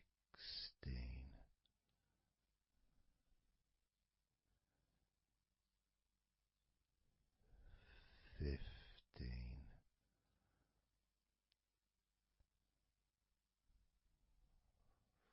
14,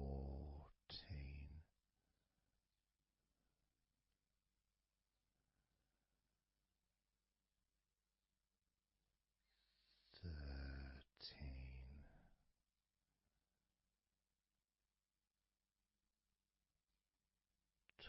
12,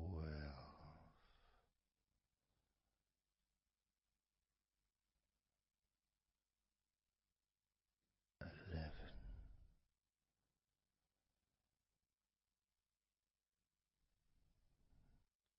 10,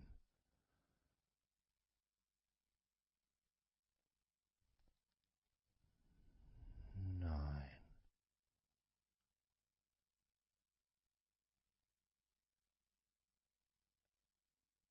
8,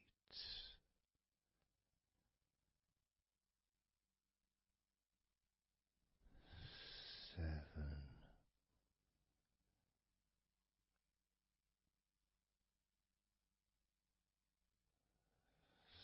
6,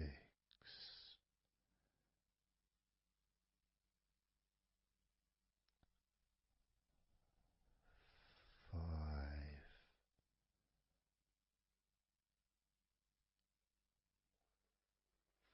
4,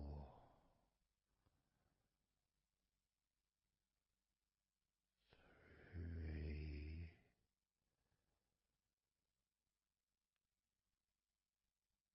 2,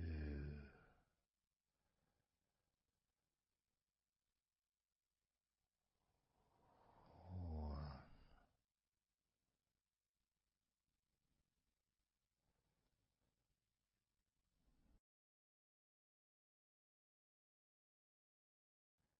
This is your time to just take a break. Your time to relax,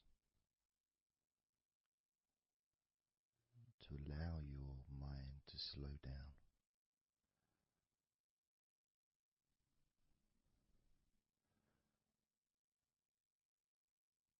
to give yourself permission to take a break from everything. And you're the only person that can make that decision. You're the only person that can actually tell your mind to just relax,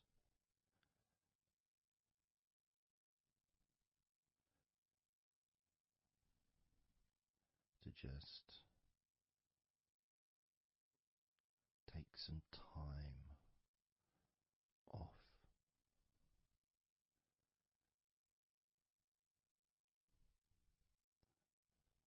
so that you can focus on your body, getting in touch with how you feel physically.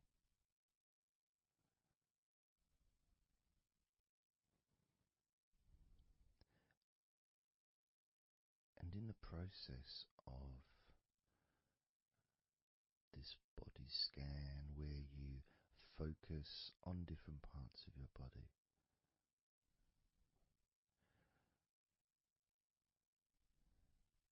those parts that you focus on and observe,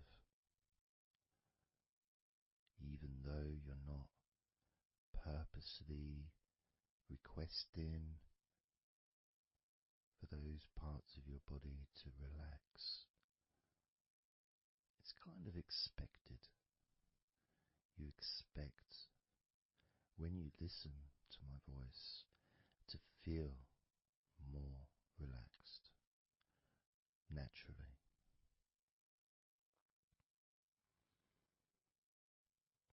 Because when you're listening to me,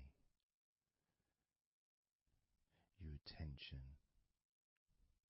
is focused on my words,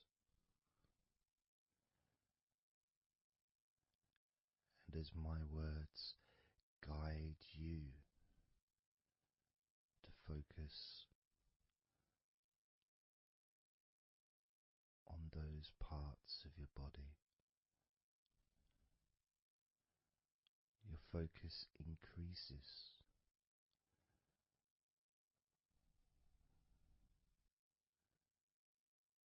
which actually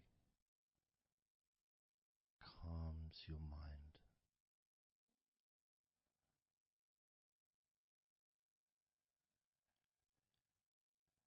And when your mind calms down, your body relaxes.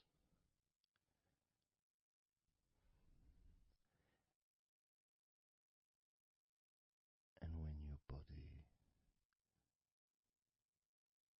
calms down,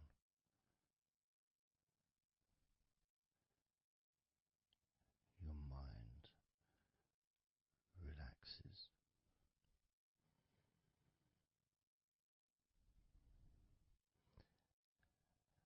And even though we've not really started to focus on your body,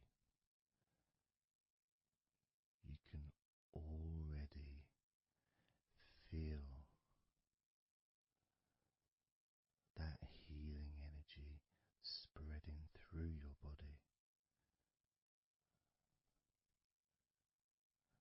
pushing out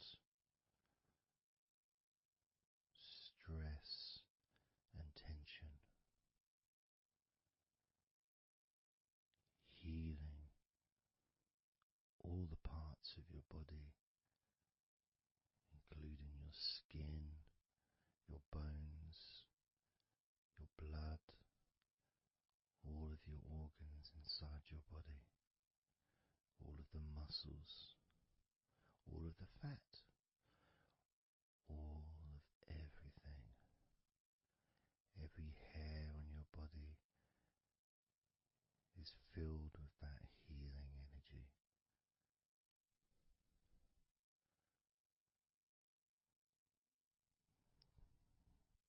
And when your brain fills with that healing energy,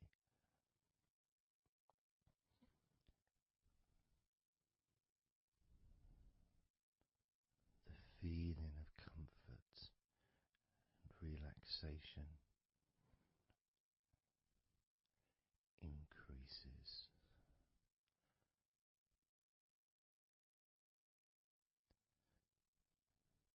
Deeply increases.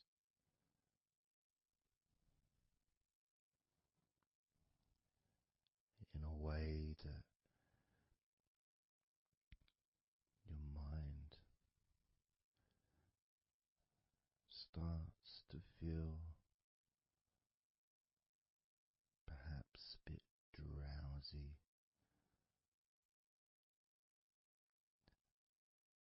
because it's not needed, and it may start to drift.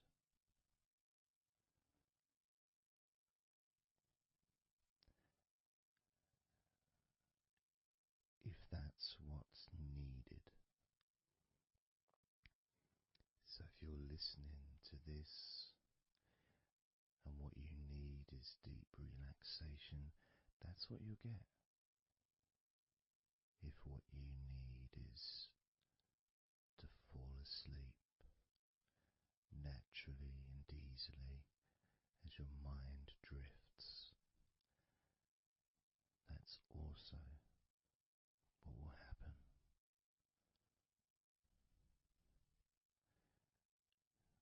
Because by pressing that play button on the podcast and listening to me, you give permission for your body and your mind. In fact, you give the command to your body and your mind to relax deeply and to drift off to sleep if that's what you want or need.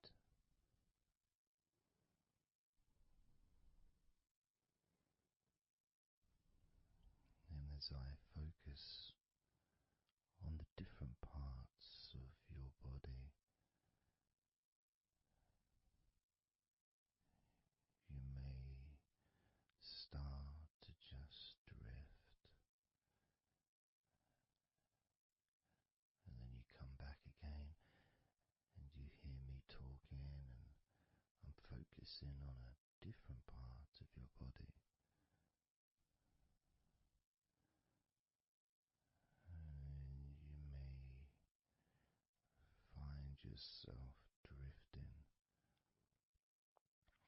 but you don't realize you're drifting until you stop drifting and you're alert again to my voice, focusing on a different part of your body starts to relax even deeper, because that drifting is basically you already in the sleep zone.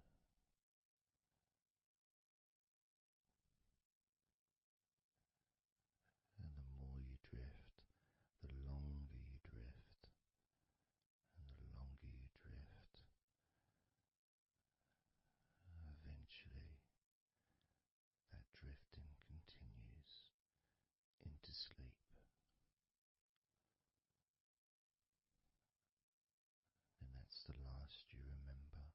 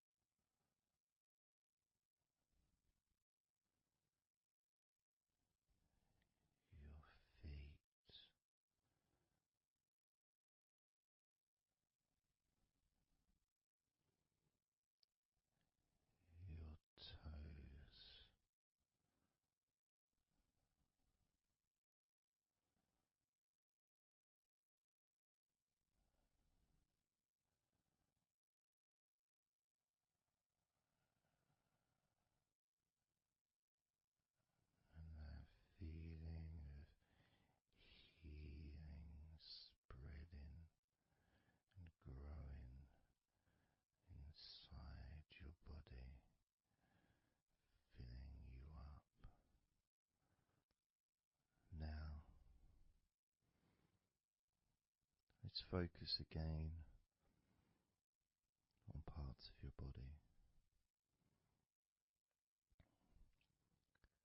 Focusing this time on your forehead.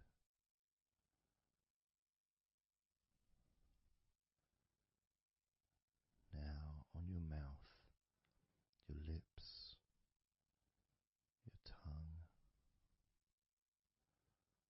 the whole of your mouth.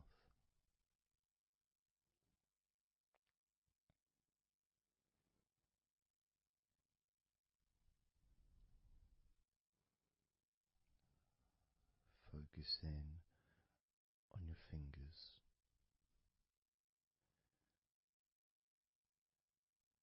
Maybe you could move your fingers a little bit so you can focus on each one individually.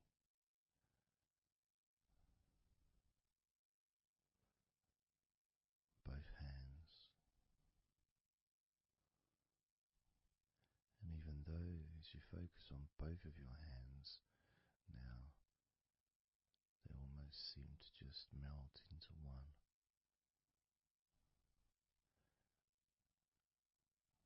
Where does your right hand start and your left hand end? It's almost as if it just mix together.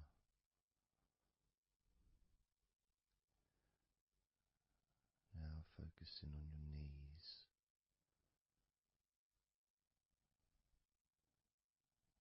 Just noticing how your knees feel.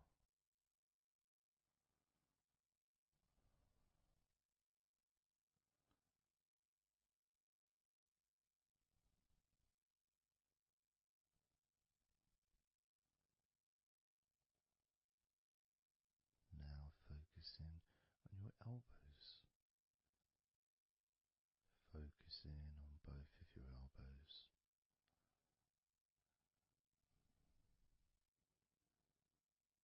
Just observing the feeling of your elbows.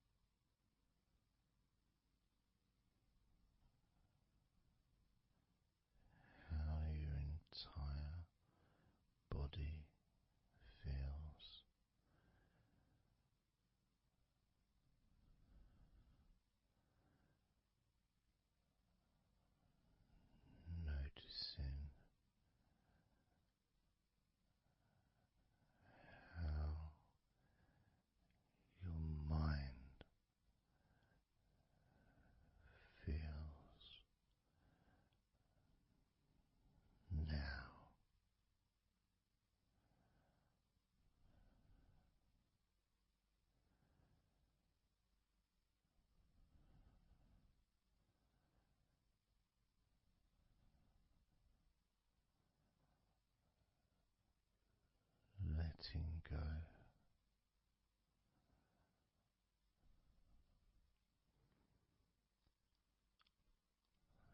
letting go,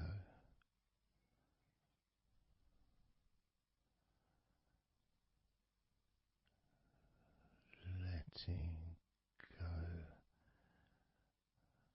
of everything.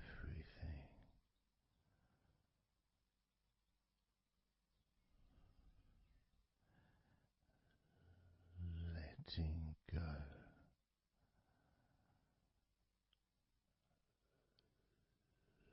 letting go,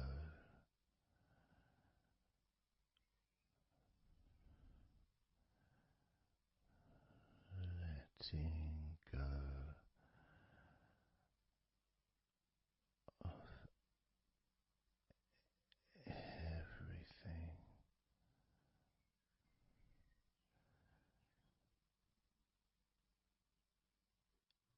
everything.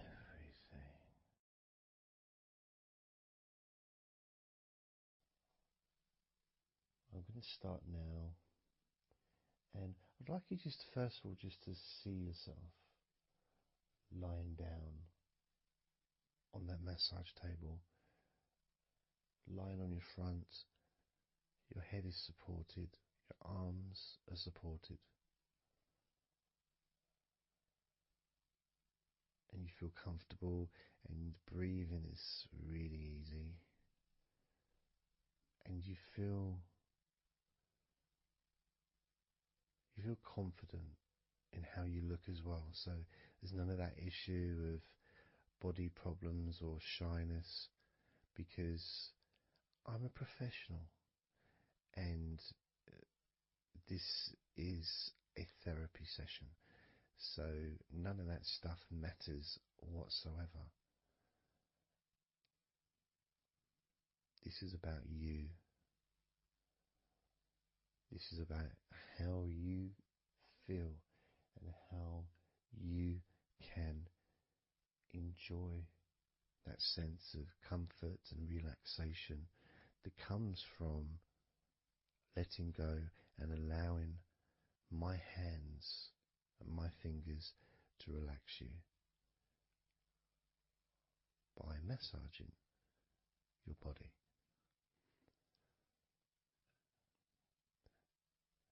So I want to start off just by placing my hands on the back of your head, just gently, just so you can feel what my hands feel like really on you. So you can maybe feel the warmth of my hands on the back of your head. And I'll move my hands to the side of your head, not pressing, but just holding them there very gently. Maybe over your ears and a little bit on your face, just so you can feel my hands, so you can become accustomed to them.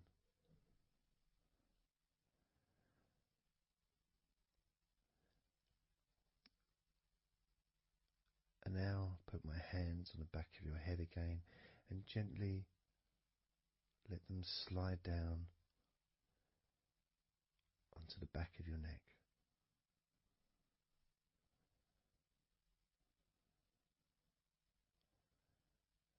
You can feel my hands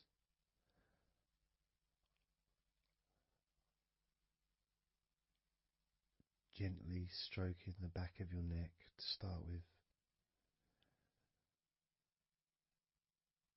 just so you can get used to the feeling of my hands on your skin. Get accustomed to it. Realize that you're safe and it's all good. It's all fine.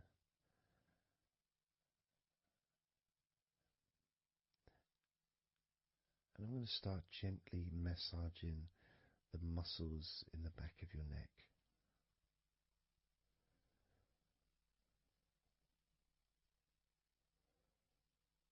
with both hands.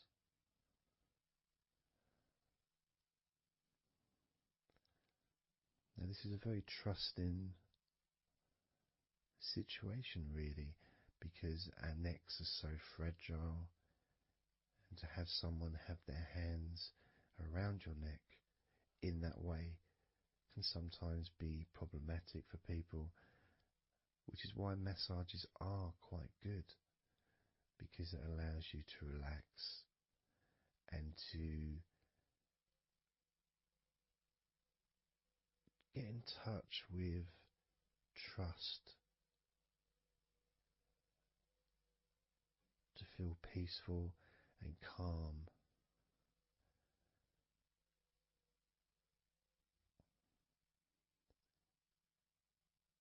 There's a massage the sides of your neck gently, moving from the bottom of your neck, which would be sort of near where your shoulders start, I guess, all the way up to your jaw, your ears kind of area, that side of your neck. Of course, is a lot longer than the front of your neck.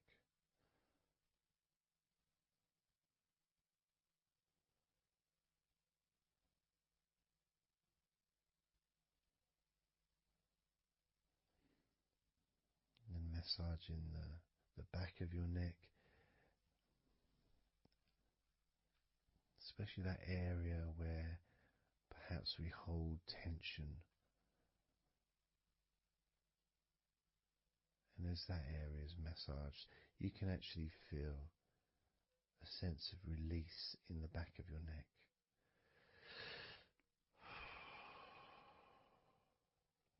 And maybe you can breathe it out as well. Notice how it feels. Notice how you feel.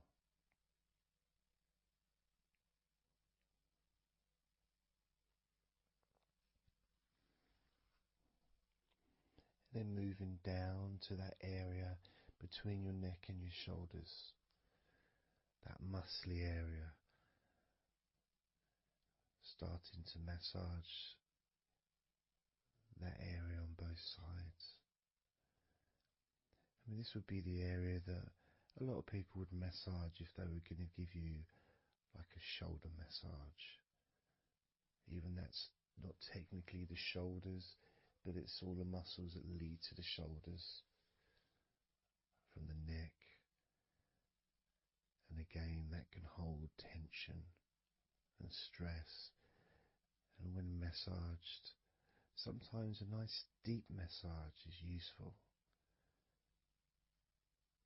And you decide how deep that massage is.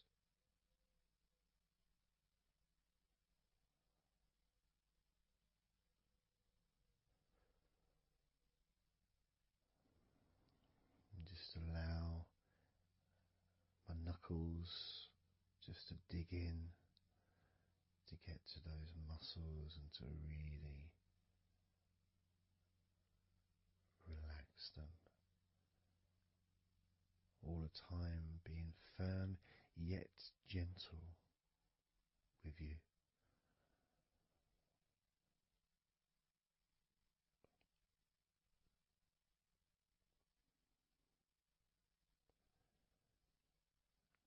And just stroking down that area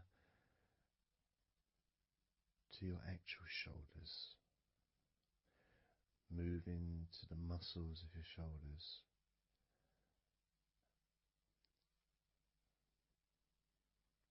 And maybe initially just pulling up the shoulders a little bit off the table, just to give you a little bit of a stretch, but very gently.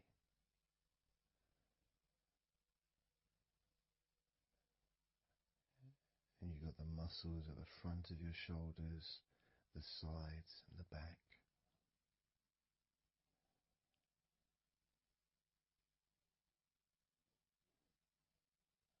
Again, this is a part that can really take quite a bit of pressure, quite a bit of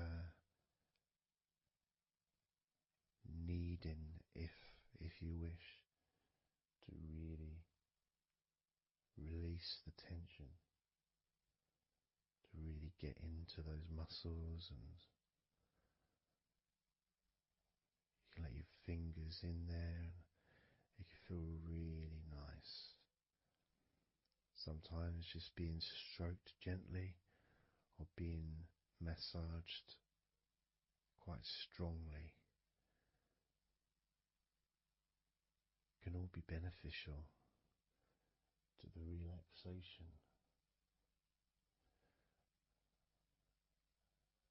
of the muscles in your shoulders.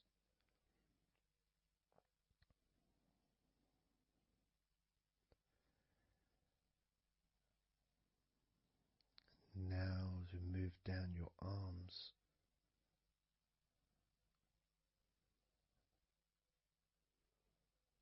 we'll do one arm at a time, starting with your right arm.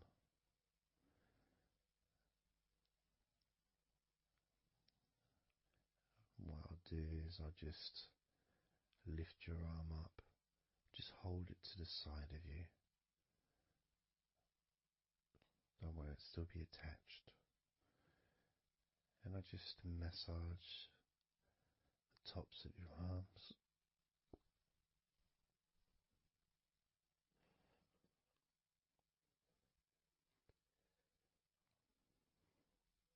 All the way down to your forearms, into your wrists.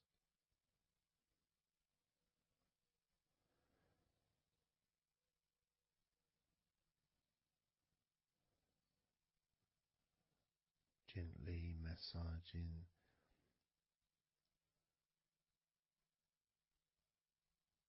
that part, the softer part, which is the under part of the arm, which leads to the crease in your elbow, the inside. It's much more sensitive skin.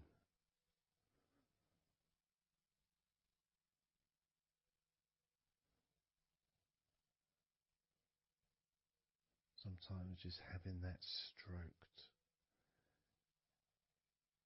can feel really nice, pleasurable and relaxing.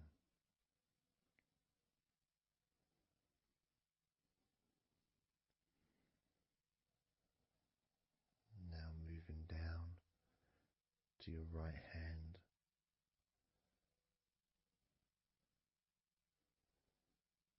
Just holding your hand in both of my hands.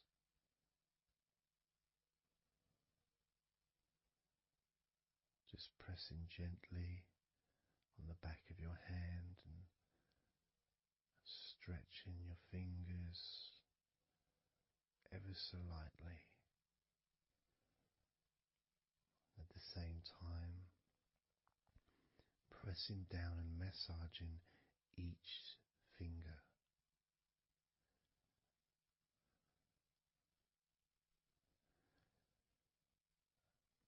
And then starting to massage the palms of your hand.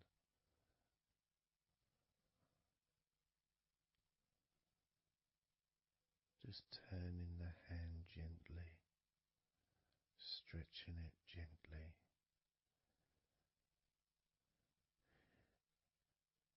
And actually having your hand held can really be an emotional experience sometimes, even if it is with a stranger, someone you don't know very well, like a massage person or a therapist maybe, because it's intimate.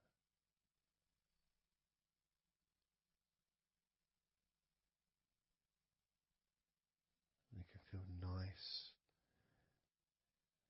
and you can feel safe.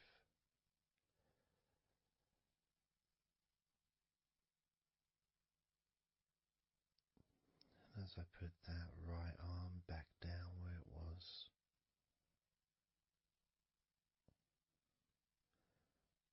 we're going to do the same with your left arm. Exactly the same.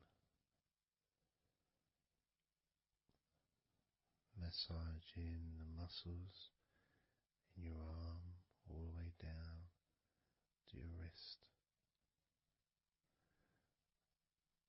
stroking the inside of your arm.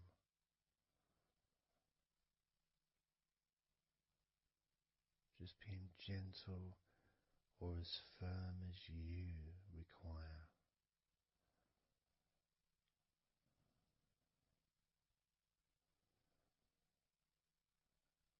And then massaging your left hand,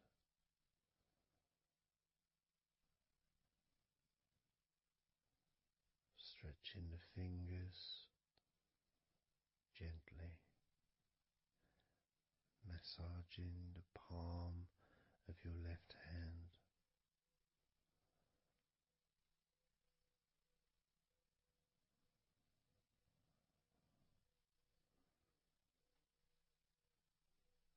You can feel so relaxing.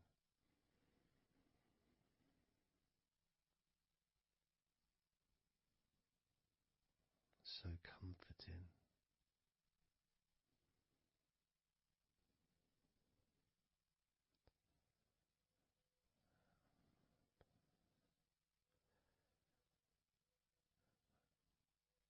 Now just rest your left arm back down.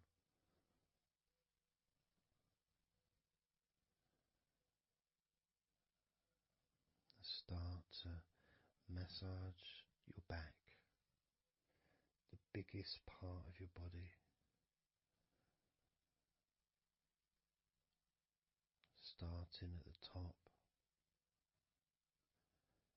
starting again where we already have been, that area at the top, in between your shoulders, near your neck, going back and massaging that area again, but this time moving downwards.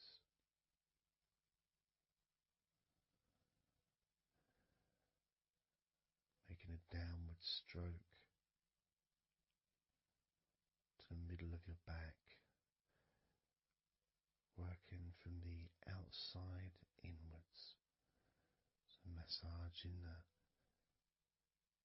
your back, but the outsides of your back.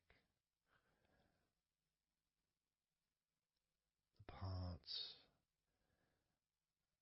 where your arms would maybe rest against.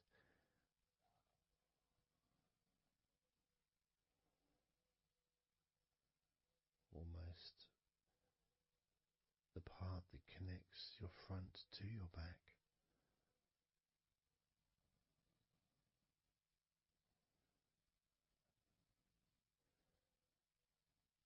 And just massaging down firmly but gently, as firm as you want. Moving down and then moving across a little bit and moving all the way down again. Being very gentle, yet firm as you choose.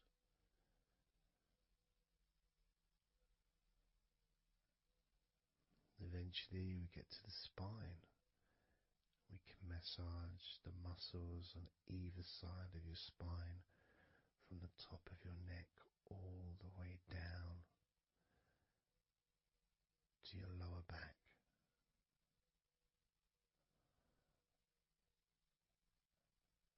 We can do that a few times. Sometimes people would use the knuckle or the, two fingers and just go either side of the spine, almost just push down and go all the way down to the bottom of the spine. Each time releasing tension and opening up the body, stretching your body so that you feel more relaxed, but at the same time rejuvenated.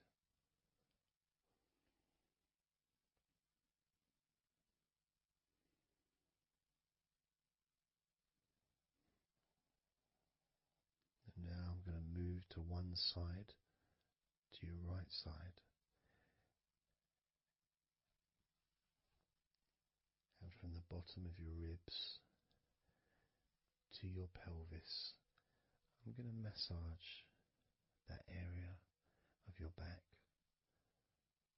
I'll stretch over the other side and I will pull the muscles gently and massage and push from one end, that side, all the way to my side. To the middle, in fact, to where your spine is. Massaging that side of your spine, the opposite side to where I'm standing. It's almost like kneading bread. There's that big area which is firm, yet lots there to massage.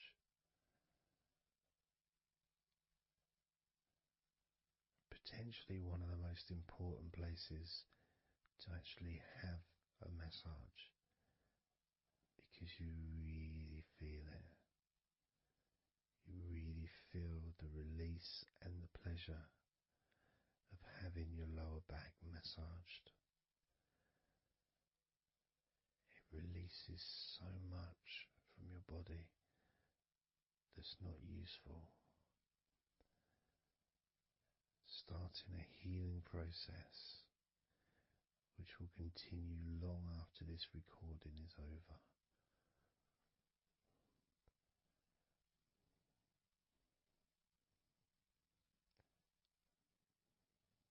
Massaging this part of your body not only feels really good for you, but it's actually fun to do, because it is, as I said, like kneading bread. It's a part that you can really get a hold of and really massage deeply, if that's your choice.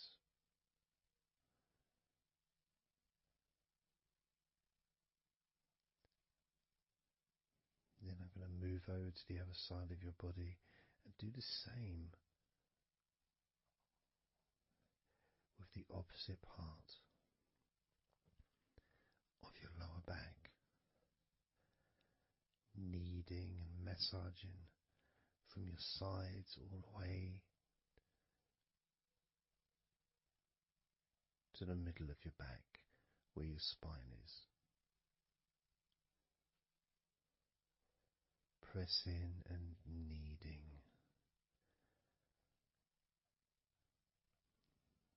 Firm and gentle at the same time. It feels so releasing. This mixture of pleasure, comfort, release, calmness, relaxation, all mixed together.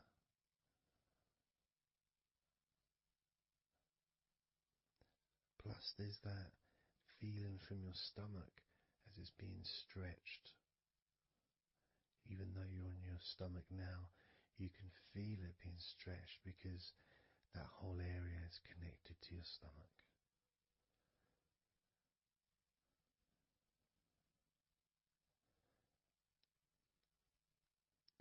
Now we're going to move further up to your top of your body, and I'm going to do the same. This time starting with your upper back, put my hands forward over and massaging that area up to your spine, from the side of your body up to your spine. So some of that massage area, the muscle tissue,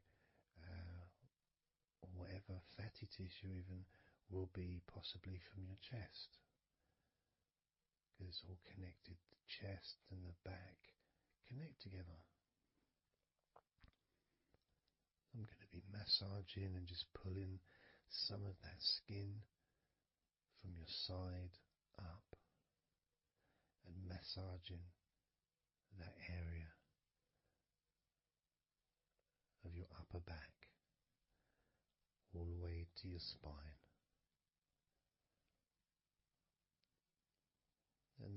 down a bit, and I'll continue with the middle of your back, doing exactly the same thing. As gentle or as deep as you choose.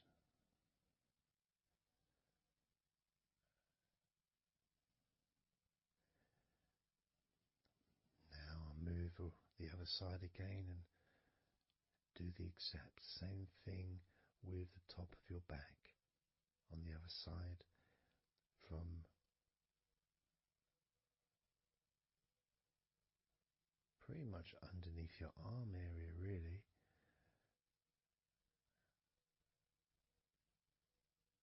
to your spine.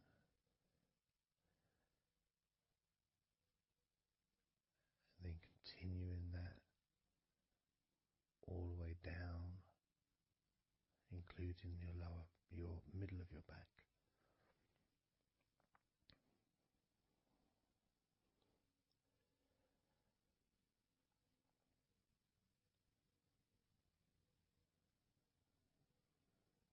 Now I'm gonna go to your thighs, the backs of your thighs, and the sides of your thighs. Starting with your right leg, massaging the back and the sides of your thighs, gently and firmly.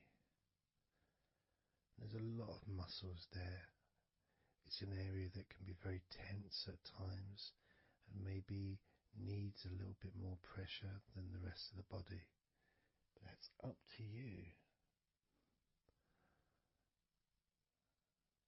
You can gently stroke the back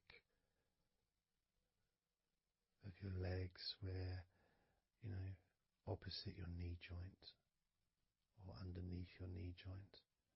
It's a very sensitive, gentle area.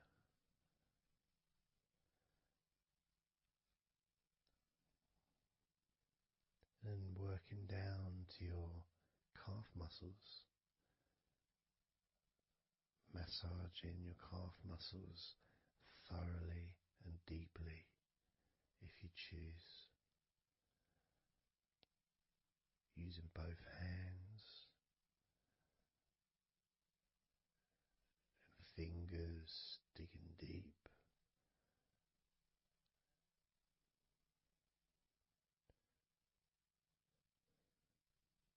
To your ankles and the back of your ankles, just gently massaging that area.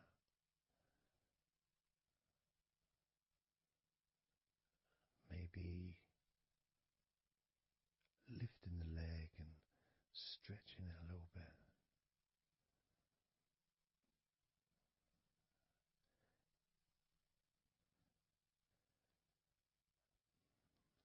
Moving to the right foot.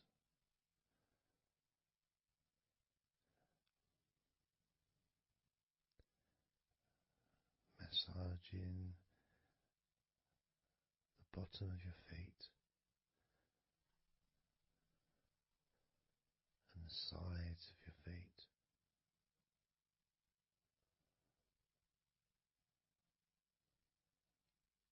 Gently but firm enough so they don't tickle.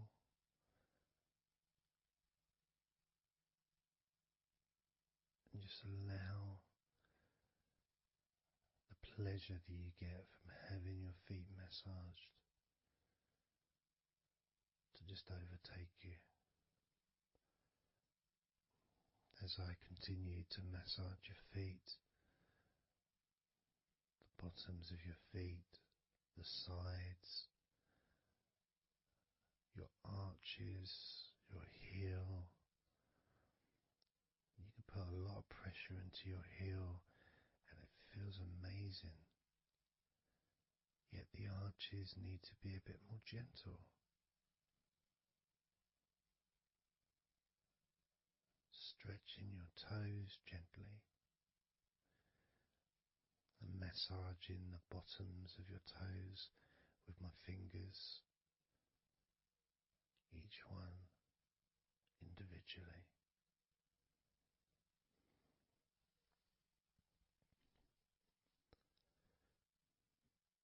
Moving over to the left leg to do exactly the same thing. Starting at the top of the thighs, working the back of the thighs and the sides, massaging deeply and gently that whole area, working all the way down.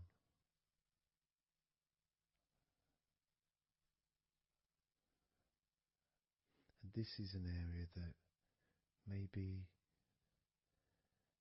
you could like to spend more time relaxing and massaging. So perhaps if you wanted, I could make a future recording where I spend more time on one particular area.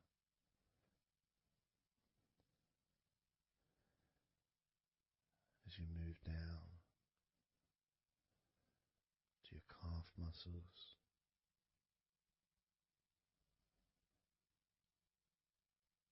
massaging your calf muscles firmly and gently.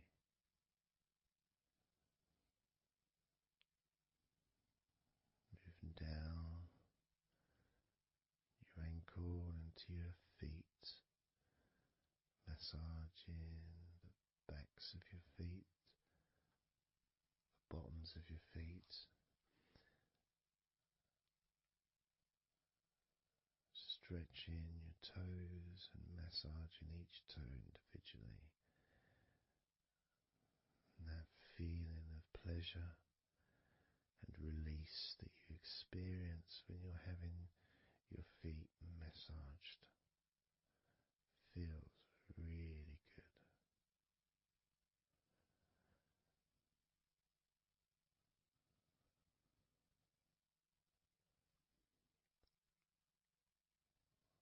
Now, as you turn over in your mind, laying on your back,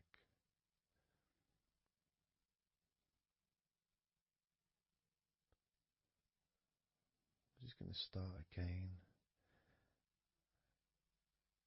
at your neck area.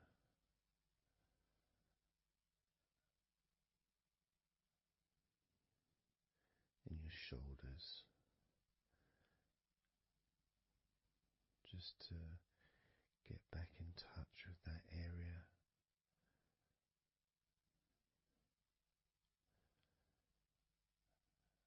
And as we move up,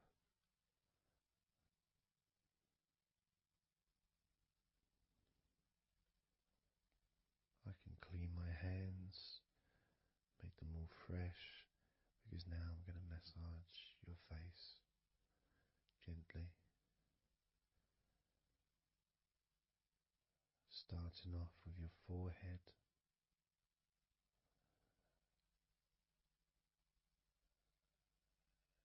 your eyes are closed, and I can just stretch your eyes a little bit, pushing up on your eyebrows.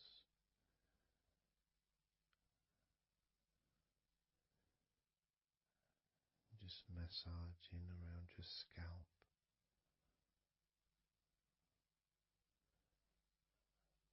Massaging down your cheeks, around your ears, into your jaw, gently. The sides of your neck, your chin,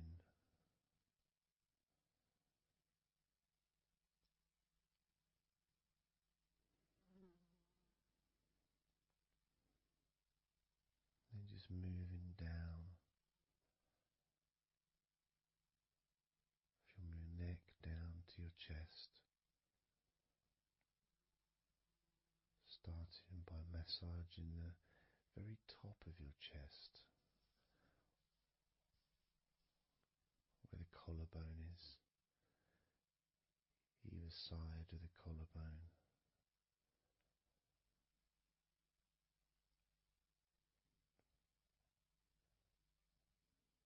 And then just massaging the whole of the chest.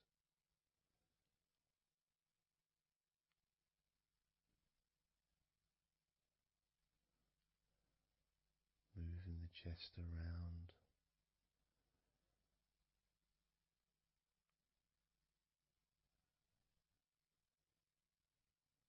Because it's quite a large area, you can move from one side to the next, moving my hands from underneath pretty much where your arms are,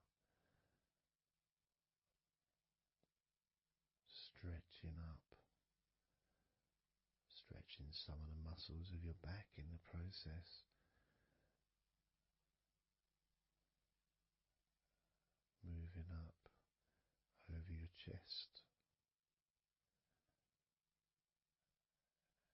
and then moving down again.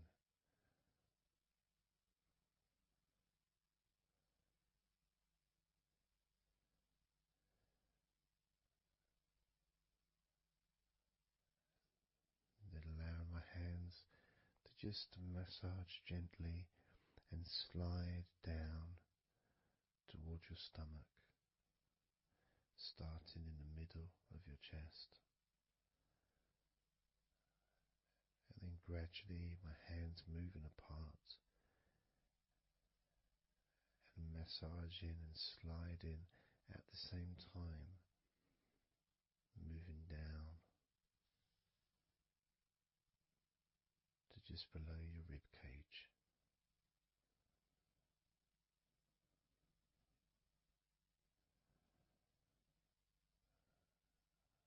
Moving down,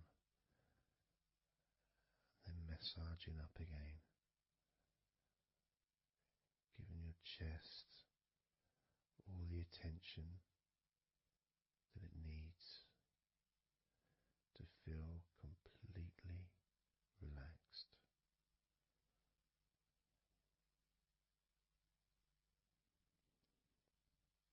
Remembering that I'm also going to be focusing on your sides as well, an area that really doesn't get much attention but feels really good when it's massaged. Just stroking my hands down the sides of your body, and just below your arms, all the way down to your hips.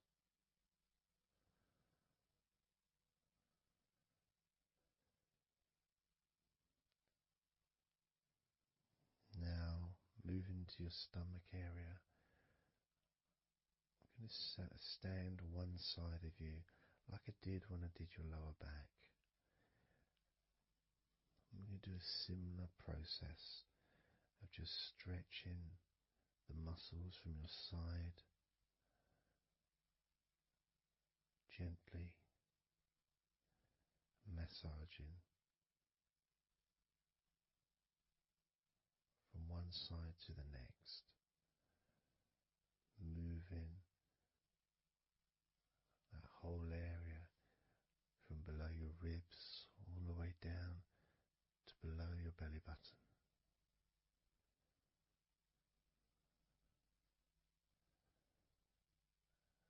And then I move round to the other side of you and repeat that.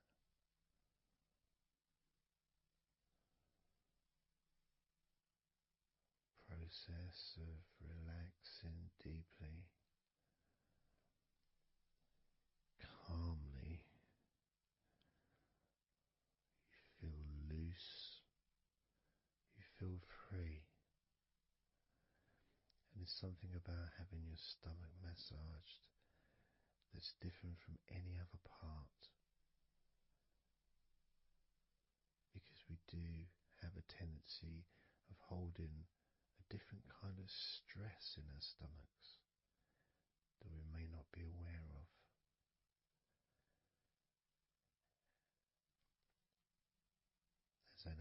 massage your stomach, the front of your stomach, making circles around your belly button.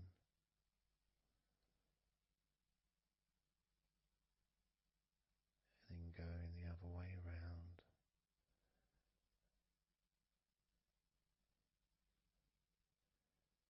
There's a gentleness and a freedom that comes from feeling how you're feeling.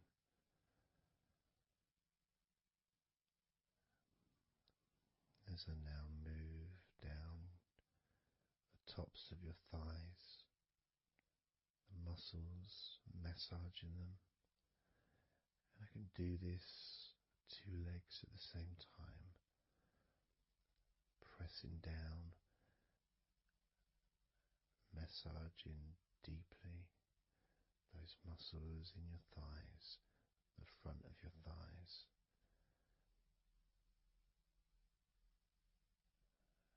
And moving down to your knees, gently massaging your knees. Sliding down your shins, putting pressure on either side of your shin, gently, softly but firmly. Moving down to your ankles, stroking the tops of your feet.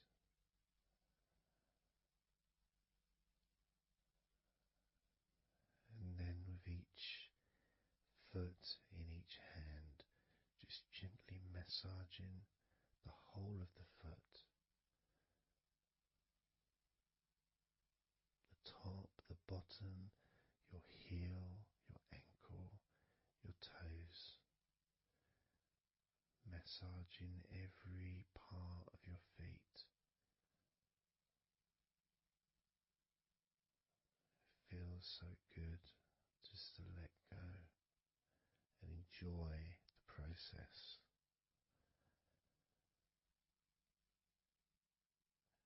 Enjoy feeling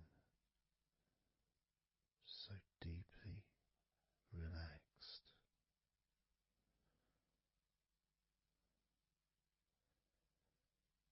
So much comfort and so many feelings that come just from touching your skin.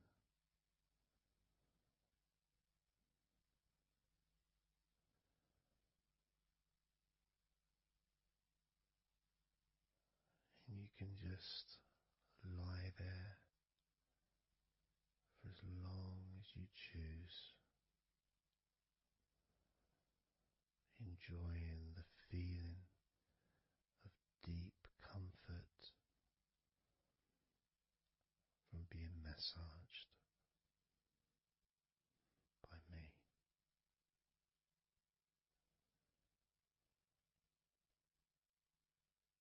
Enjoy feeling deeply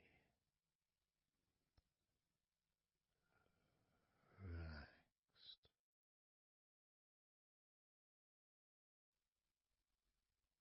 And all we're going to do is blow out some candles in your mind.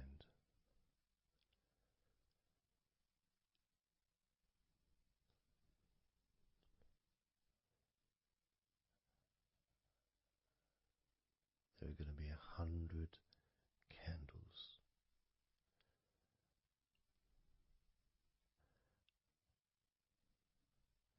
And you're going to blow each one out individually, one by one, starting at 100 as I count down,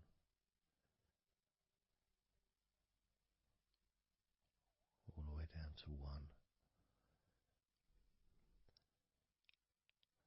And each time I say a number,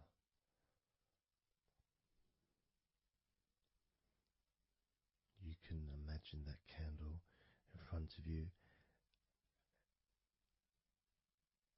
and I'd like you to actually physically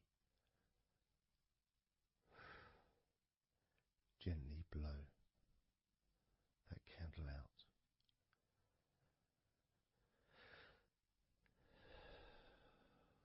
Just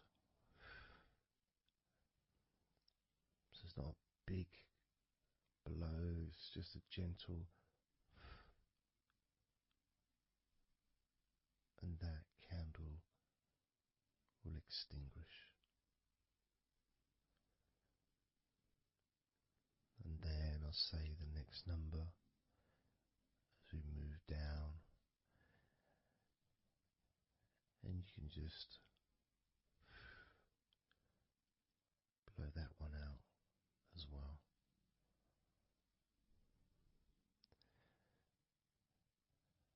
And as we move down the numbers, you'll find yourself feeling more and more relaxed. And if you need to sleep, you'll also find yourself becoming incredibly tired and sleepy. In fact, you may struggle to blow out all 100 of these candles.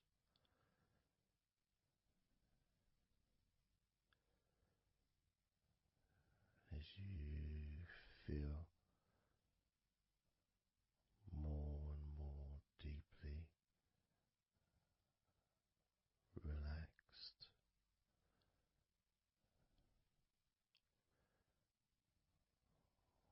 more and more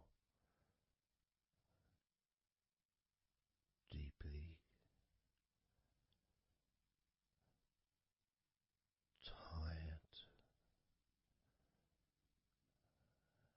and the further you go down, the more your mind starts to drift.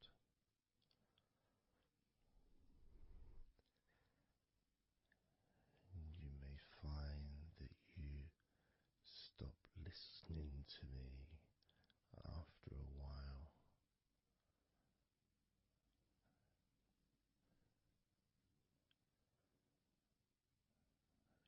And even though there may be background sounds where you are,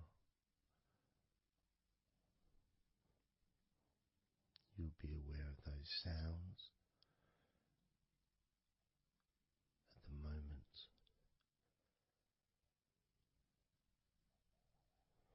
You may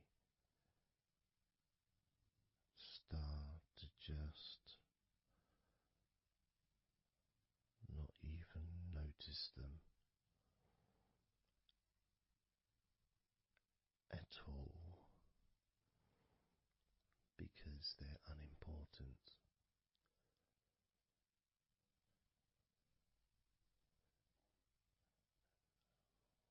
Where I am, I've got the sounds of the birds. There's Horace the pigeon, who likes to say hello sometimes. And there's the odd plane that goes by, maybe traffic and trains in the distance.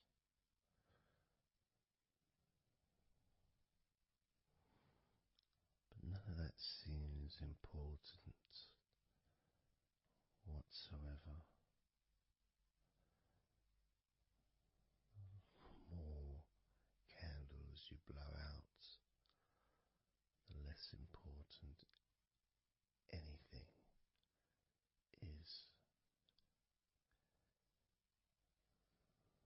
The more candles you blow out,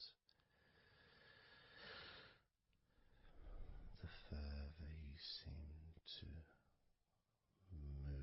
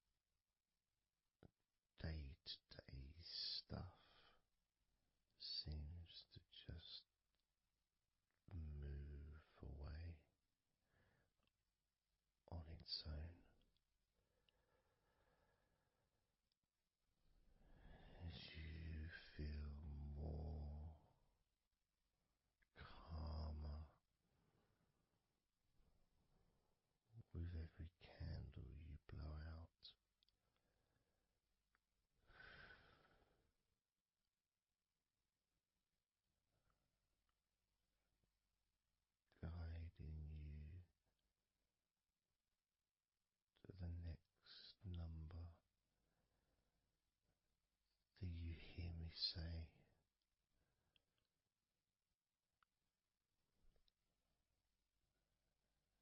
And then you blow that candle out too.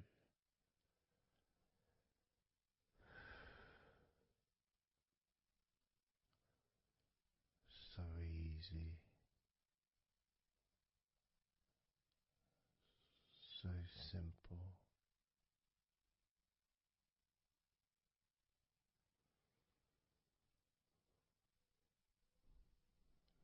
I'm going to start by introducing the first candle, which is 100. First candle, which is 100.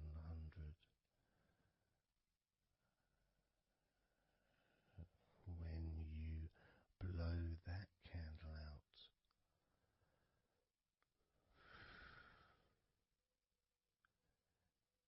you'll find immediately a slight change in how you feel,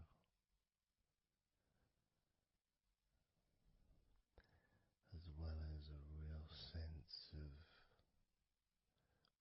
positivity growing within you.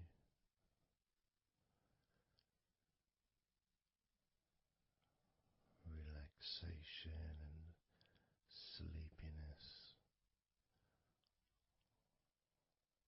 expanding,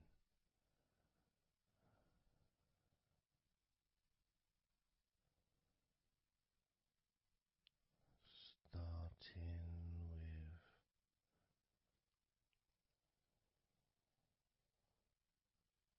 100. Blow out that candle.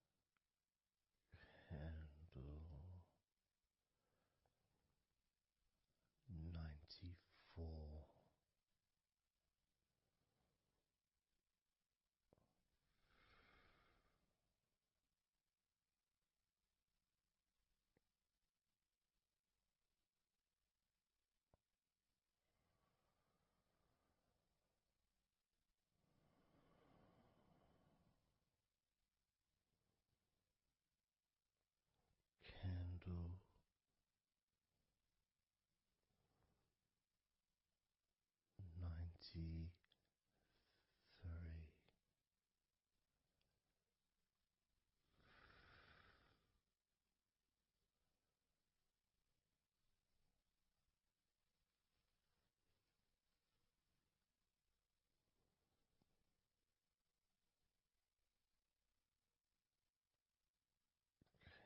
92.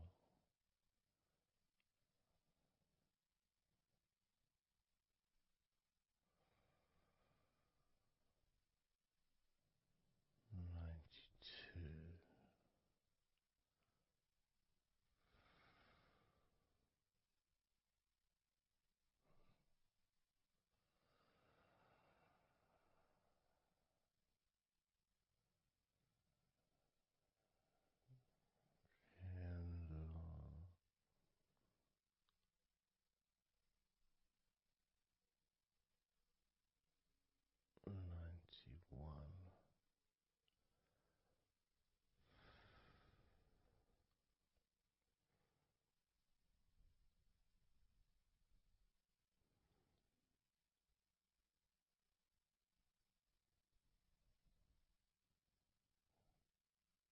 Candle 90.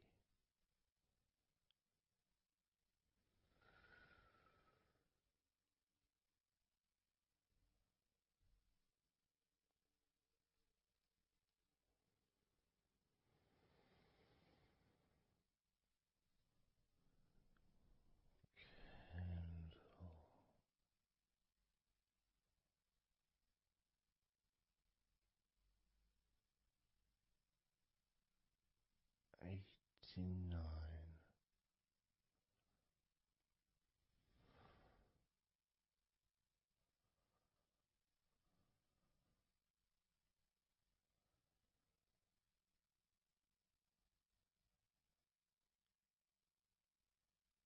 Candle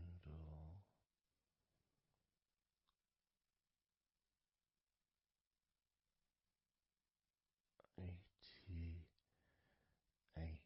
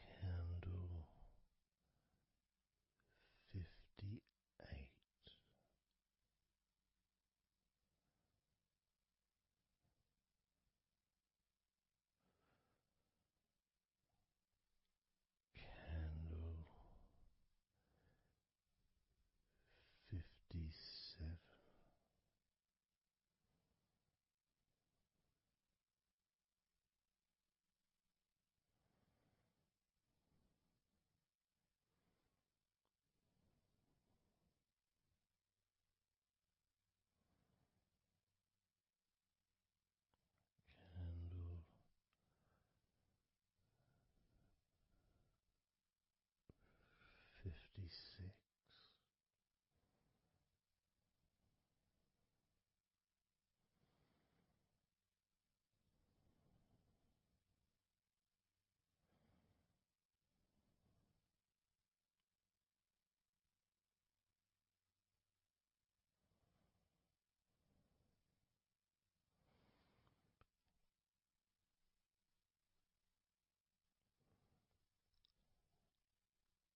Candle 55.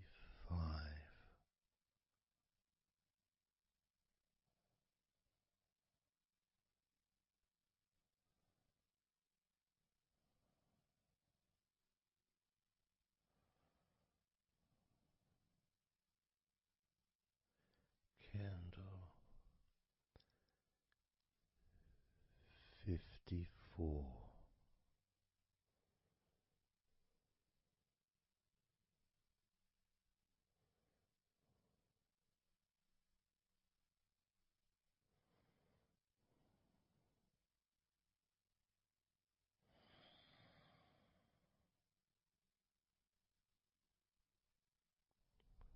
Candle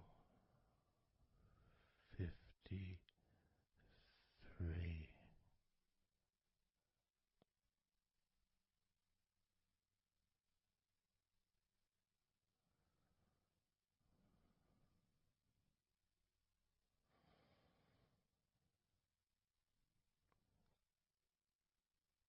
Candle 52.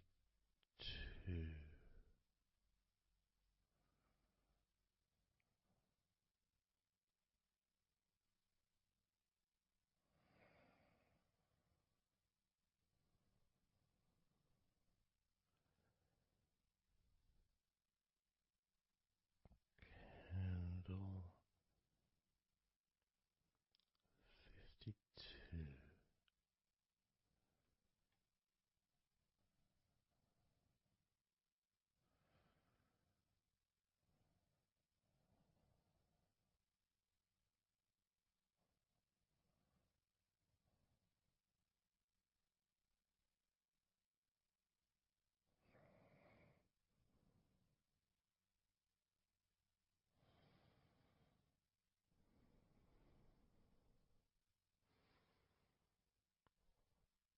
Candle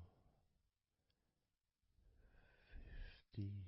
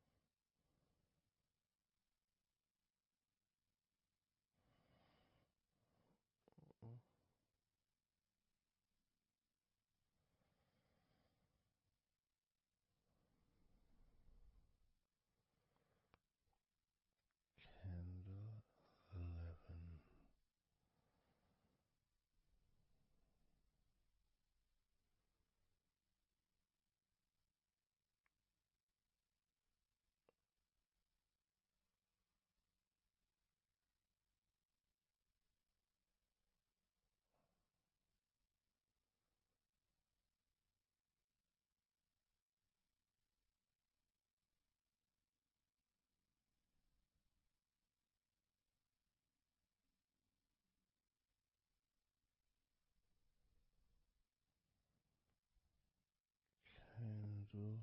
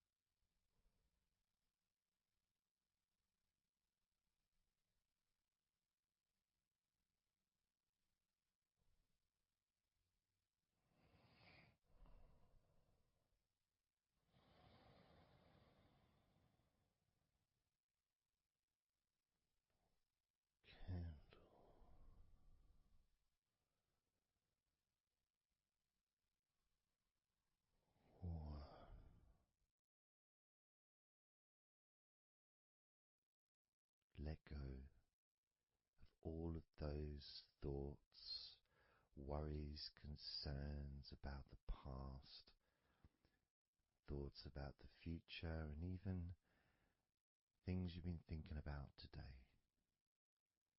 Just let it all go, because none of it is useful in this moment.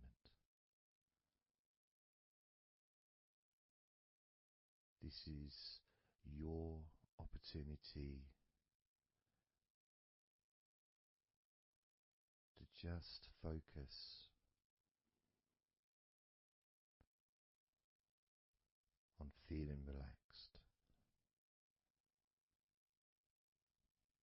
allowing yourself to get in touch with that natural sense of peace that we all have within us.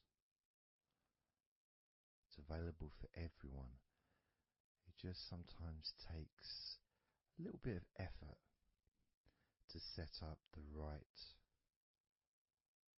time and place in order for you to just let go. Because when you do decide to let go and relax, that's what your body starts to do. Because you've chosen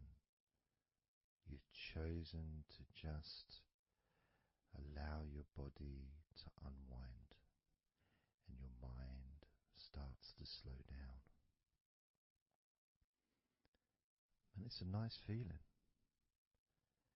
It's a nice feeling at the beginning just to know that you have chosen to decide to relax deeply. And because you've made that decision, your body will just follow suit.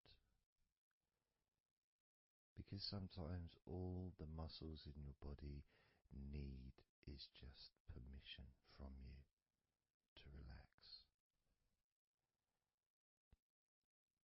Because so often we're busy, we're going from here to there, we're walking around and we're doing stuff, and the body doesn't have any time or space to really relax deeply. So it kind of waits for you to lead the way, waits for your permission. And when you do give your permission, when you give the say-so, when you say, okay, it's time for your body to let go completely and relax totally, your body just follows. It's almost like a breath of relief. Ah, good, I can now relax. That feeling at the end of a day, of a very physical day that you may experience in the past, where you get home and you just sit down on a chair, maybe you kick your shoes off and feels so nice. Knowing that you don't have to get up again for a little while at least. And if you choose, you can just sit there for maybe an hour or two. And it feels blissful. And just by sitting down like that, your body knows that it's time to relax. Your body has been given permission from you, because it's a mindset. In your mind, you're prepared to let go of everything and just completely allow all the stress of your body to evaporate.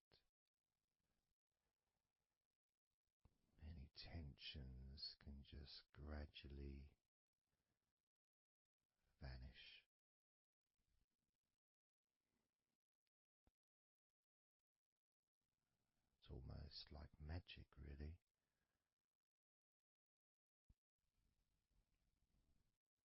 because that sense of relaxation in your body is a very natural state. It's not something unusual. It may feel unusual when you first start to relax if you haven't really spent a lot of time focusing and giving yourself this space to let go completely and relax. It may seem almost alien, but it isn't. It's actually the most natural thing in the world to let go completely, to relax totally. The most natural thing in the world to allow yourself to feel really calm in your mind.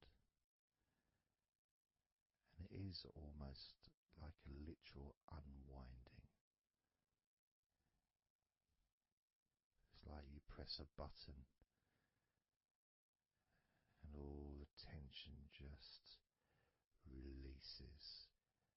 And it's like a wheel, like a cog, like the inside of a clock just unwinding. And it's almost like you could see the little wind up knob that's used just going the opposite way that you would use to wind it up.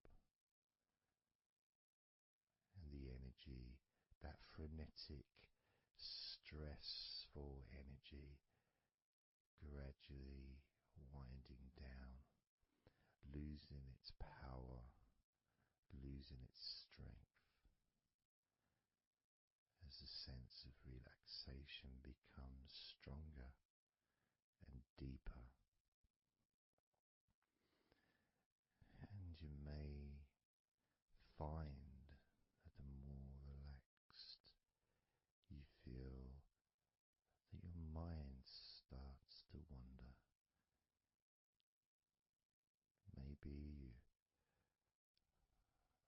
seem to stop listening to me for a while and your mind goes somewhere else, and then you realize you're listening to me again. And that was just your mind drifting to sleep, which is quite natural, because sometimes when we're stressed and tense, we may not actually be aware of what we need, what we physically or emotionally need in this moment. But when you allow your body and mind to relax completely, and you let go of all thoughts, concerns, worries, ideas, all letting them go, allowing them to drop onto the floor.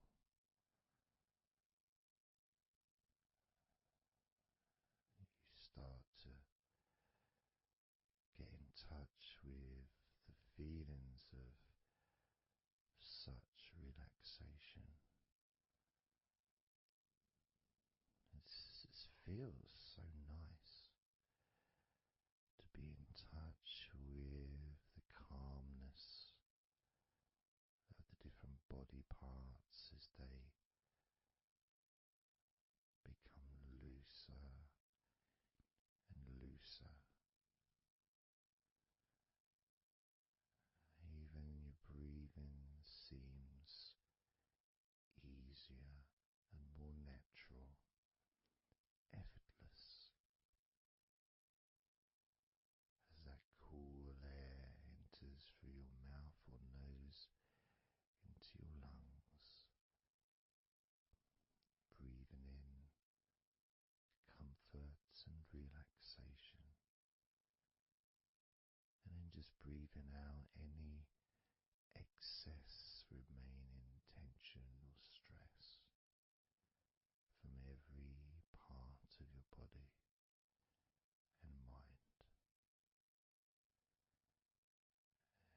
start to focus on your mind. Maybe you notice that things have come to a standstill, or maybe just much, much slower than before, because your mind is not really needed when listening to my voice, which allows your mind to relax just as deeply as your body. And that synchronicity between the relaxation of your body and relaxation of your mind lets you know that feeling completely calm, loose, and relaxed really is a great healing experience for you, and has so many positive benefits for your body, your mind, and your life, to be able to let go of everything and to relax completely in all parts of your body and mind. Even your bones are relaxed. All your muscles are relaxed.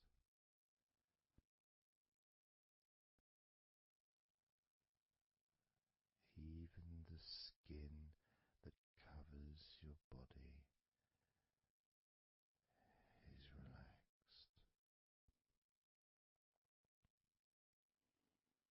Every hair that you have is also deeply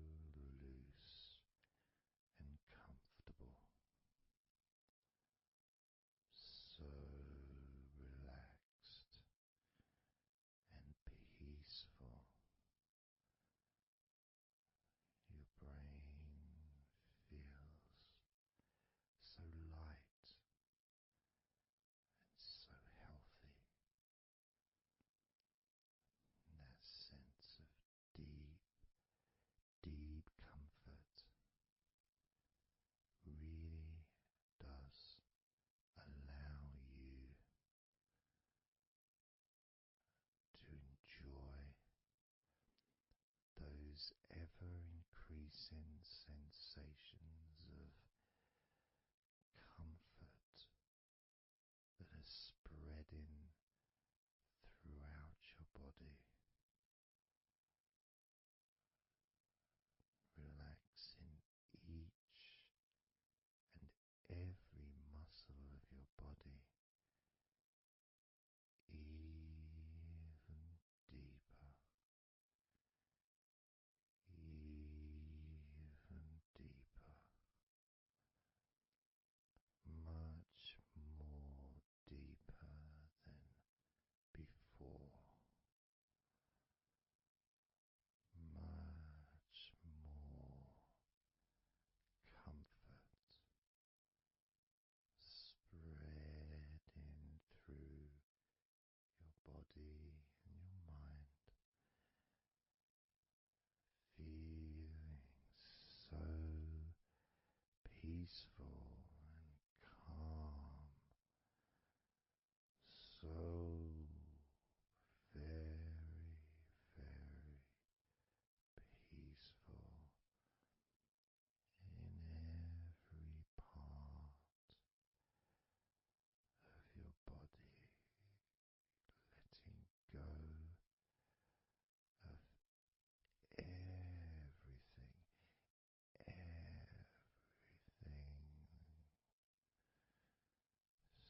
so peaceful and calm,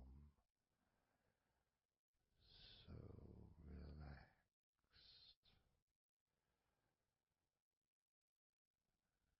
With every second that passes, you feel deeper and deeper relaxed,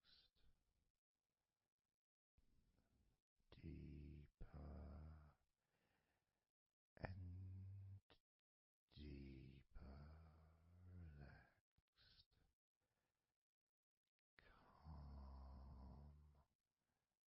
so calm,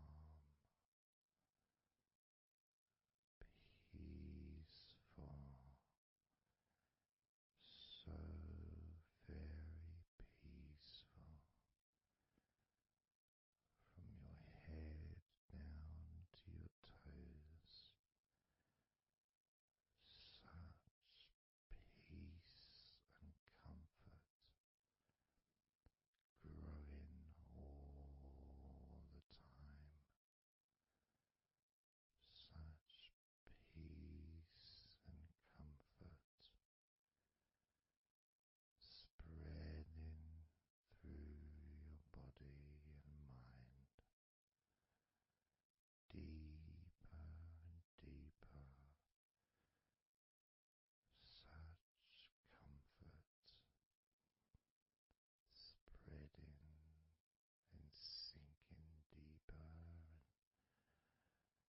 into every muscle of your body, so that you feel amazing, so relaxed, so peaceful, so relaxed and peaceful, letting go of everything. We're going to do a body scan, focusing on firstly how you feel in your body, not trying to change how you feel, not trying to relax, not trying to move away from any discomfort or stress or tension, but just accepting, observing and accepting how you feel in the different parts of your body. Just allowing yourself to be exactly as you are, to notice, to get in touch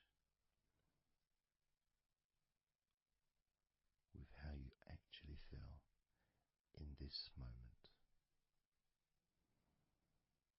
So we're going to start off by focusing on your hands.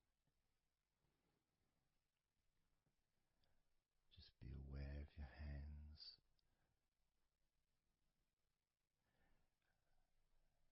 I'd like you to move your hands around. Just maybe move your fingers a little bit,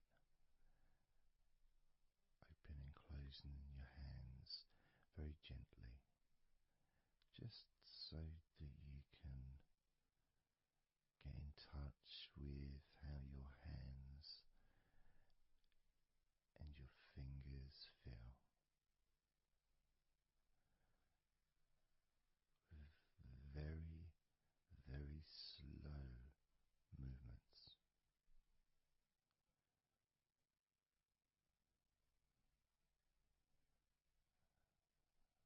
Focusing now on your feet.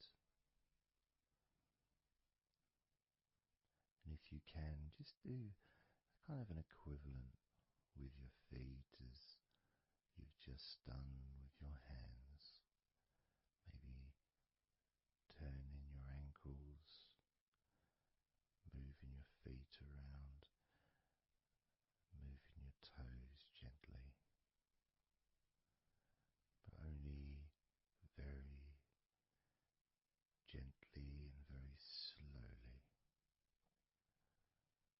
noticing how your feet feel in this moment.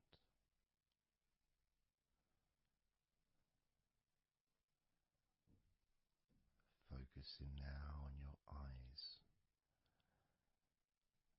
I'd like you to just focus on your eyelids.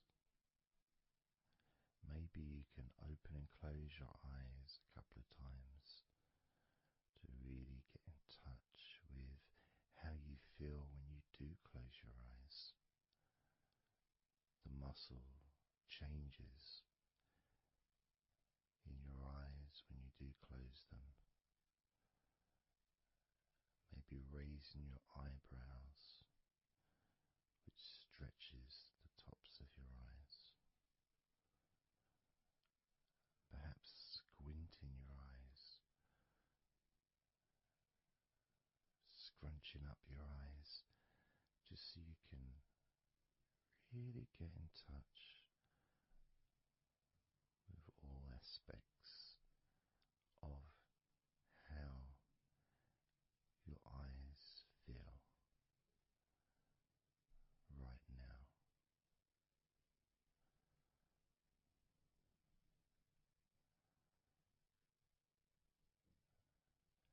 Now focusing on your thighs,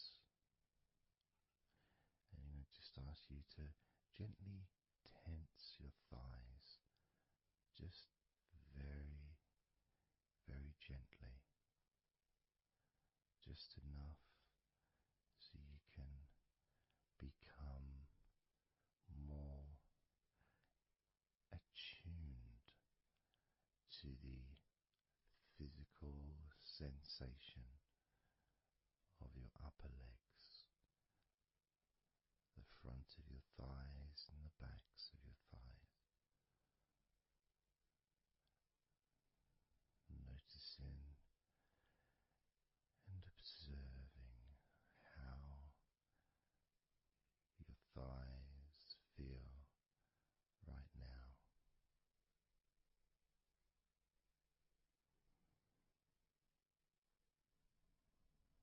Moving your focus to the back of your neck.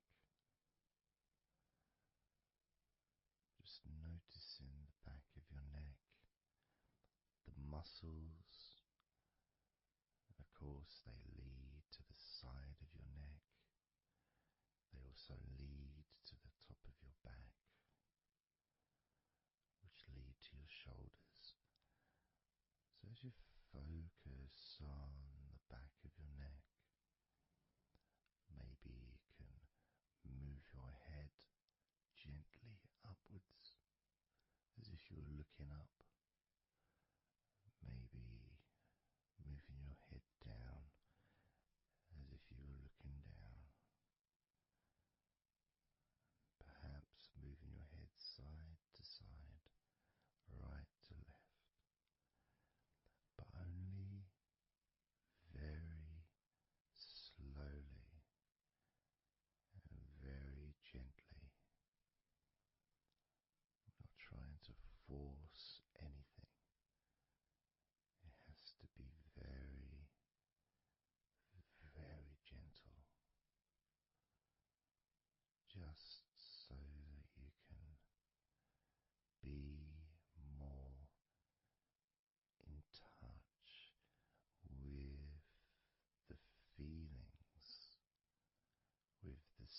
sensations, the physical sensations of how the back of your neck feels right now.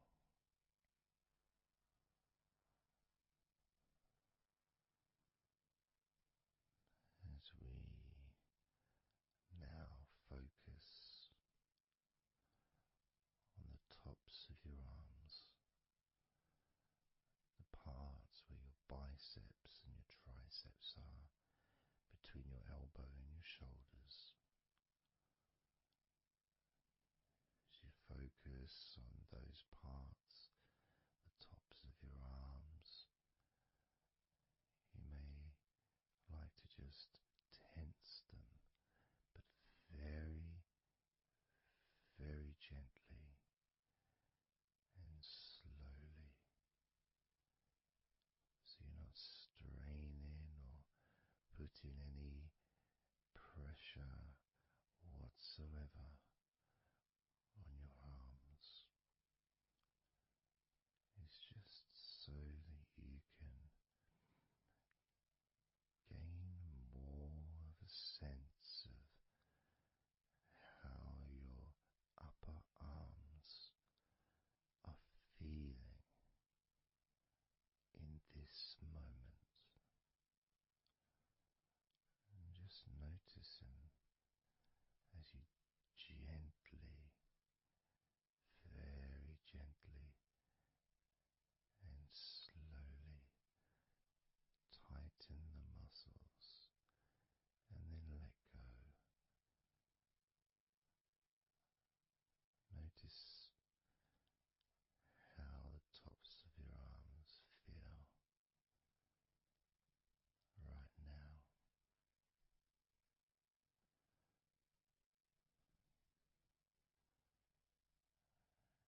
As we now focus on your stomach, the area, the lower abdomen area below your belly button, moving all the way down to your hips, just above your groin.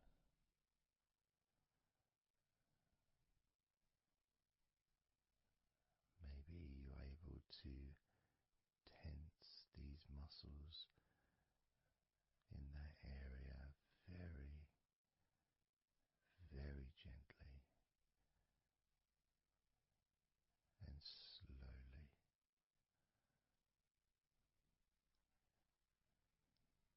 If that is a difficult thing to do, then maybe you can just move your body, pushing your stomach up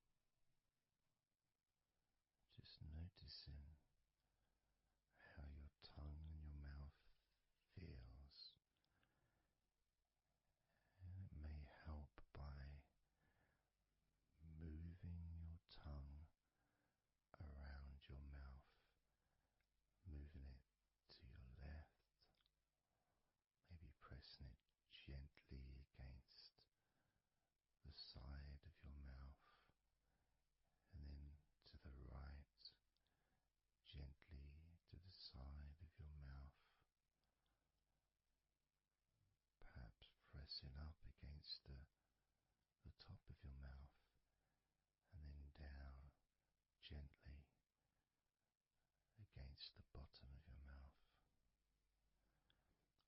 Always very slowly and very, very gentle, so that you can be aware of how you feel in your mouth area.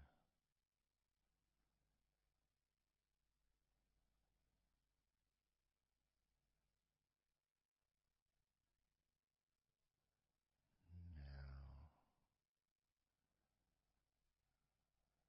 we're going to focus on your wrists.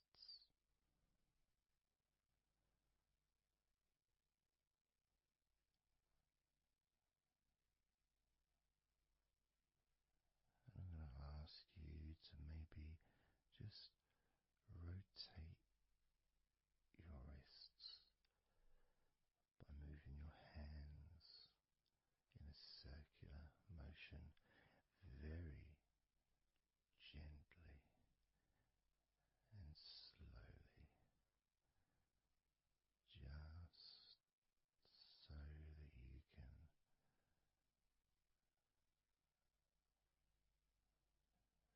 feel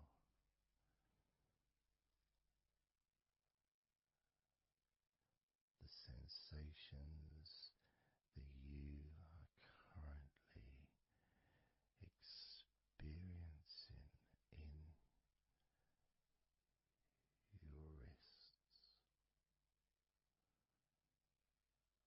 Perhaps moving your hands up and down again, very, very gently and slowly.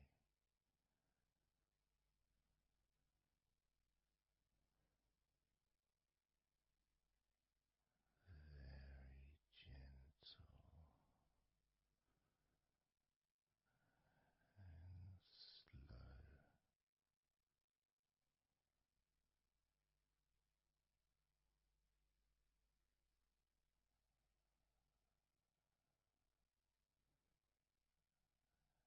As we now start to observe your lower back,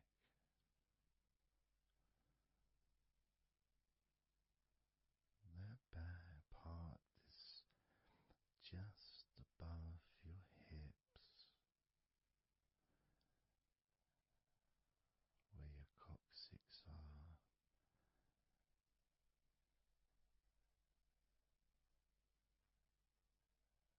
That whole area, which also really does include the sides of your body, because those muscles are very much connected.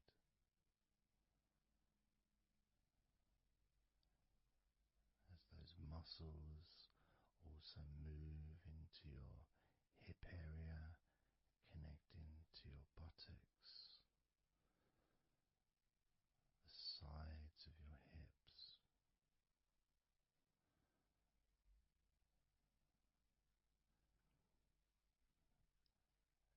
And if you're physically able to do so, maybe you can very gently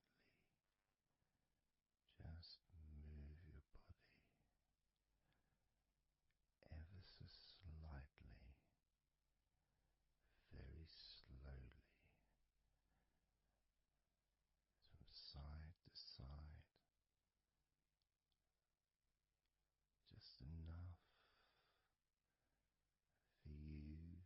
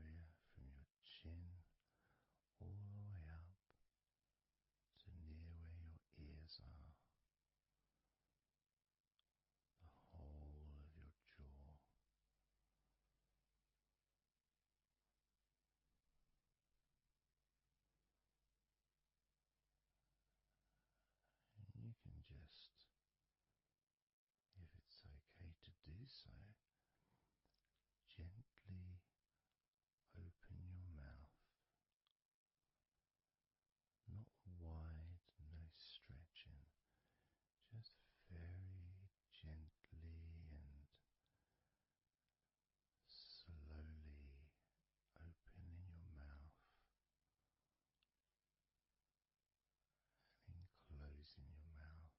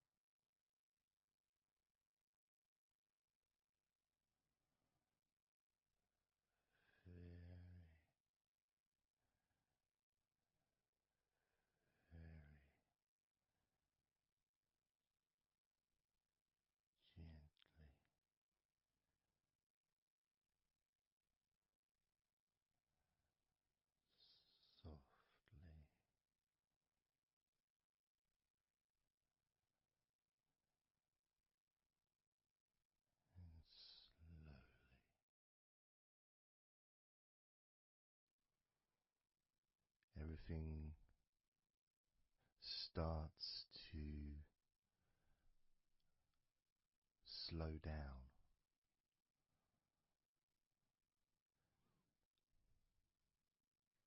Including the thoughts in your mind and your mind itself just starts to gradually, it doesn't have to be instant, but just gradually starting to, it's almost like time is stretching.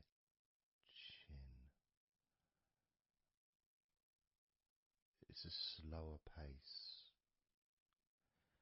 to maybe what you're used to in your day-to-day life. It's a slower movement of energy.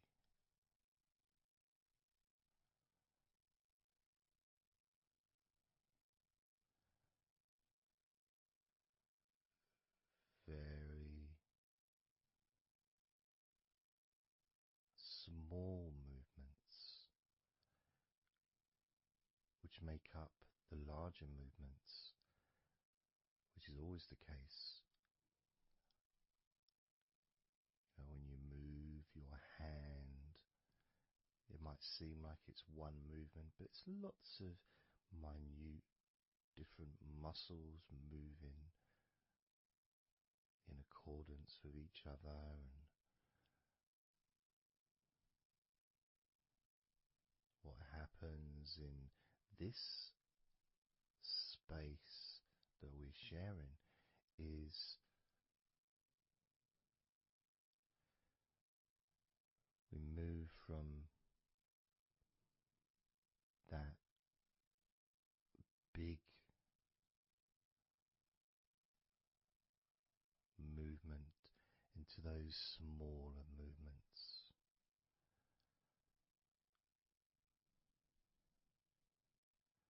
Starting to focus on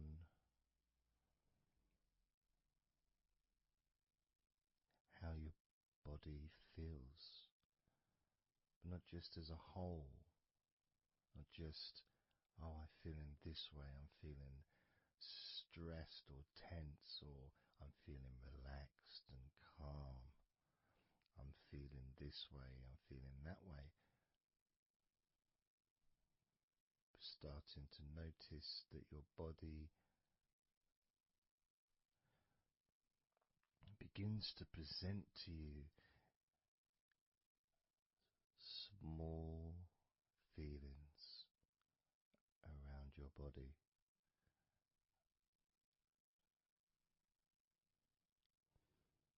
Small physical sensations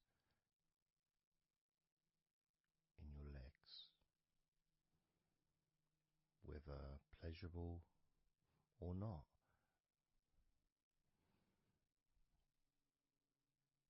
Maybe resisting the temptation to label them or to judge them, those feelings, just thinking about them as just being neutral, just feelings.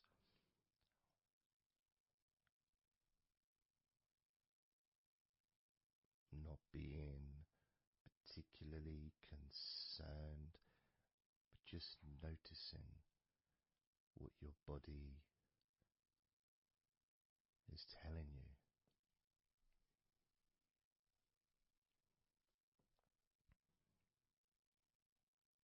The feelings in your arms.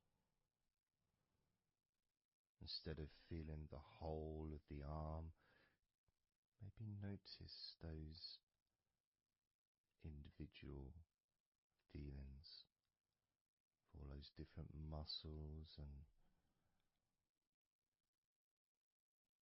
the skin,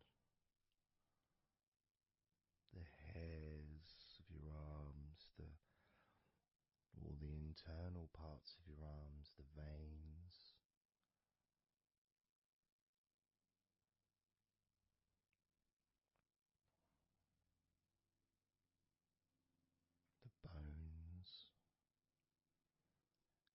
being aware of maybe your elbow on your right arm has a certain feeling. Maybe your left wrist also has its own individual physical sensation.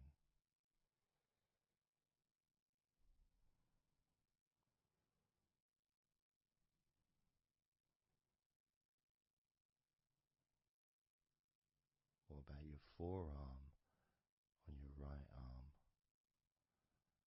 Your right forearm.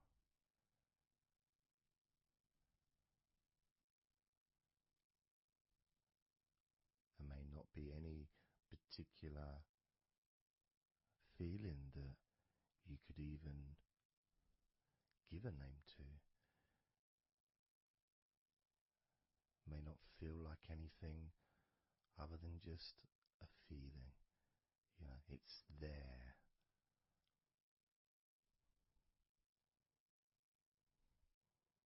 The feelings in your shoulders. Perhaps your shoulders, when you think about them, kind of almost like they're the same, you know, the same feeling. Almost like both of your shoulders are just one thing. But of course they're not.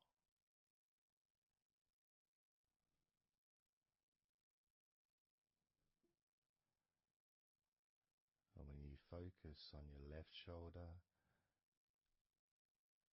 and then on your right shoulder, maybe you find that you move the muscles a little bit. Maybe tense the muscles gently.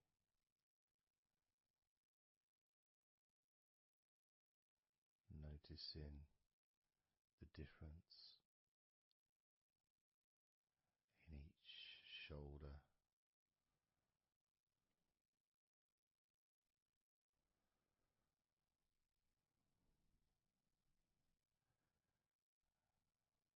Your lower back.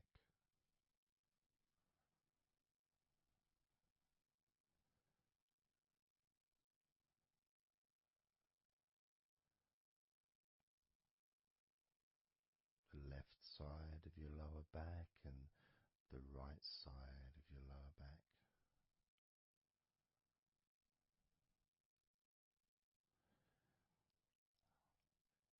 Of course, that connection to your buttocks and to your hips.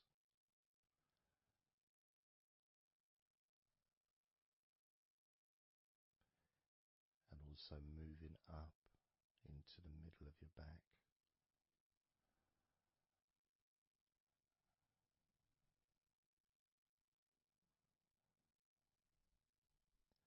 And sometimes, like right now actually, when I focus on that part, when I focused on my buttocks, and then I focused on the middle of my back, it almost felt like the muscles in my lower back were being stretched very gently, but just stretched a little bit, even though I wasn't doing anything to try to stretch your lower back. It just seemed to happen. The feeling of very gently stretching your lower back.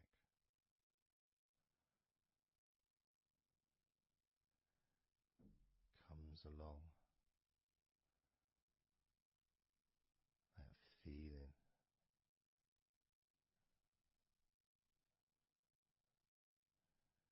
In your chest.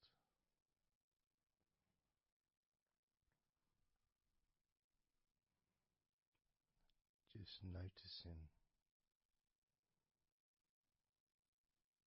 what sensations you are experiencing in your chest right now.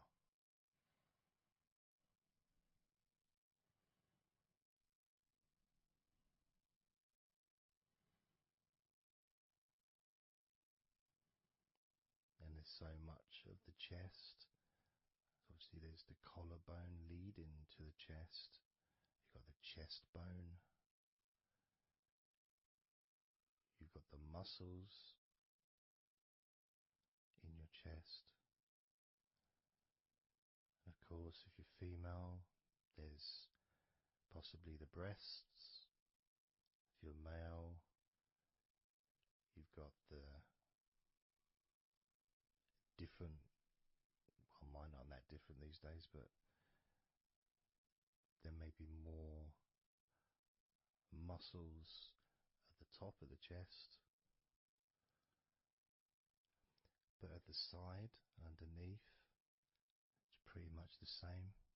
Whether you're a man or a woman, there's muscles there, muscles that stretch out to your back, as well as breast tissue which stretches and moves into your back. So just being aware of your chest,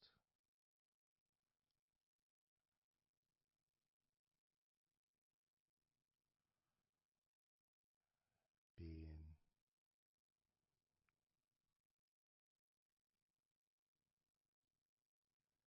with whatever feeling there is in your chest.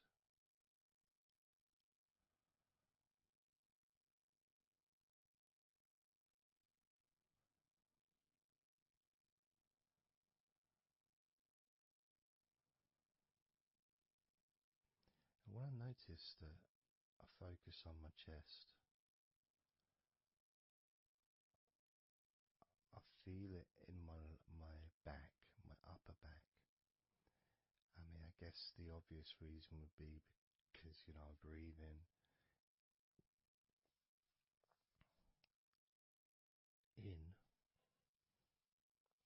and it stretches my chest and my back at the same time.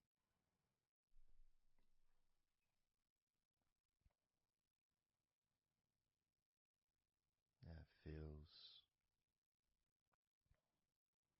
feels okay.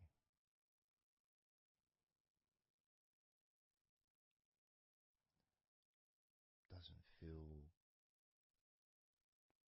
I got a little bit of pain in my right chest. A little bit, not pain, but little discomfort, maybe stiffness, possibly. I don't know. I notice my shoulders are also wanting to flex for some reason. I think that's probably part of my upper back.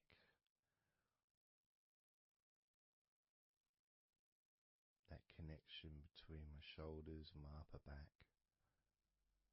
Because I can move my shoulders and stretch the muscles in my back. Moving the shoulders backwards or up, which then moves I think it's the scapulars in your back.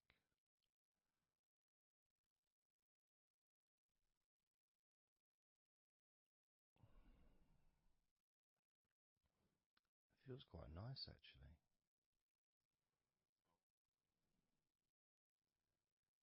The good thing about this is you can, if you want to, you can just flex or stimulate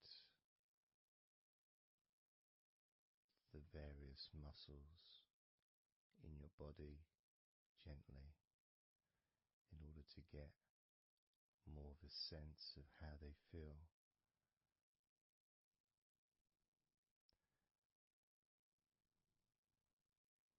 And when you're relaxing, when you do tense a muscle and you let it go and you let it relaxes way more than it would normally. But you have to feel that you're able to do that. There's no point doing it. If there's an issue with a part of your body, you need to be gentle with yourself at all times when relaxing deeply. It's important to be kind to yourself.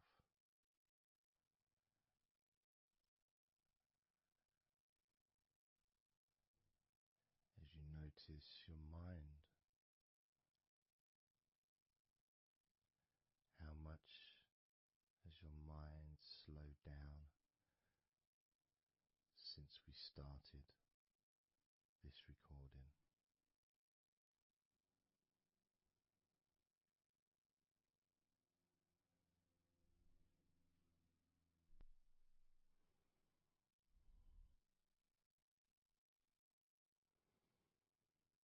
How calm and peaceful is your mind right now?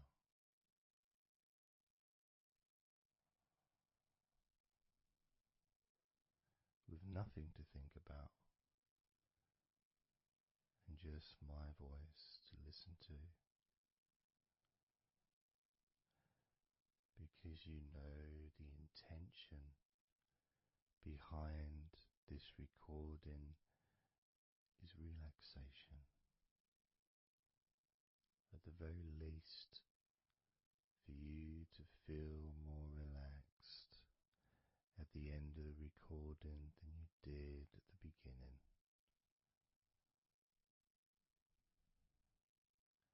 At the very least, for your mind to slow down as your body continues to relax, because that's what you want to happen. That's what you expect to happen.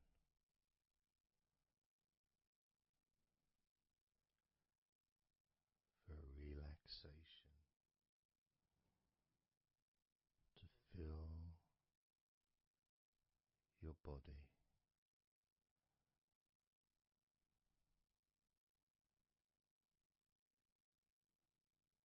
Maybe calming your mind to the point of boredom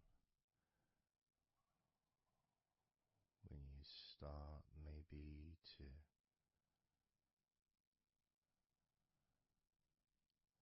drift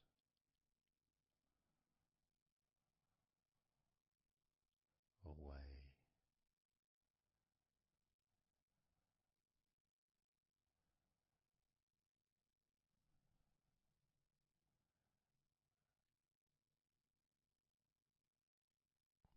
Drifting.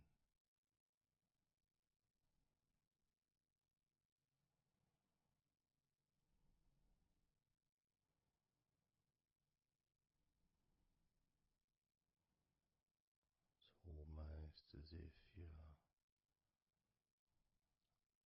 moving further away from your body and your mind, just leaving that there.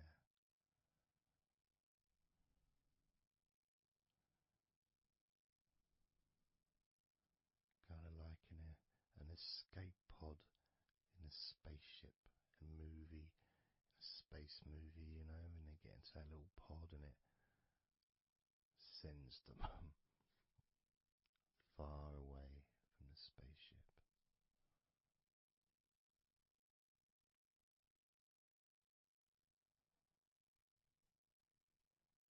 Safe to dream.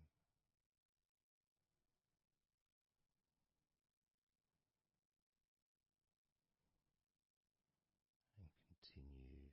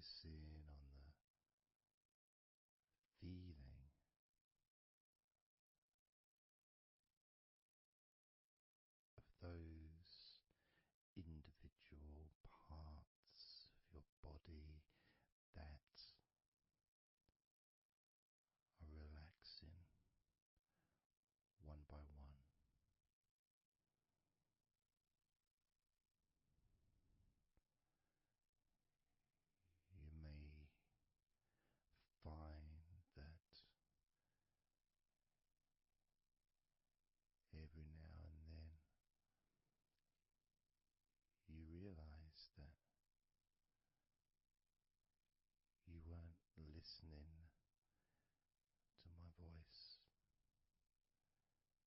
because your mind started to imagine something different. Maybe you started to almost move into some kind of a dreamy state.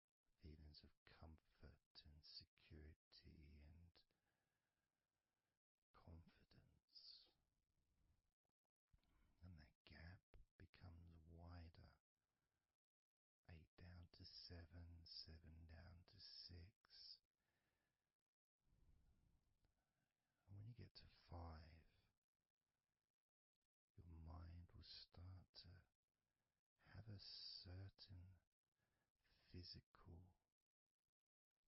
sensation, almost like there's a magnet outside of your head, sucking the tension and the stress and any remaining feelings that you don't want, sucking them out through your skull.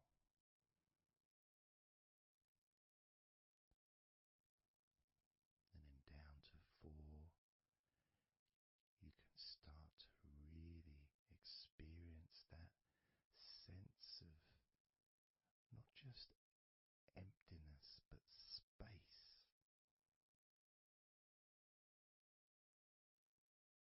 a place full of fresh air, a place where you can stretch.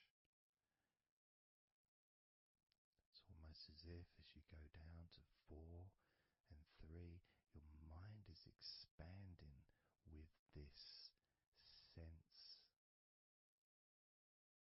of peace and tranquility growing. As it moves down to 2, when you get to 1, your mind just feels exactly how you want to feel. It's almost a perfect feeling,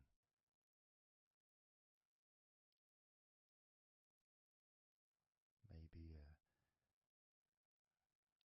a sensation that you'd like to keep, a place that's safe where nothing can affect you at all.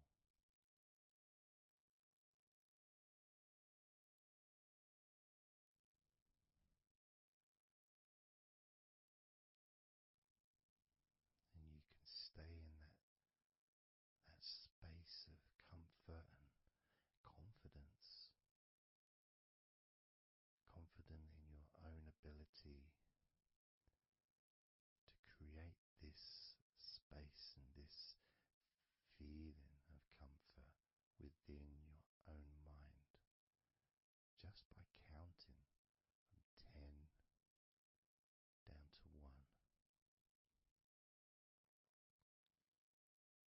And this is something that you can do yourself when you're on your own.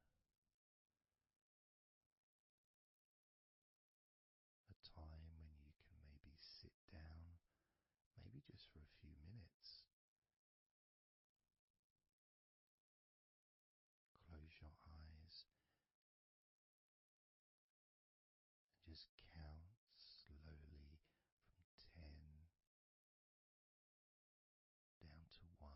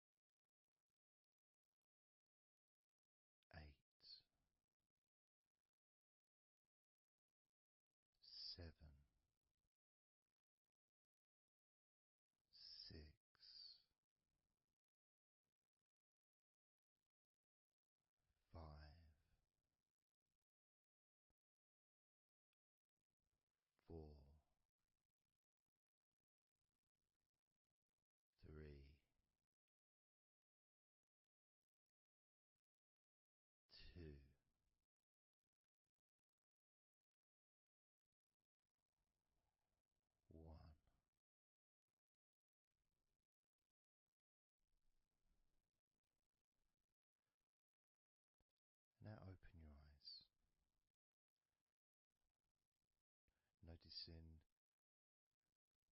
how you physically feel, having counted down from 20 to 1, allowing stress and tension to leave through your fingertips and your toes.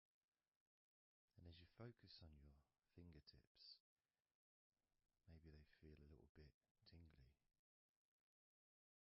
which is, I suppose, quite understanding considering the tension has been exiting your body through your fingertips.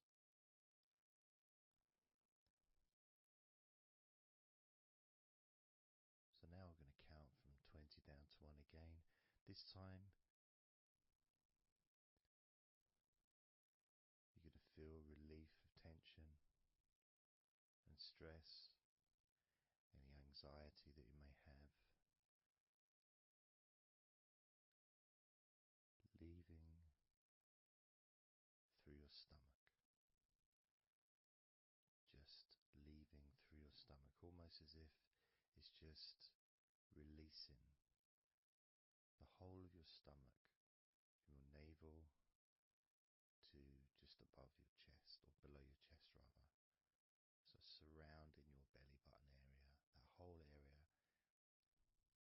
you can feel the tension of your body, whatever's left, just releasing from that area.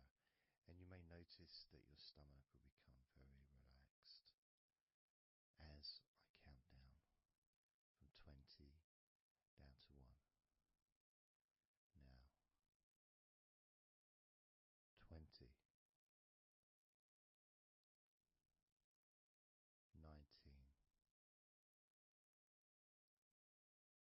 18,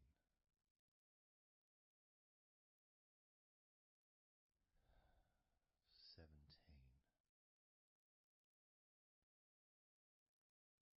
16, 15,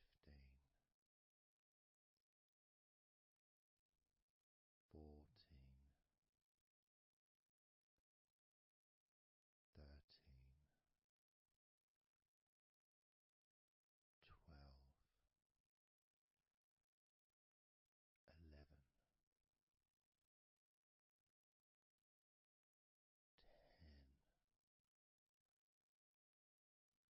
10, 9, 8,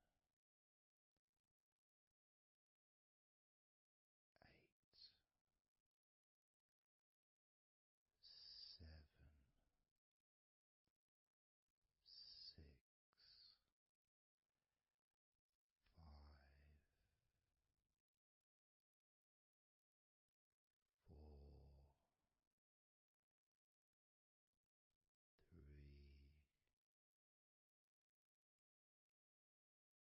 5, 4, 3, 2, 1. And you can open your eyes again if you choose, or you can just keep them closed because it feels relaxing. Just notice how your stomach feels. And notice as you focus, just do a little scan of your body. Just notice how your body feels. Focus in on your upper body, your back, chest, stomach, legs, arms, hands, feet. Just noticing. And you may start to feel more of a sense of tiredness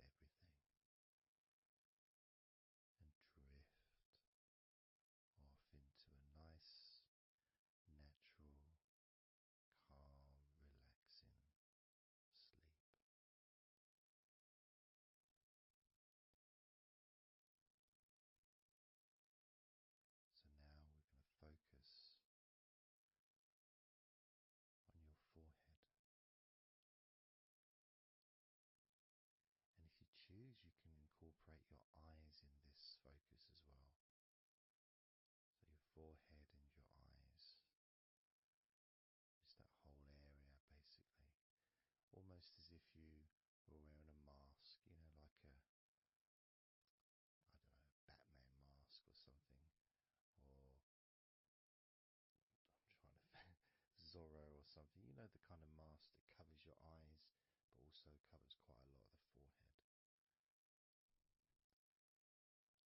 And focusing on that area, because that's the area that we're now going to release tension and stress from your mind, from your brain and from your mind, and any tension that you may have remaining in your face, in your neck, in your jaw, in your eyes, your forehead, or your scalp.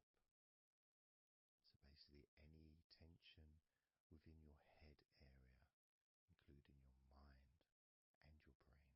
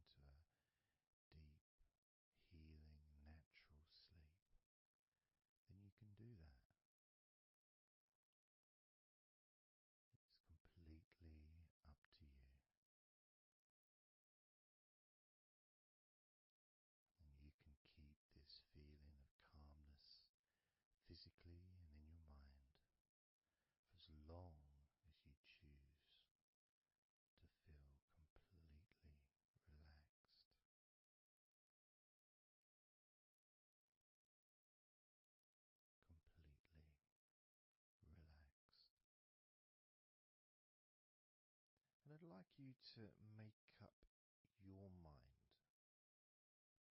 that you're going to relax.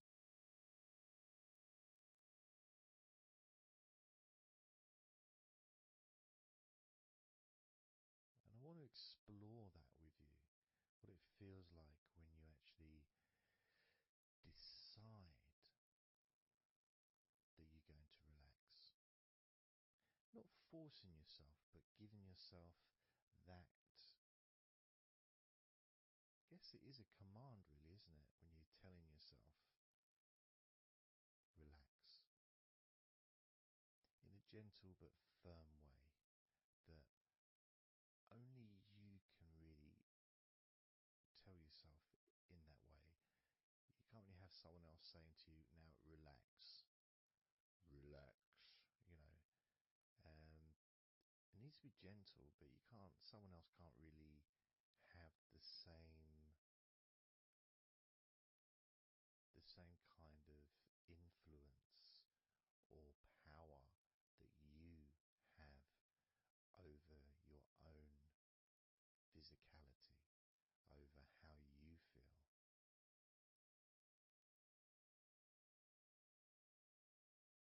Because when you say it to yourself, it means more. It's personal, and your brain and your unconscious mind and your body listens to what you say. So, for example, we'll test it out. We'll do a little test, a few little tests along the way, and you can get more of an idea of the force, the positive force that you can have in creating a sense of comfort and relaxation in your body and your mind quite quickly, just by you telling yourself to relax. So I'm going to start by, let's focus on your hands. So focus on your hands and just tell your hands to relax. So just say relax as you focus on your hands. You could say, my hands are relaxed, or I want my hands to relax. But I think if you actually do it directly, by focusing and imagining that your hands can hear what you're saying, you know, like they've got little ears, which is a bit weird. So talking to your hands and just say, relax.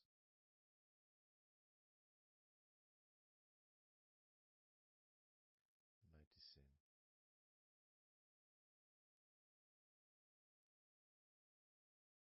how your hands start to relax.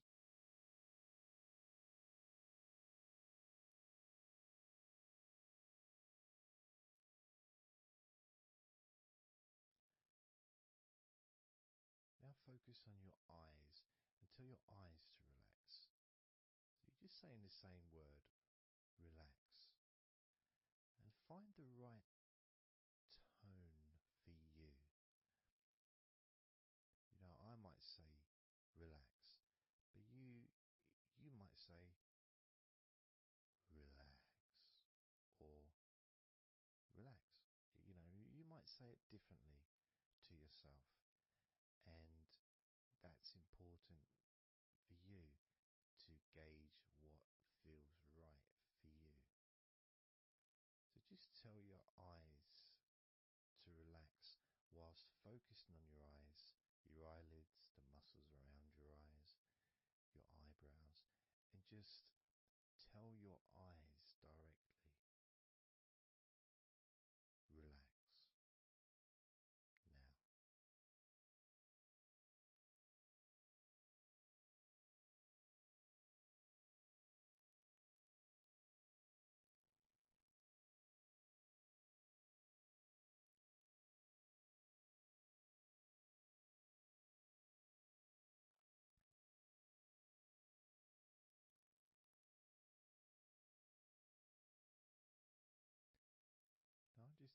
myself, and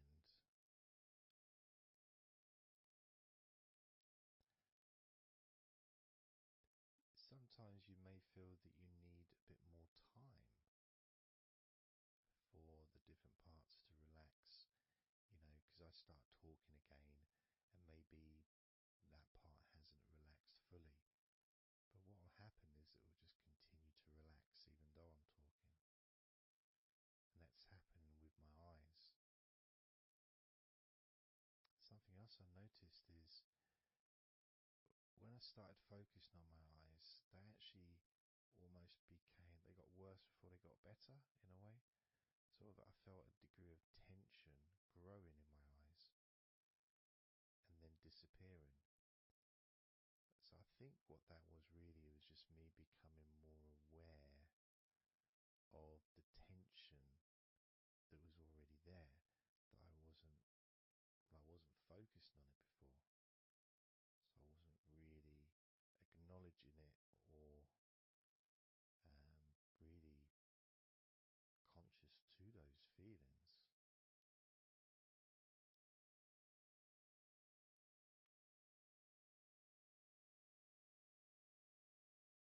Yeah, my eyes are still continuing to relax, as well as my hands actually. My hands have got a certain kind of energy, like not buzzing, but I can kind of feel a degree of energy in my hands. Maybe that's where the tension's being released. Maybe that's causing that.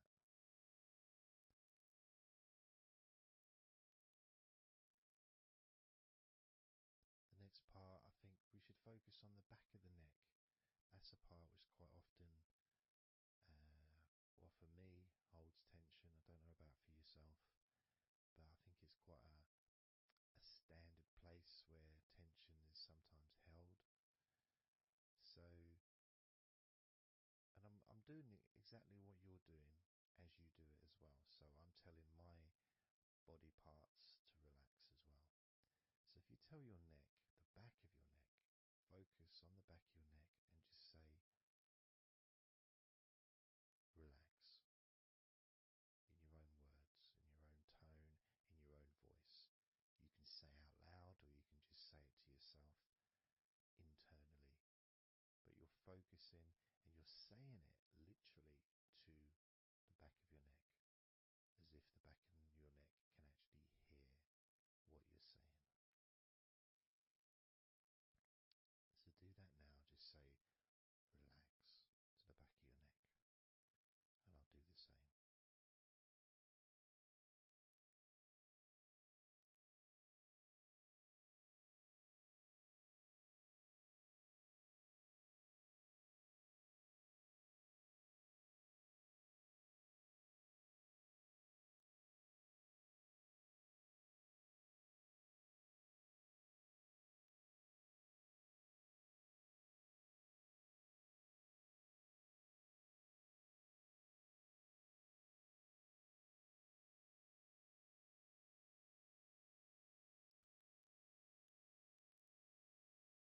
Now, what I noticed, and you may have had a similar thing, is even though I was focusing on the back of my neck,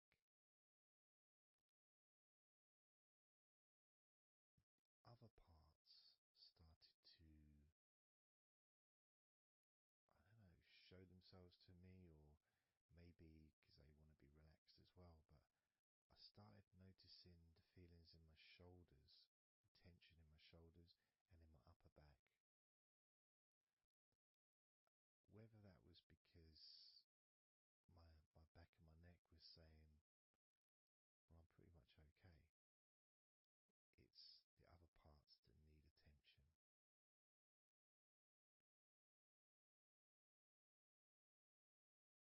But my back of my neck is still relaxing. But I just became more aware of other parts that needed attention. Now this might happen, and it's not. It doesn't mean that it's going wrong. It just means you're being notified of places that also want to feel relaxed. So I'm going to focus on my upper back. So you can do the same, even if you don't have any feelings of tension that are obvious in your upper back. If you just focus on your back and the whole area from your shoulder blades down